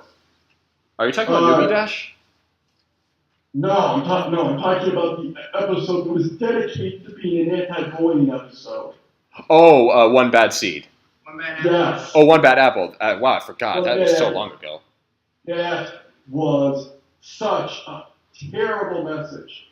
It should, that episode should be pulled from the air and every copy of it should be burned. Ready to make some enemies, Al? Because I'm going to tell everyone this. Al hates Tanks for the Memories. Oh, He's not the only one. I hate that episode. I hate that episode to itty bitty little pieces. I mean, seriously, it is 20 minutes of Rainbow Dash being over the top petty. And it's like she thinks she knows what she's doing wrong, but not only does she do it anyway, she escalates it, all because she doesn't want to be without her pet for a few months. And guess what, people? G1 did to pet that thing better. It's a standalone called Pony Puppy. Yeah. It does everything better. Yeah. And of course, I mean, like, when we were talking about cons for this section, we were also thinking, is this show getting a little too meta for its own good? Yes. We've had Slice of Life, which was a fun episode, as ridiculous as it was. I enjoyed it. Then we had Stranger Than Fan Fiction, and then we had Fame and Misfortune, which was very uncomfortable to watch. Well, the thing is, it was fun watching a whole bunch of the stupider Brony questions be shot down. But I got the sense that this was the staff saying, we don't care about any criticism. Yeah. Our bleep don't stick. Was essentially the message of that episode, so it was a real double-edged sword for me. Because there are legitimate issues with this show. As much as we love the show, it's not perfect. We have our issues with it. Right, and also, now that we've gone through the cons of G4, it's time to talk about the most direct comparison you can make between these two shows, and that is the G1 standalone episode, Spike Search, and Dragon Quest. This is a curb stop. I think all four of us here agree Spike Search is better. Way better. Yeah. Spike Search at every beat is the superior episode. I mean, it has less screen time and it has a subplot which is not really even needed, and yet it pulled off its message better. Right. That is embarrassing. It's like, how can an episode that's half as long and has a pointless B plot have twice the substance of a 20-minute episode? But like the inciting incident, Spike Search, Spike is entering dragon puberty, so his flame's growing stronger. He's afraid he's going to hurt somebody, so he wants to find other dragons to learn how to better control his flame, compared to the ponies that made fun of Spike for not being all that dragon-like. Dragon Quest, just quick personal story. I still remember the day when Dragon Quest was coming out. I was so hyped for it. I was so excited for it. I watched it. I was so disappointed. Yeah, I did not enjoy it. And also, the thing is, Dragon Quest permanently damaged the series because when Spike Search did its coda, it made sure to say that the actions of the Dragon Camp, which were some really bad actions, actually, I want to go back. Compare in Spike Search, the dragons are shown to be bad because they burn a village, chase out all its inhabitants, steal their food, and leave the village still burning, compared to, the dragons like the rough house and raid nests. The dragons in Dragon Quest are basically just a bunch of just jockey teams. That's it. Right, compared to a bunch of very dangerous bandits in Spike Search. But when Spike Search went to its coda, it made sure to say these dragons don't necessarily reflect on other dragons. They're just bandits, and bandits are bad people. So there could be kind dragons like Spike out there. Right. Dragon Quest, in its coda, it basically said dragons as a species are a bunch of terrible people, and Spike is so lucky to have been raised by ponies. Yeah, pretty much. And this is what I meant earlier when I said that a lot of the other races outside of the ponies in Friendship and Magic just tend to suck. Yeah, Pony Master Race. That's pretty much it. And the thing is, the template was set with this episode. I mean, let's replace dragons, yaks, and griffins with blacks, Muslims, and Jews. Do you think you'd really be able to get away with how they are portrayed in this series? No, talking animals makes you get away with anything. Yeah, but the thing is, Dragon Quest basically said it is okay to be racist. Thankfully, Gauntlet of Fire somewhat fixed some of the issues, but some of the damage is still there. Yeah, I mean, like when Ember showed up this season, and I listened to her talk, I'm like, this is like listening to the shallowest TNG Klingon ever. Yeah. Is there anything else? I will give Dragon Quest a little bit of credit. It felt more ambitious. It definitely tried to be more heavy and more, I guess, quote-unquote, deep with its message, but it just, like, especially in the first third. But it felt flat on its face throughout the rest, and even in the very beginning when the ponies just all make fun of him. Yeah, it's like it's just not. I don't root for them. Bad message, and they were coming. The writers and the staff were coming from a very, very bad place in which they wanted to make the point that it is something about men liking things meant for women, and it's like, no, don't do that with another race. Do that with a pony, so that you can make that not a racial thing, but a personal thing. Right, that's actually a good point. Thank you. So let's go to our final thoughts for this comparison. Zion, you go first. What are your overall thoughts on both generations? Which do you think is better? That is a very difficult question. There are both pros and cons with both series. And I'll admit, I got into My Little Pony through G4, and I'm glad I gave G1 the chance, and I'm still glad to be a fan. However, if I'm completely honest, I still prefer G4 over G1. Al, what do you think? You know, I'm so happy that you chose my angry face for this. It describes you perfectly. Yes, it does. Anyway, now, I actually grew up with G4 when it aired on the Disney Channel in the early 90s. G1. Or G1. yes, Disney was truly ahead of their times. Anyway, I still prefer G1. Like, I'll say it this way. I will throw on an episode of G1 just to enjoy it. Right. Typically, once I've seen an episode of G4, I've gotten what I need from it, and I don't go back. Yeah. Your thoughts, Spring Heart?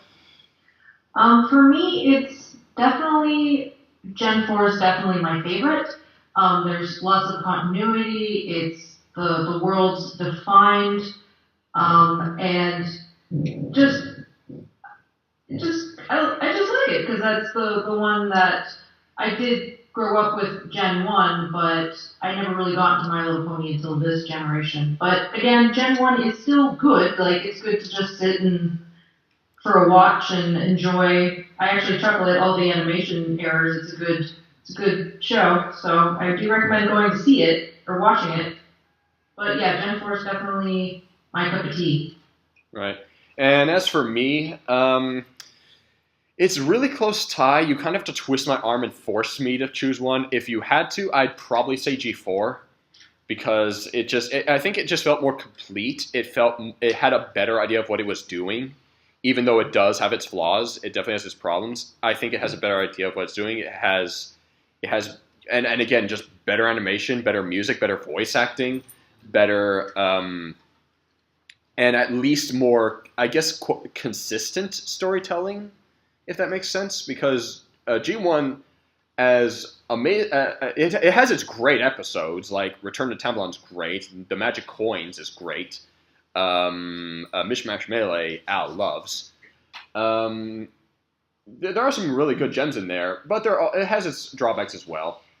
But I am glad that slowly over time, more and more French bronies have grown more accustomed to G1 and are at the very least giving it a little bit of respect and acknowledge that it exists, and they're perfectly fine with that. Because earlier on in this fandom's life, like within the first 2 or 3 years, oh my word, they almost every brony would demonize anything that was not G4, and that was terrible.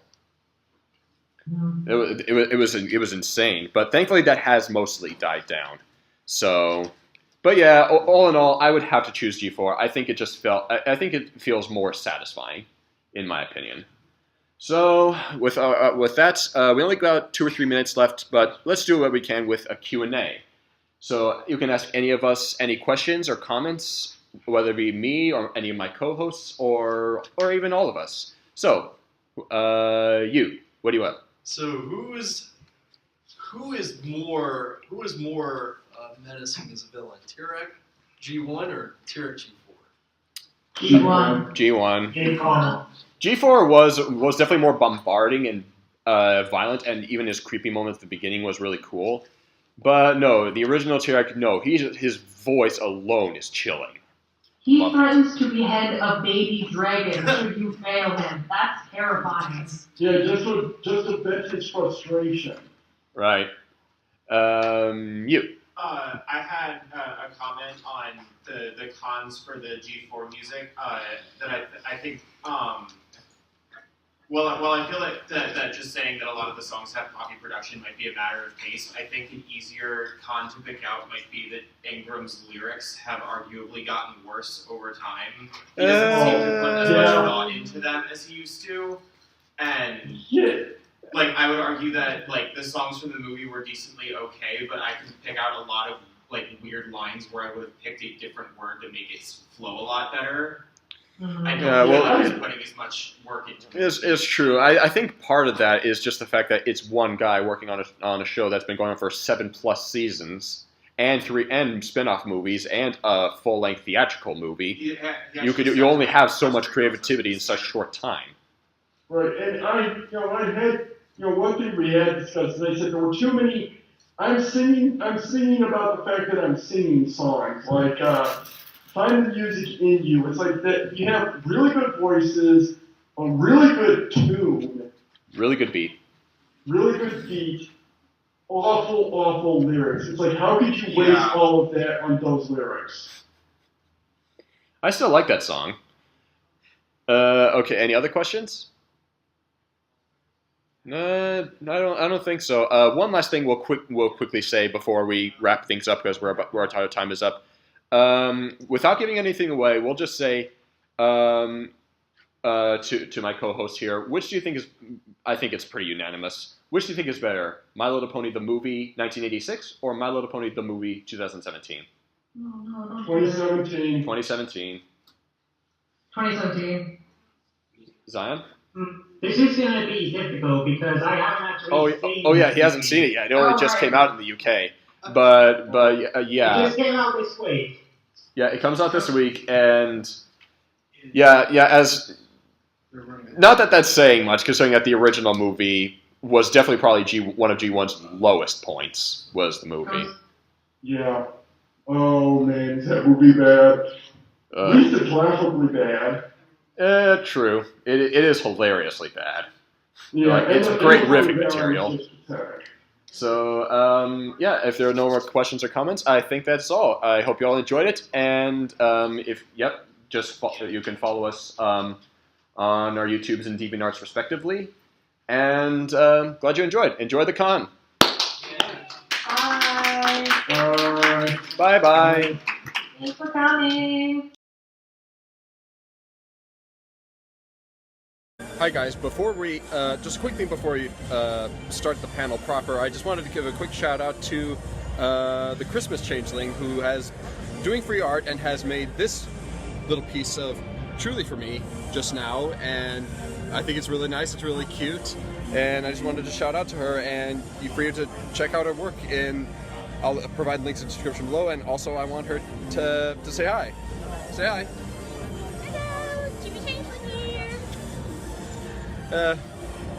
She's great, really good art, and especially for free, that's very good. But with that said, enjoy the panel. Okay. So, forgive my lateness, welcome to the Generation Inspiration panel, where I will be, me and my co-host will be looking back at the direct references, Easter eggs, and all that fun stuff from previous generations that we see in this current generation of Friendship is Magic. So, some of you may know me as Doughboy123X or Caesar Light on DeviantArt. I mostly make random nonsense, funny videos, though I do want to try to expand at some point soon. And on my DeviantArt, I just make simple drawings. I've done 3D art, but I could always try to go back in Blender. I'm the host today, and my first co-host is Al1701. Say hello. Tell us a bit about yourself. Well, I'm the guy who did a review of the entire Dream Valley continuity of My Little Pony. I actually haven't been all that active online lately. I'm on YouTube, I'm on DeviantArt, but I haven't been doing much. I have to admit, I'm actually kind of getting out of Pony. I've kind of gone back to photography, though definitely not on YouTube because, well, issues. Yeah, he used to do quite a bit of YouTube content, but he's sort of stopped. But I still talk to him quite frequently. Also, one more thing, I'll try to speak a little softer and a little bit further away from the microphone, because I think you might be a bit too loud. How's that? That's fine. Maybe if you speak a little bit slower, you'll be okay. Okay. Next we have Starbat. Say hello. Hello, everybody. I go by Starbat on DeviantArt. I've done a fair bit of pony artwork over the last several years. Not been quite so active lately. I'm trying to get back into it. I've been a long-time fan of Generation 1 from way back in the early days, and it usually delights me when I see G4 making references to it and kind of giving honors to where MLP came from originally. So that's why I'm here. I see. Good to see you. And yeah, some of you may know he's really good artwork, and I think he's also done some work with Dr. Wolf as of late with both scripting and art. So yeah. That's interesting. I work with Dr. Wolf, yeah. And of course, we have Spring Heart the Llama, aka Ginkadia. Say hello. Hello, everyone. I'm Spring Heart the Llama, aka Jinkida. I have a YouTube channel, which is Spring Heart. And I also make pony art on DeviantArt. I'm expanding out, doing some anime, and just basically I just make cute art of stuff. So yeah, that's my shtick. Thank you very much. I'm very fluffy. Indeed, she is. Also, hey guys, I wonder if Discord would be clearer than Skype. Maybe Skype is the problem. We should try. We need to test that sometime. Yes. Yeah. Shall we continue? Anyway, shall we? We need to get this show on the road. Yeah, let's. Difficulties. Let's proceed. Okay, so let us begin. Best place to begin is, of course, with our favorite silly pony, Applejack, who for the longest time I did not know was in Generation 3, but apparently she is. But yep, there she is. We all know her in the first generation. She is portrayed as gluttonous, clumsy. Would you say lazy, or am I getting that wrong? No, not so much lazy. It's just that she's a clumsy glutton. Yeah, you clumsy glutton. Which spends a lot of the time in the orchard just eating the apples he's supposed to be tending. Yeah. I mean, one of the first stories to feature her in the comic in the UK was she ate all the apples, so to teach her a lesson, Majesty put crabs up into the apple trees so that when she would go to eat them, they'd pinch her. Yeah, and in the Crab apples. yeah, in the current generation, we of course have Applejack that we all know and love, and it's kind of an interesting. It kind of makes sense in a different way. She's the hardworking, Westerner, takes care of crops, cares a lot about family and all that good stuff.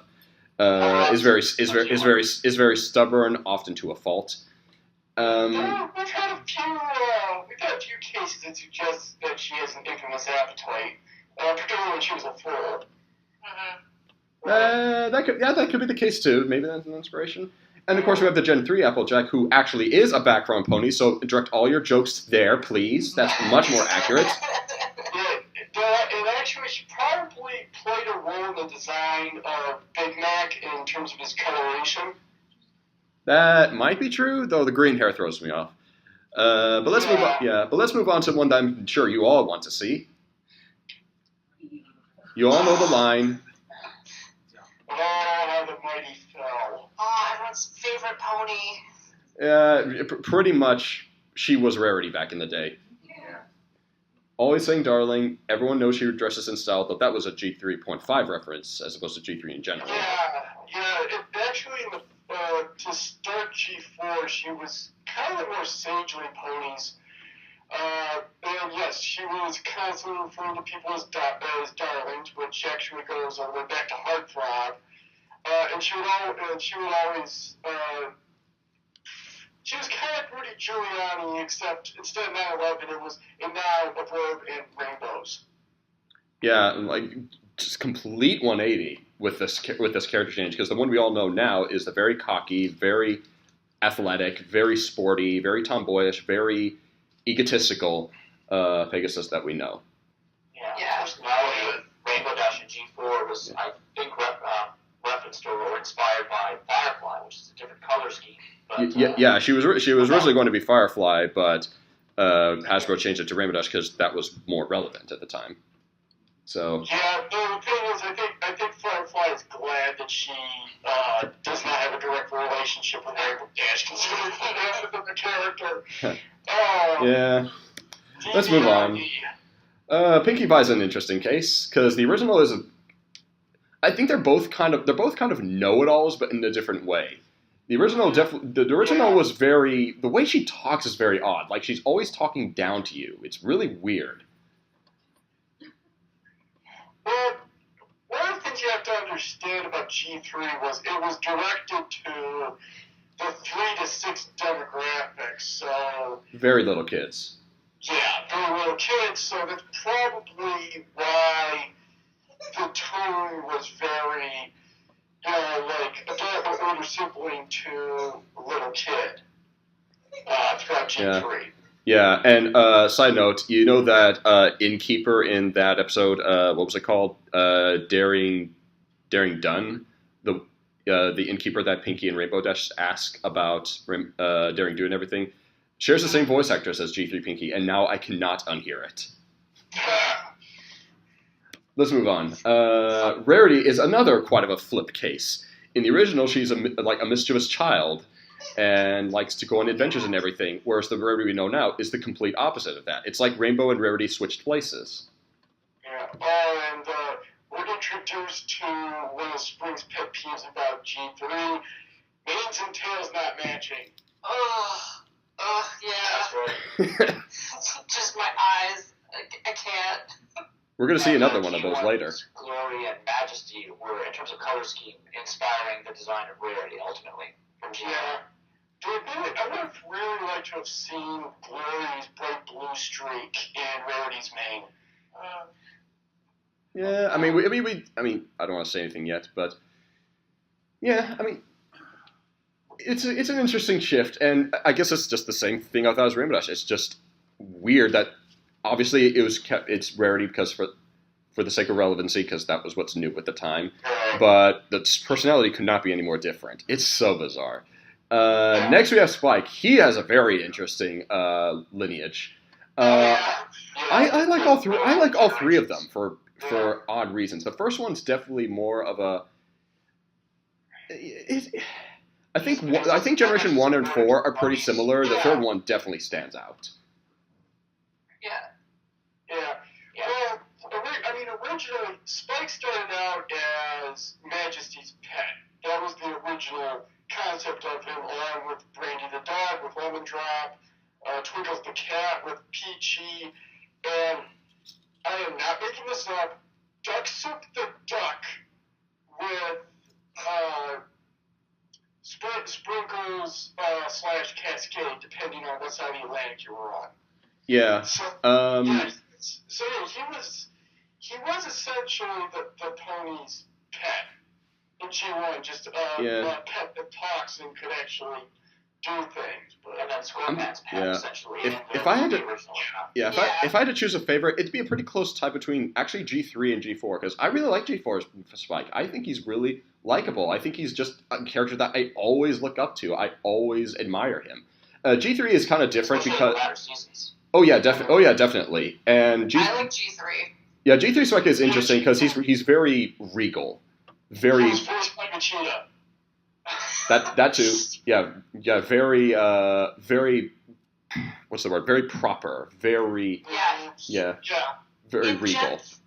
In Gen 3, he's very knowledgeable. Like, this is a very different Spike from all the other ones. Yeah, he's 1,000 years old. Yeah, but he still knows that he is a baby dragon when he wakes up. It's so weird. He's like, no, I am still a baby.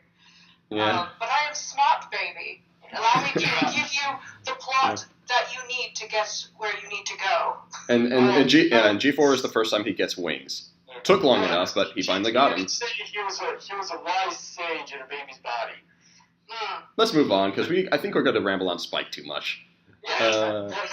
Scootaloo honestly hasn't changed too much, would you say? Outside of the fact that, She upgraded from rollerblades to skateboard with handle. Scooter. Actually, kind of be a step back. Skateboards were the 80s, rollerblades were the 90s. So she went from being a 90s kid to an 80s kid.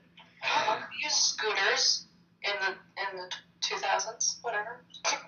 Not too much to say here. They're essentially pretty similar. I mean, obviously the G3 doesn't have much backstory, but then again, we hardly knew anything about Scootaloo's backstory in G4 until Season 9, or Season 7, depending on how you look at it.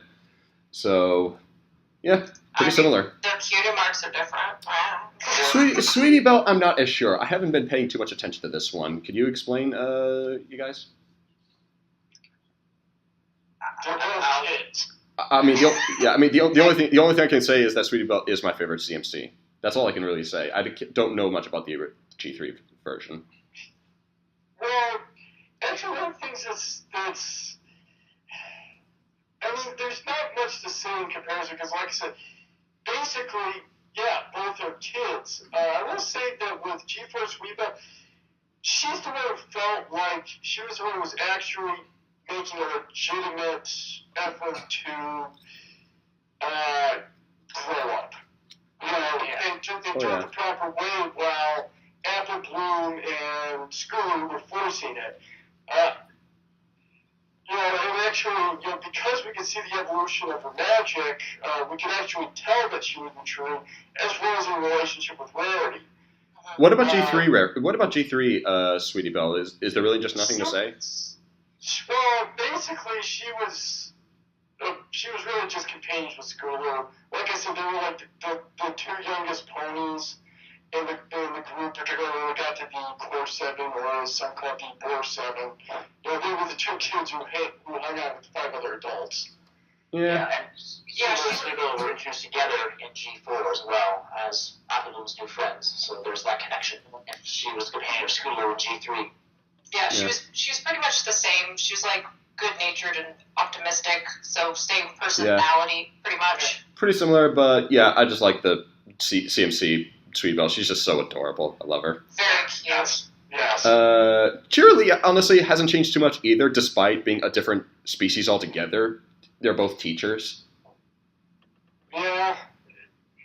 And also, to be honest, Cheerilee really fell off the face of the earth about halfway through the series. Yeah. That's very unfortunate, because I wanted to really like Cheerilee more. Yeah. It's because the cool new school opened up. Yeah. Yeah, pretty much. Only one thing I could say is that in G3, she was teaching Rarity to become a princess or something like that, of the rainbow or something. So she was actually more like Celestia in that case. Would you agree? They're actually a whole lot more helpful than Celestia. Celestia is basically like, this is a problem, you figure it out, well, by the way, if you fail Equestria, screwed. Yeah, we could debate about that all day in a whole other panel or something. That's Oh, this one is interesting because we all love G4 Moondancer. Has such an interesting backstory. There was a lot of potential for her. Whereas the original, she only had like a couple lines. That's the best picture of her I could get. Yeah. Though actually her back card story is far more interesting because she's vindictive. Yeah, I would interpret her as like a passive-aggressive kind of personality almost. No, full-on aggressive. She put Cotton Candy to sleep for eating her favorite flowers. Yeah, and then she was scolded by Her Majesty, and she relented after that. But yeah, in a sense, you could also say Moondancer for a while was very passive-aggressive, just for a very different reason. But it's kind of too bad that Hasbro was making a Starlight Glimmer toy instead of a Moondancer toy. Because I still say to this day, Moondancer would have made a better student than Starlight Glimmer. But that's another point of debate. Let's move on. As much as I love Starlight Glimmer, I will agree. I think Moondancer probably would have been a better student because I think that would have made more sense. It would have tied things together a little more. But Yeah, a lot of baggage. I won't get into that. Okay, so here's one that's much more direct of a reference. Twilight Velvet. I put that in parentheses because the original Twilight Velvet from G1 wasn't called Twilight Velvet. It was just Twilight. Not to be confused with the Sosa Pegasus released a couple years afterward. Oh yeah, there are numerous different Twilights over the years. But these are the two that we know most. The original from G1 and Twilight Velvet that we know is Twilight Sparkle's mother. Actually, Pegasus Twilight probably had more lines, more personality. But yeah, everybody knows. Yeah, so the fact that Twilight Velvet. Yeah, I mean they are both motherly, just once again in a different way. Yeah. The original was very motherly towards Ember, not the dragon Ember, a little pony named Ember. Right. So, and of course the Twilight Velvet we know now didn't really get much. Twilight's parents in general didn't really get much to do until like season 7. And we found out she's an adrenaline junkie. Yeah. So, yeah. Shall we move on? Oh boy, we got plenty to say about this one, Tyrek. Here we go. Al here is going to rage, because he has... let's just say he has a very high regard when it comes to G1. Go ahead. Alright, this is what I want to say. Here we go. Speak a little slower for the speaker, please. With G4 Tyrek,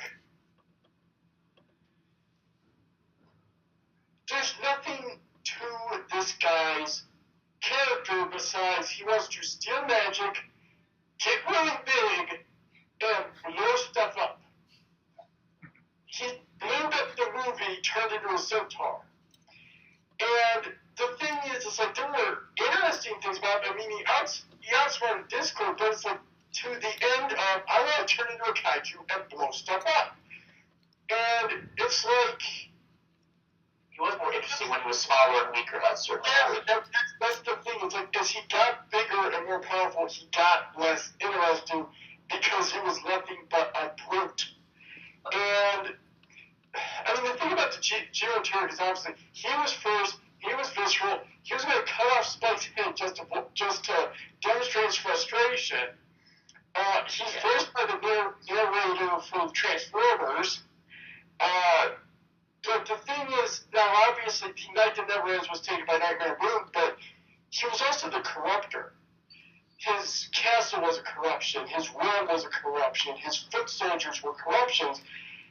You could have done something with that in which the end game for G4 Tyrek was to take over Equestrian's magic and remake Equestrian in his own twisted image, if that would have given Brave a sense of danger, because like, now the ponies didn't have their magic, but otherwise didn't seem all that worse for wear. I mean, Erebus was a magic stealer, and it's like, he didn't just take something from you, he drained your soul. Erebus's victims were legitimately sick, and the people in the horses of Greyville were practically zombies. For those who don't know, the Tyrek that we know now in G4, I'd say he draws more inspiration from another G1 villain named Erebus, who could steal and absorb shadows from living beings, drain them, which, as he said, essentially drain them of their soul and make himself more powerful. And that's essentially what Tyrek that we know now is.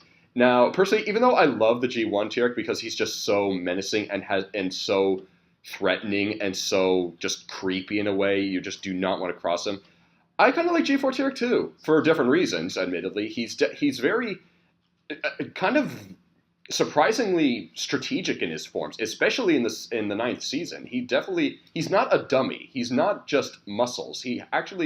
I kind of could imagine him as some sort of warlord or centurion or something. Like, he knows what he's doing. And again, like you said, he outsmarted Discord essentially twice. So yeah, he is threatening. But like I said, he's strategic when he's weak, but the stronger he gets, the less strategic he gets.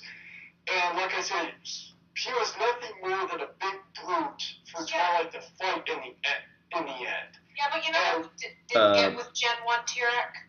We didn't get Tyrek lifting weights. That's what we didn't get with Gen 1 Tyrek. G1 Tyrek was definitely more straightforward. G1 Tyrek eventually would be the inspiration for Nightmare Moon, obviously without the sister relationship, but that's a different story. Speaking of relationships, I'm so sad we didn't get Scorpan in the show. I'm so sad. I was so waiting. I was so wanting him. Yeah, but they had, actually, with Scorpan, they were doing something new with the idea they were brothers, so I would certainly want to see that family tree. Well, in G1, Scorpan was a human prince he captured and turned into a mutant hell beast, because that's what he does to everything. Corruption. Yeah. His Rainbow of Darkness? Yes. He uses Rainbow of Darkness to create corruptions. He turned birds and butterflies into the foot soldiers and the Stratodons. He turned Scorpan into this demon. He turned the ponies into those dragons. His castle in Rome, used to be a fertile field. And when the Rainbow of Darkness is absorbed and he's killed, everything reverts to what it was. Yeah, I mean, he was going to appear in the movie, I heard, but that got scrapped. So I figured, maybe they'll save him for a future season.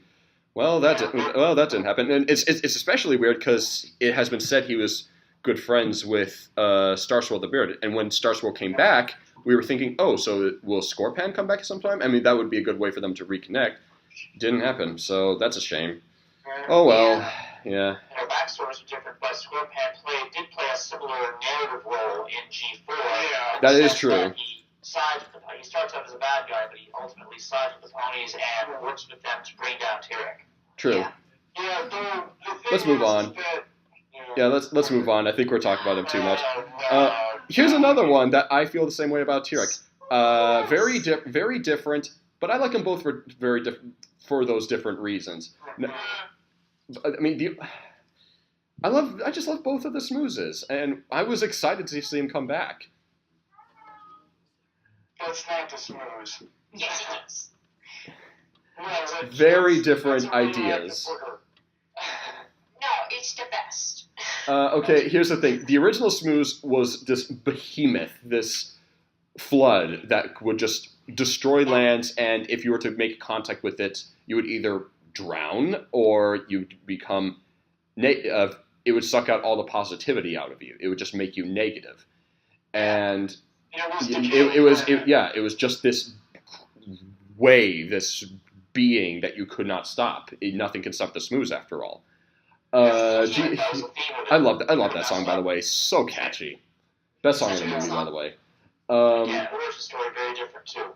Worse, yeah. That was brewed in a volcano. Yeah. Worse. And like I said, it was decay incarnate because it was made from like mildew, mold, rust. Just all this ugliness. Decay. Given form, and then you compare it to a mountain of Nickelodeon slime. Yeah, and I like this moose. I like this moose too. Obviously, he's not the massive threat that we know from the original, and he's not supposed to be. He's not trying to be. He's essentially Discord's pet, roommate, something like that. Friend from college? Yeah, friend. Yeah, that's it. And he comes in and causes trouble because the only reason why Discord brought him to begin with was to make Fluttershy jealous. And he has an appetite for shiny things. Pray he never goes to the Crystal Empire. Then he'll become the Smooth that we all know and love. We finally go. Also, I'm kind of disappointed because looking at the original Smooth, you could tell that the 1986 movie was directed by Michael Jones because you could definitely see the Jim Henson inspiration in the eyes and how it moves and stuff. This one doesn't have eyes, like at all. It was trying to be more cute, honestly. Yeah, so they're going for cute, obviously. Yeah, and it's kind of funny because like you guys don't. I mean, I know Al doesn't like the new one because it's not the same thread that we know from the original. But here's the question: Would you rather him try to be threatening but not do as a good job, or just do something completely different? And well, they went with completely different. Why do the same but not do it as well if you could just do something completely different with a different interpretation? Why are you calling it the Smooths? I mean, That's a good question. And of course, if they were to call it something else, if they were to call it something like the Great Green Grime or something like that, I mean that could work just fine. But then you'd have some people thinking, well, we already have the Smooths in our backlog. Why not just use them again and just reinterpret them? But it's not even the right color. But you know what? They've already established that there's multiple universes, and maybe this is just this universe's version of the Smooths. I mean, after all, they've reincarnated the ponies in so many different ways. Why not the Smooths? And that's the thing. This looks like something sneezed out by a dragon with a head cold. With that said, let's move on to Somnambula, who has no connection with each other at all. This baffles me. For those who don't know, in the original, in G1, Somnambula is this evil witch that had a magic singing bird that could hypnotize ponies to come to her, and so she can drain them of their youth to make her young eternally. And she could she could hypnotize creatures in general, including unicorns, so she could steal their magic, and ponies in general to steal their youth, so that she could stay young and everything. And she could use her powers to make their dreams reality, so that they would never leave her. The Somnambula that we know now is nothing like that at all. She's the pony that was one of the ancient pillars that defended Equestria. She comes from, Somnambula. She's very Egyptian-styled Pegasus that everyone loves. You all love Somnambula, don't you? Yeah, they do. So, but which makes it, there is no connection. Why are they both called Somnambula then? That's weird. Yeah, that's my question. I mean, actually, one of the things that's interesting is looking back at G1 Somnambula, she was Mother Gothel before Mother Gothel. I mean, she even had... Basically imagine her as Mother Gothel from Tangled. Essentially that. Instead of having Rapunzel, she basically... Somnambula is based on somnambulism or sleepwalking, which is essentially what she did to her victims. She would have her canary hypnotize them into this sleepwalking state, and she would basically put them in a dream world while she drained them of her youth to keep herself young. But there's nothing sleepwalky about the Somnambula that we know now in G4. Honestly, I think what they might be going for is the fact that, it's because she put up on blindfold, she blindly walks with hope to save the prince. I think that's what they're going for. They And also on a side note, they in the season 6 premiere, what was it called, the Crystalling, they briefly mentioned Somnambula as like being a spellcaster or something, but I guess that was thrown out the window. Same thing happened with Mage Meadowbrook in the season 5 premiere. It's kind of weird how this works, but yeah, there's just almost pretty much no connection, and I don't know if I would even call this a reference. I think they just made this. I think this is coincidence. Well, I think they heard the name and thought it was cool, and they just used it. Let's move on. We have many things to say. Okay. Let me say this right now. I know this is kind of redundant for me to say at this point, but we're going to have to spoil the season 9 finale for this. So there's your warning. If you don't want to be spoiled for the season 9 finale, leave now. But with that said, let's move on. These are both. This has got to sting. This had to sting some fans. Okay, let's talk about the original first. The original is just basically an evil ram sorcerer who ruled over, who was part of this ancient dark city called Tambalon. Actually, you could argue that he was actually more kind of a slave to Tambalon because it held a sword of Damocles over his head, in which he had to keep the main bell from being wrong, because if it was wrong, it would destroy his own magic. So yeah, his weakness was the bell. Yeah, and he was tied to the city when it returned to the land of darkness and took him with them. Yeah. So quick question. Everyone describes him as a necromancer, but we don't see anything like that. So I wonder, where did that come from? I have no idea where that came from. I think someone just said. I mean, it's like it's people who think they're smarter than they really are. They don't really like us. Fan fiction. It's like how now suddenly, whenever you have fiction that has a boarding school in it, they compare it to Hogwarts, and it's like, dude, boarding schools have been around a lot longer than Hogwarts, you idiots. Also, it's good to take a fact that Grogar was so OP that he captured basically all the ponies, including sea ponies and flutter ponies. Yeah. Flutter ponies were the ponies that the ponies were like, hey, help us with this super OP boss, and they'd be like, the flutter ponies would swoop in and be like, we'll save you with our other flutter, and Grogar was like, nah, I capture you. Grogar was pretty much near unstoppable. So yeah. And then we come to the new Grogar, who had here's a funny joke. A few years ago, we did a panel about just looking over the different things G1 had to offer, and then we came to Grogar, and I said at the time, this was like back 2016, I think, 2016, yeah. And now the villain that I'm pretty sure everyone in this room agrees wants to see in Friendship is Magic, and that is Grogar. I want to see him in Friendship is Magic. Yeah, Al is very skeptical because he wasn't a big fan of T-Rex's depiction in Friendship is Magic. I liked him okay, though. So I would be curious to see what they do with Grogar if they ever decide to do anything with him. And I mentioned that Grogar probably at this time is the villain that everyone wants to see return for Friendship is Magic. Now Al here was more skeptical about that because he didn't like how they handled T-Rex, and they thought they would do the same thing with Grogar. Then we got Grogar. He returned in the season 9 premiere, and he was awesome. He paid a lot. He was very threatening. There's no Bray, there's no Tambalon, but his essential character is still there.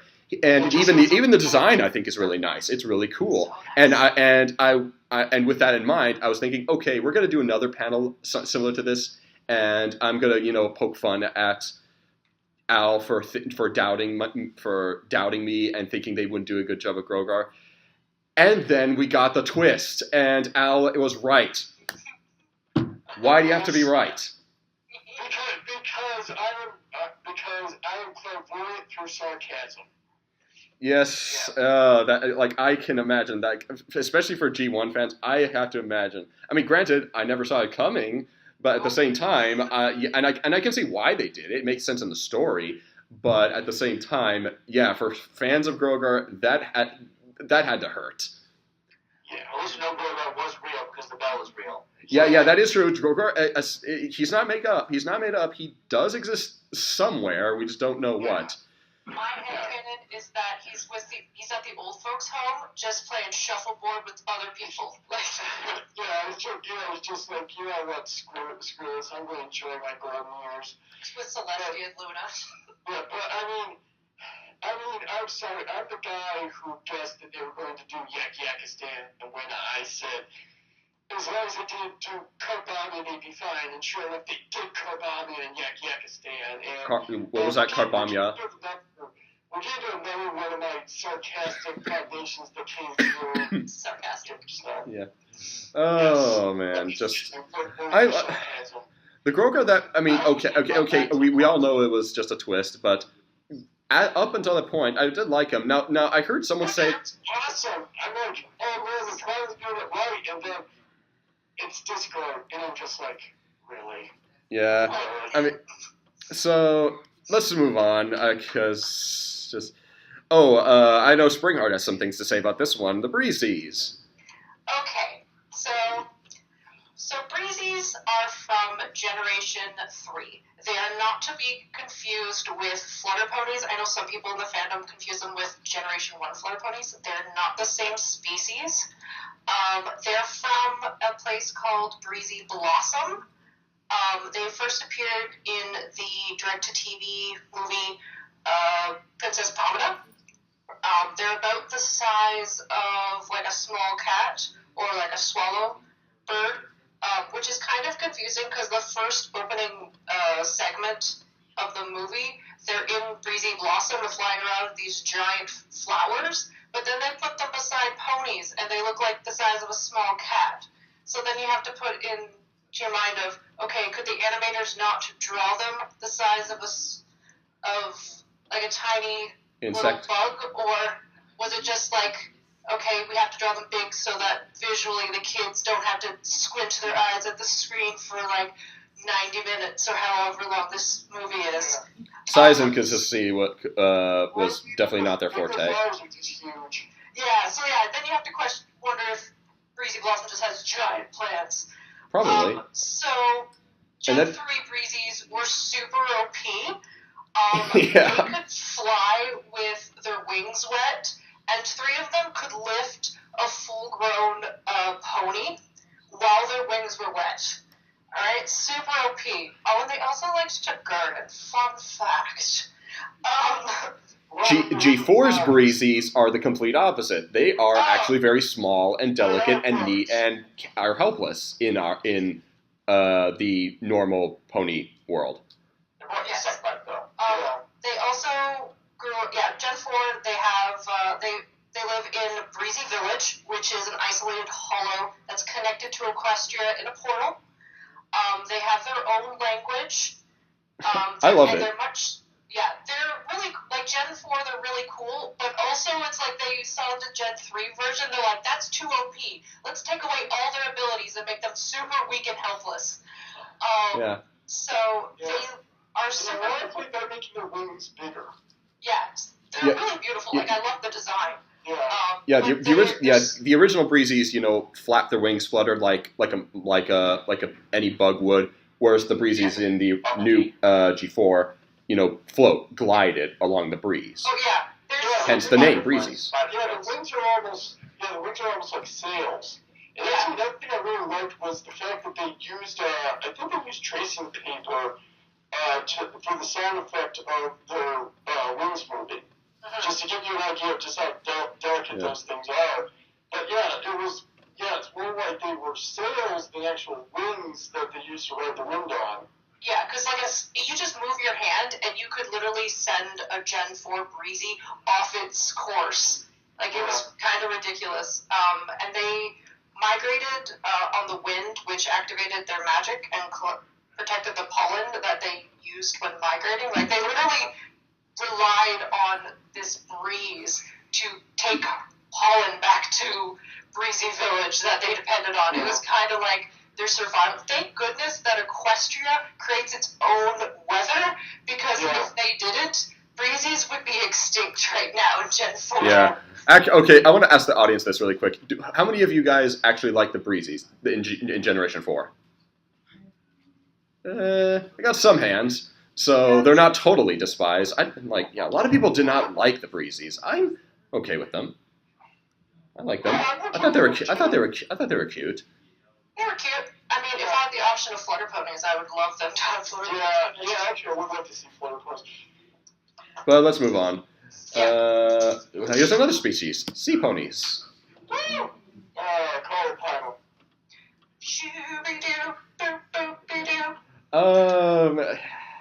This is a tough one because I like the originals, but I like the new ones too. I thought they were really cool. I love their world. I love their backstory. I love their design. Yeah, the thing is, this is also kind of a Grogar issue where technically there aren't sea ponies in G4 because these aren't really sea ponies. These are hippogriffs. They're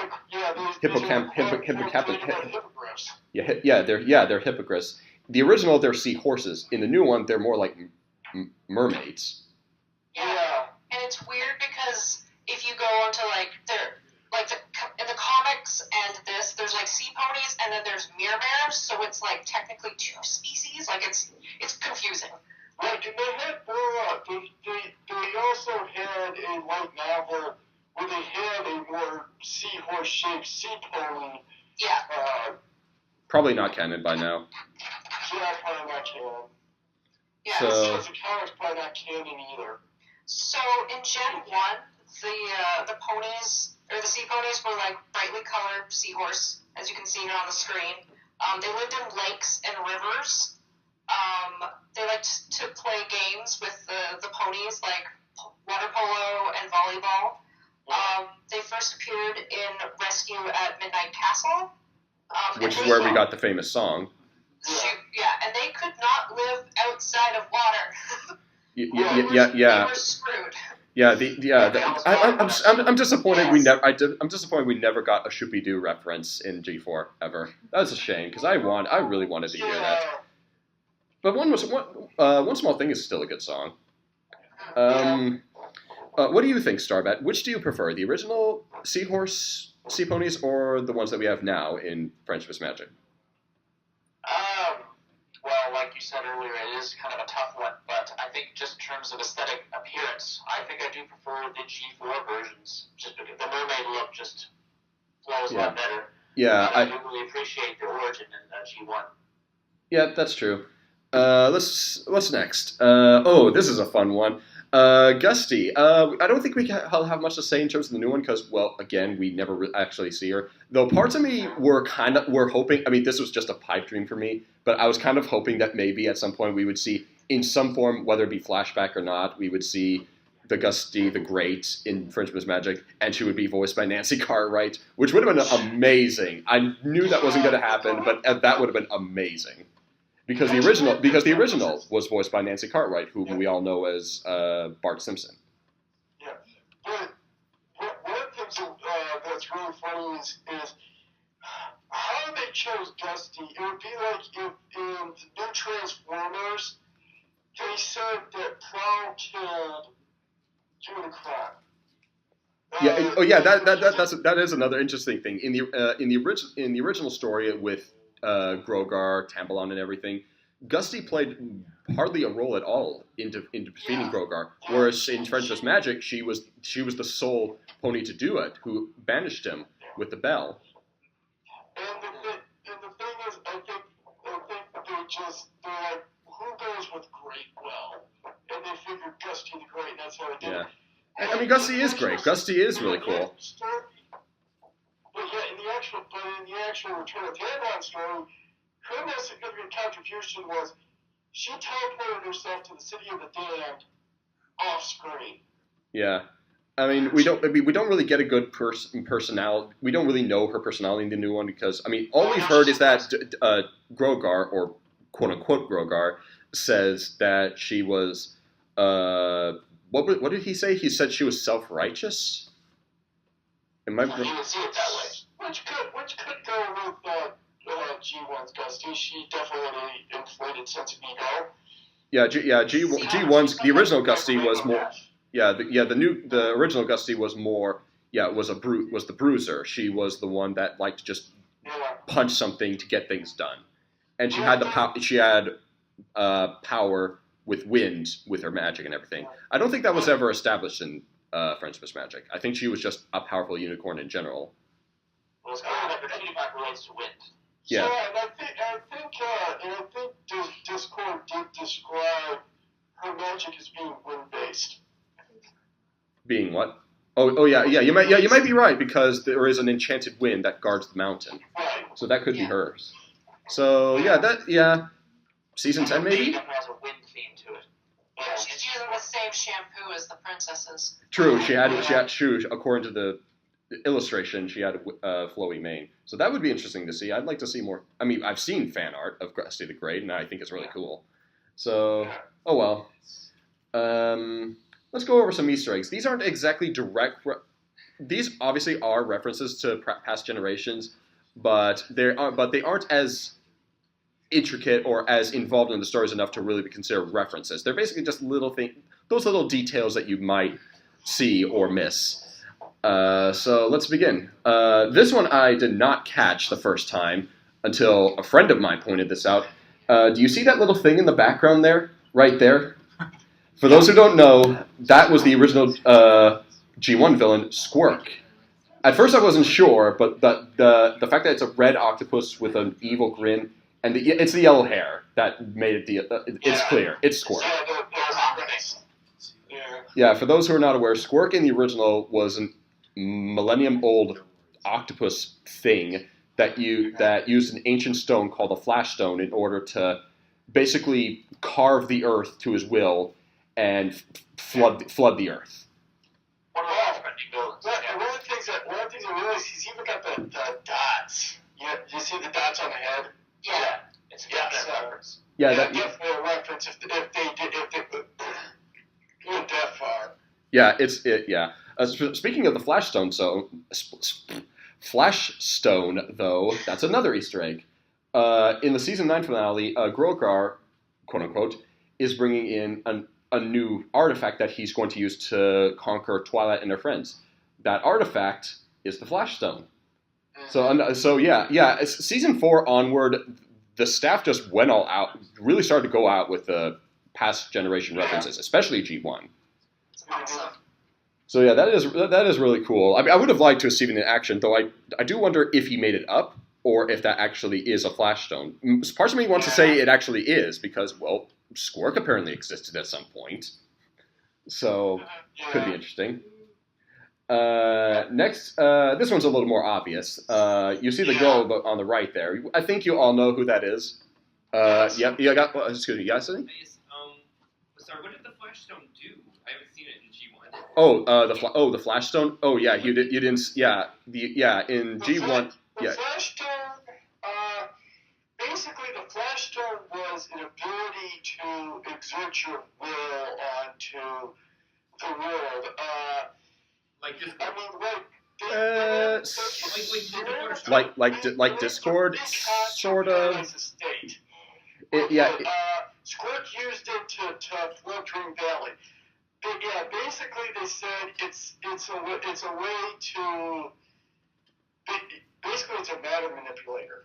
It's basically just a matter manipulator. You could just blast or like I said, he basically used it to just carve the Dream Valley to make it a flood. It was ultimately considered an artifact too powerful for any one person to have, and so even when the good guys acquired it, they destroyed it. Yeah, well, actually, they used it to restore Dream Valley because they used it to repair the damage. This thing does whatever you need it to do. It's a terraformer. It's a terraformer. Yes, an OP weapon. OP, definitely OP.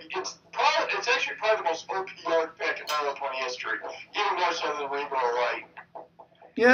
Yeah, probably. Back to this again. The girl on the right there. I'm sure you all know who that is. That is Megan from the original series. Yeah. She's looking a lot younger for some reason. Well, she is 13, and the equestrian girls are what, 16? Yeah, she's. Allegedly, that would make sense. Yeah. I was imagining her to be more Apple Bloom aged. that was just my opinion. More Apple Bloom age? Yeah, maybe. And in Equestria Girls, it kind of seems that way.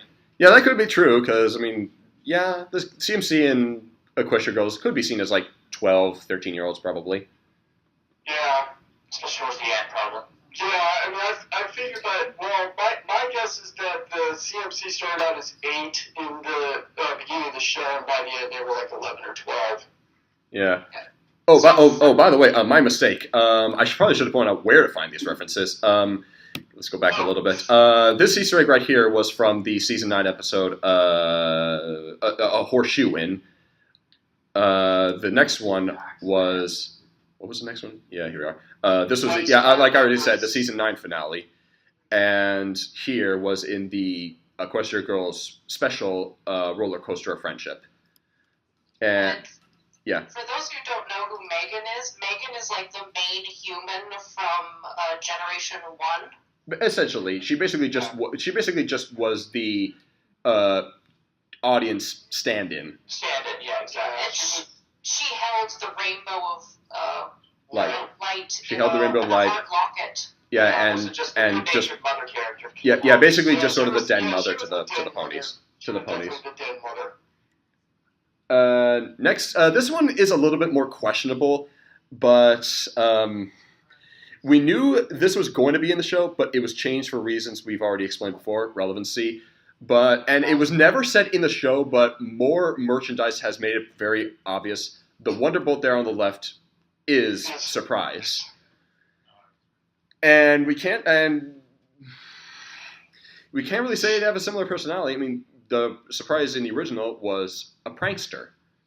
Loved to mess around. She was Tigger. She was Tigger in female pony form.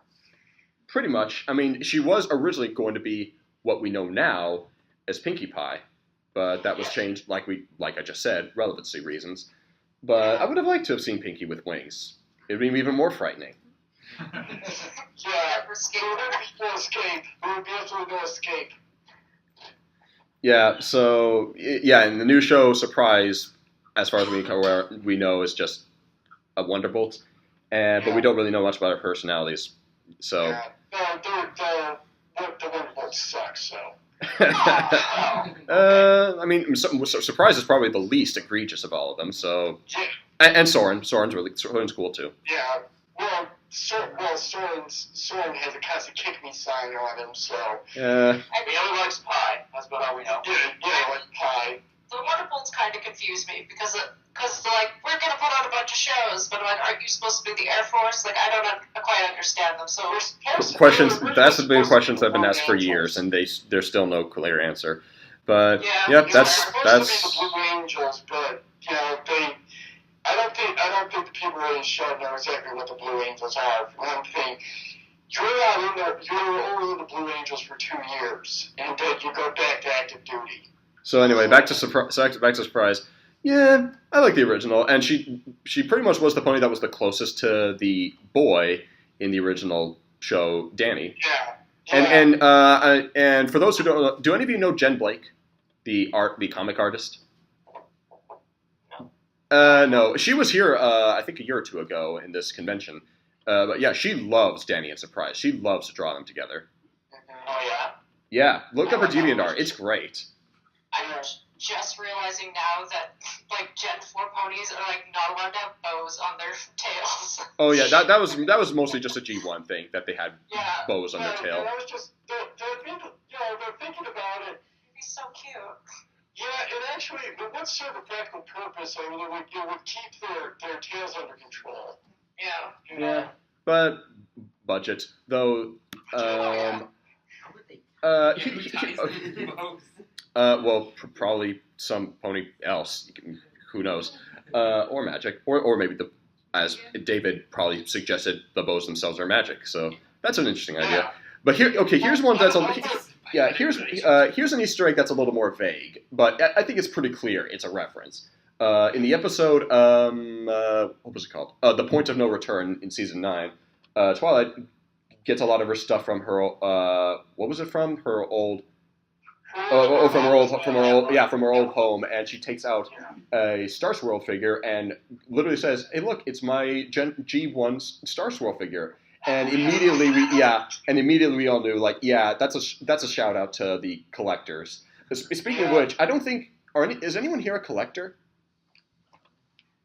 You in the back. What ponies have you collected? I just got the ones that G4 toys are based on. Oh, I see. There's someone here who's only collected. And he has Fizzy. Good for you, because Fizzy is probably my favorite G1 pony. Is Fizzy? I love Fizzy. I have a Gusty somewhere. Yeah, but yeah, out of us here, I think Al here is the only collector. Am I right? Probably. Do you collect anything, Spring Heart? Starbat? I've got a figure of Discord, but that's about it. Yeah. I have a Gusty somewhere. I don't know where she is. Yeah. How many of these Easter eggs do we have? A few left. Not too many. We're close to the end. Let's move on to this one. Took me by surprise. Okay. Some of you might not even know what this is.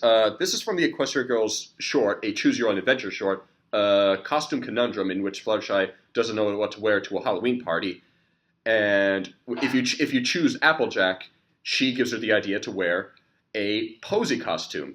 Posy, for those who don't know, was the inspiration for Fluttershy. Yeah. Fairly obviously. And she's more about plants than Yeah, animals. she had a love for plants and gardening, whereas the Fluttershy we know now has a love for animals. Bit ironic, because go ahead. Yeah, you say it, Al. You love to say it.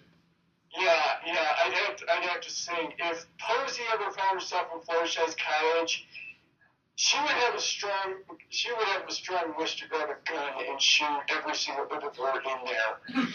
Yeah. Posy would not back down in booting out any potential pests to her garden. And in fact, wasn't Fluttershy in Friends of Benedict originally going to be Posy, or what? She was originally going to be Posy, though obviously vastly different, which she's afraid of animals when and became a Pegasus. In the original cartoon, she hates those leaf munching little you know what. What's next? Okay, this one is fun. This one is fun. More mismatched tails. Spring Heart's weakness. But yeah, this is a fun one. In the episode Fame and Misfortune in season 7, was it? Yeah, it was. It was season 7.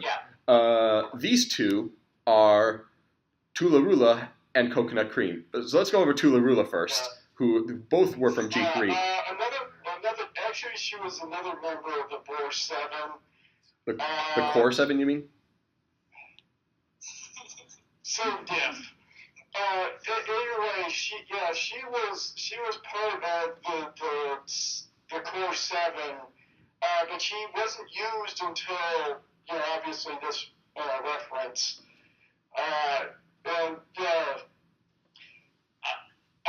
Obviously her thing was art, obviously with her paintbrush key mark and all that stuff. So yeah,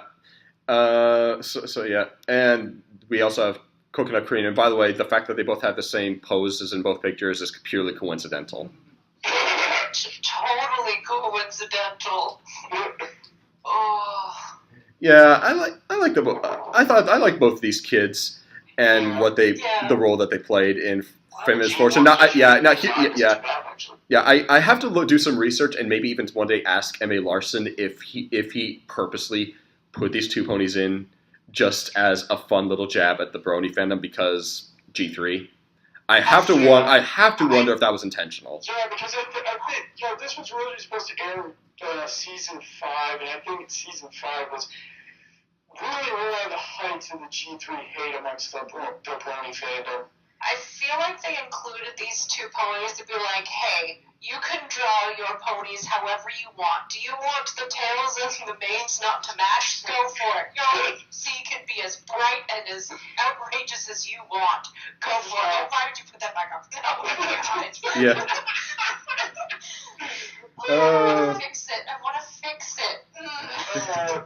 Okay, I think we better move on before Yeah, let's move on. I think that's all we have. That's all, folks. But before you leave, yeah, before you go, I'm sure some of you probably have some questions for us. I chose these pictures on purpose. That's so appropriate. For those who don't know, like, you're probably wondering, like, who, like, did Al draw that picture of himself as the manta ray? No, that was me. I made that design for him. Yes, thank you very much for it. I could. What do you guys want to know? Yeah. Okay. So, does anyone have any questions for either of us or all of us regarding anything we've discussed, or just anything MLP related in general? Yeah, you. I noticed you made a point about pointing out the bows on the pony's tails in G1. Right. Those actually mean something in real life. Okay. What is it? This guy is telling us there actually is a reason for the bow ties tied onto the tails of the ponies. So what's the reasoning? Certain colors mean different things. Like one color, and I don't know which. I didn't grow up around horses, but there's a certain color that means this horse kicks. Yeah. Approaches from behind. Others mean like this is a gelding, this is a racehorse, this is. Oh yeah. That is interesting. He for those who couldn't hear, he said that the reason why they have bow ties in their tails to begin with is sort of a marking. They sort of tell you like, if it's this color, that means don't get behind them because they like to kick, or this is a racehorse. It's a kind of branding in a way. So that's the reasoning. Yeah, I wasn't fully aware of that. Wow, that's like, so it's more directly inspired by horses and Yeah, that's equestrian culture essentially in the real world. yeah.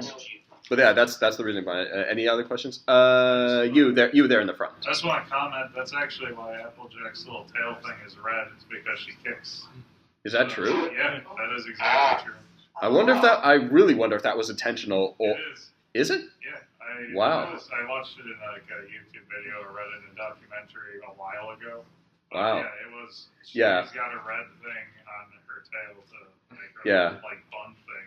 Yeah. Because she kicks. Cool. Yeah. For those who didn't hear, Applejack's tail band is red because she likes to kick. And that's an accurate representation.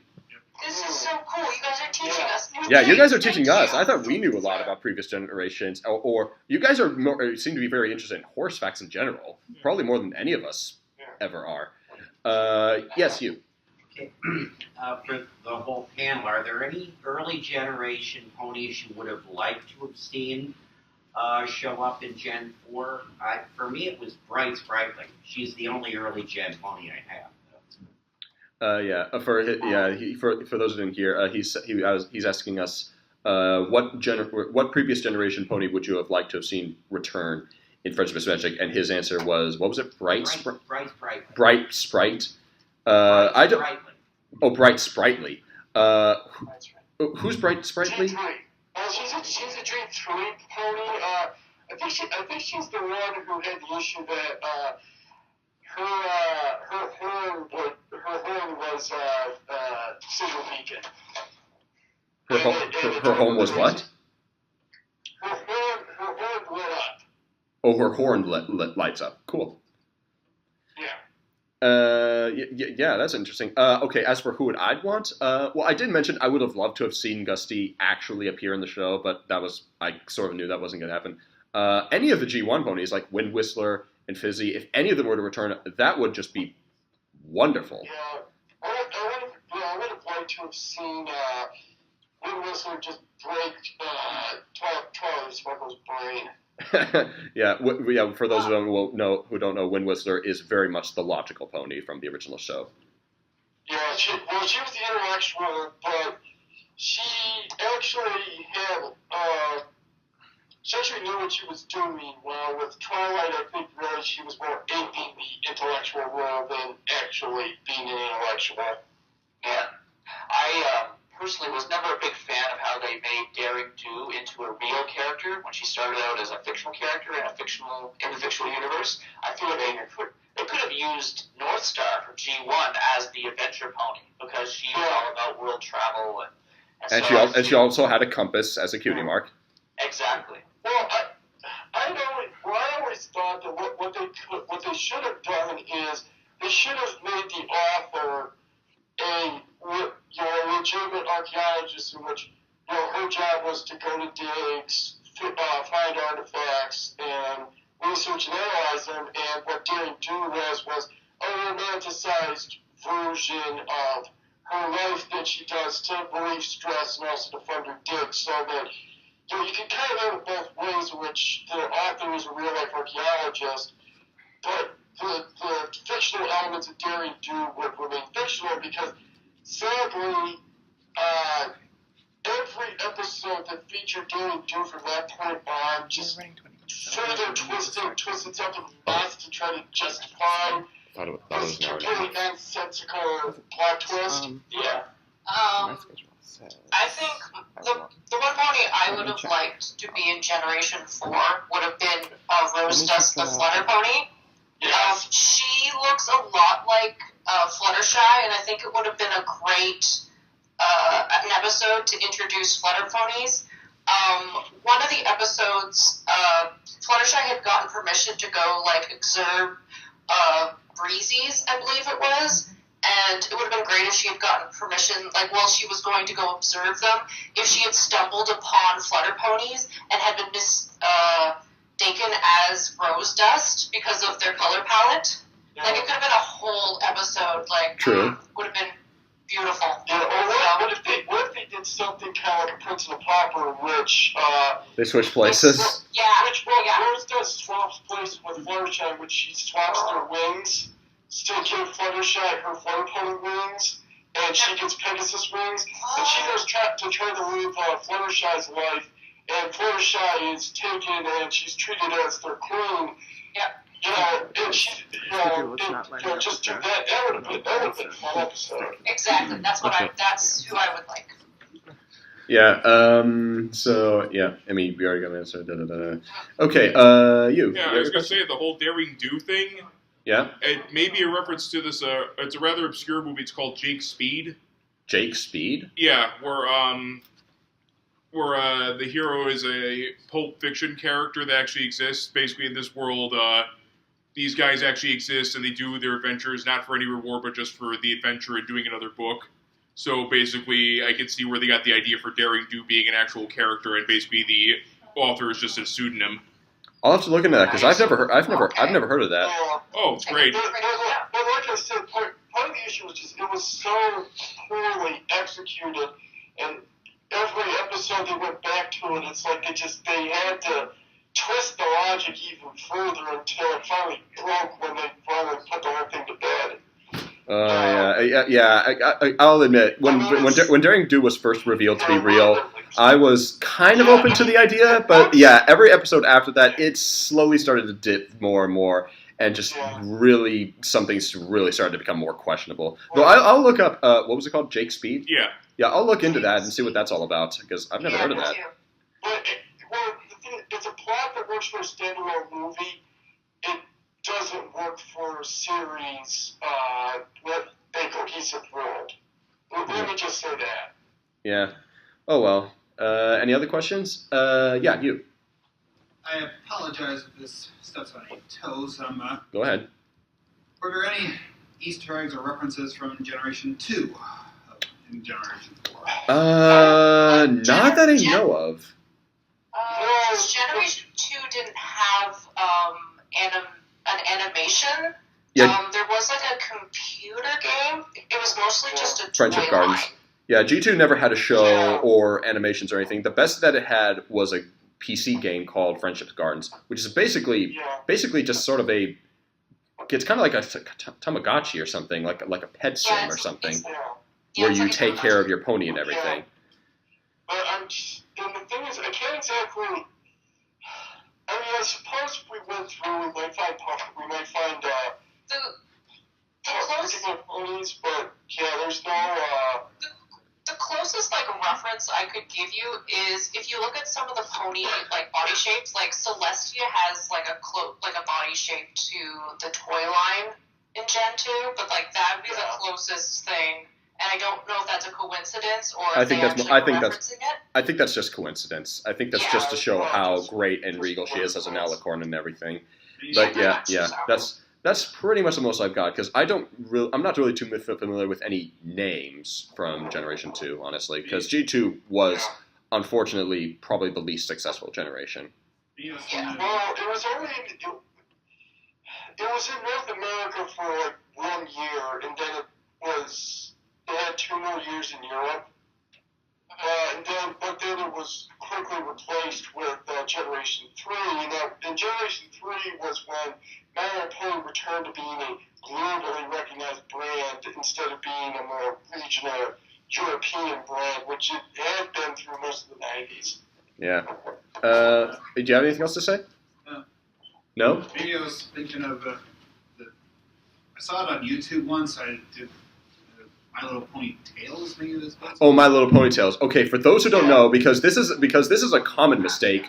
Everyone thinks that My Little Pony Tales is Generation 2. It's not. It's essentially a G1 spin-off, if you want to call it that. Yeah.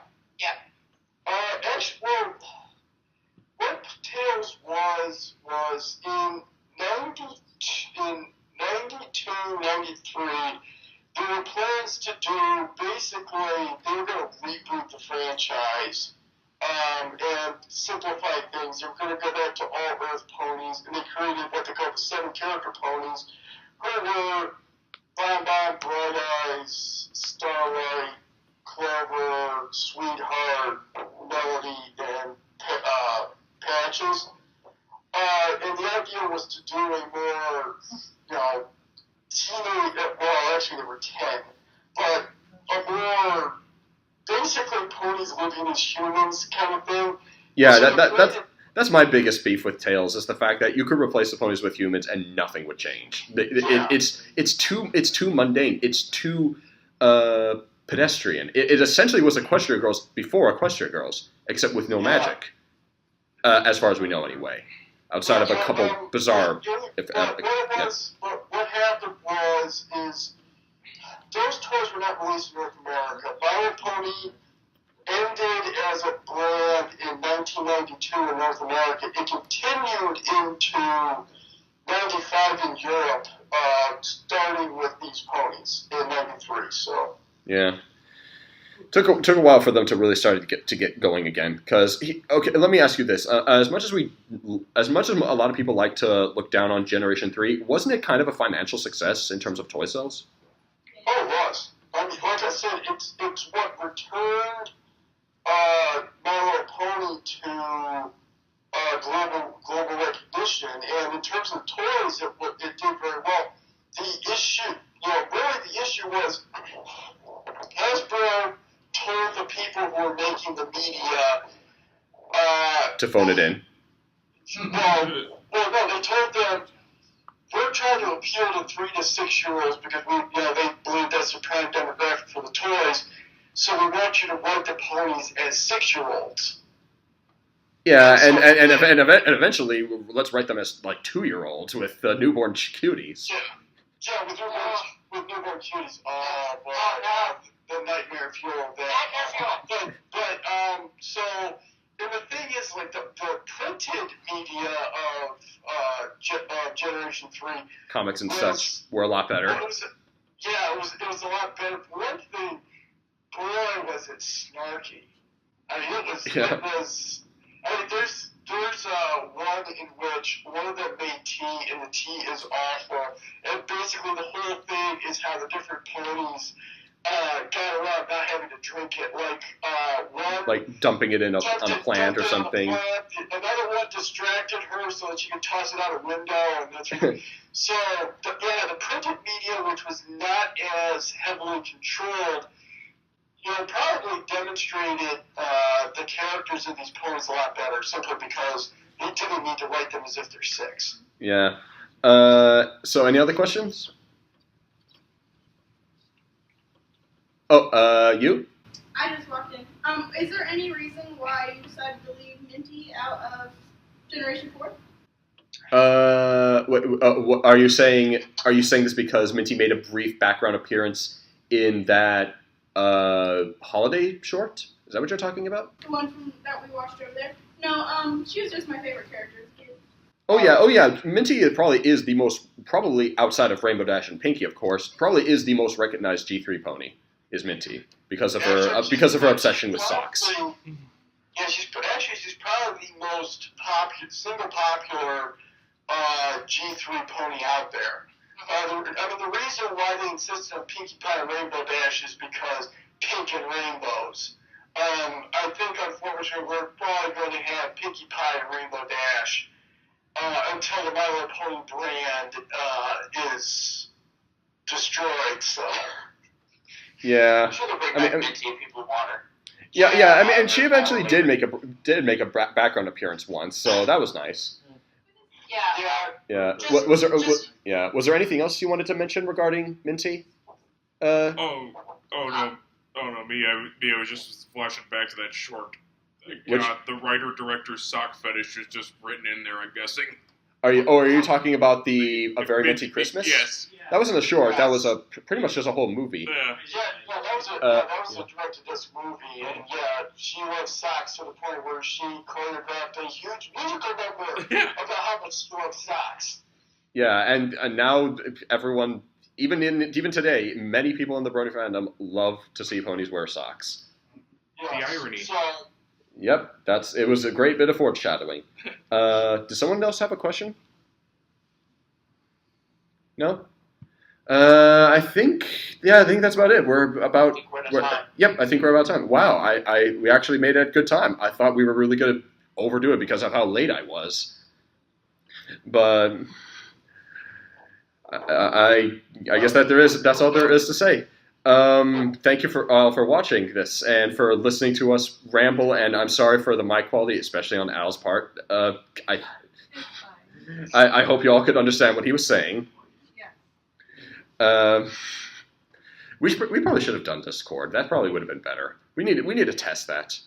I mean, do you all have Discord? Yeah, we'll in the future. Yeah. Yes, I do. There are times where it sounded fine, then there are times where I actually was wondering whether I should actually ask to supersize those fries, because it kind of sounded like a drive-through speaker. Yeah. Actually, I don't know why I didn't have this idea sooner. Are you guys wearing earbuds to keep the feedback down? That might help. Are you guys wearing headphones, earbuds, stuff like that? I'm wearing headphones. I have headphones. I think they're all wearing headphones. Well, It's not the feedback. I think it's just the mic. I think it's just the mic quality, and also the fact that Skype, I think, is just not as clear as Discord. I think.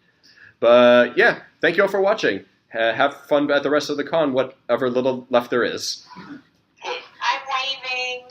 Bye. Bye bye.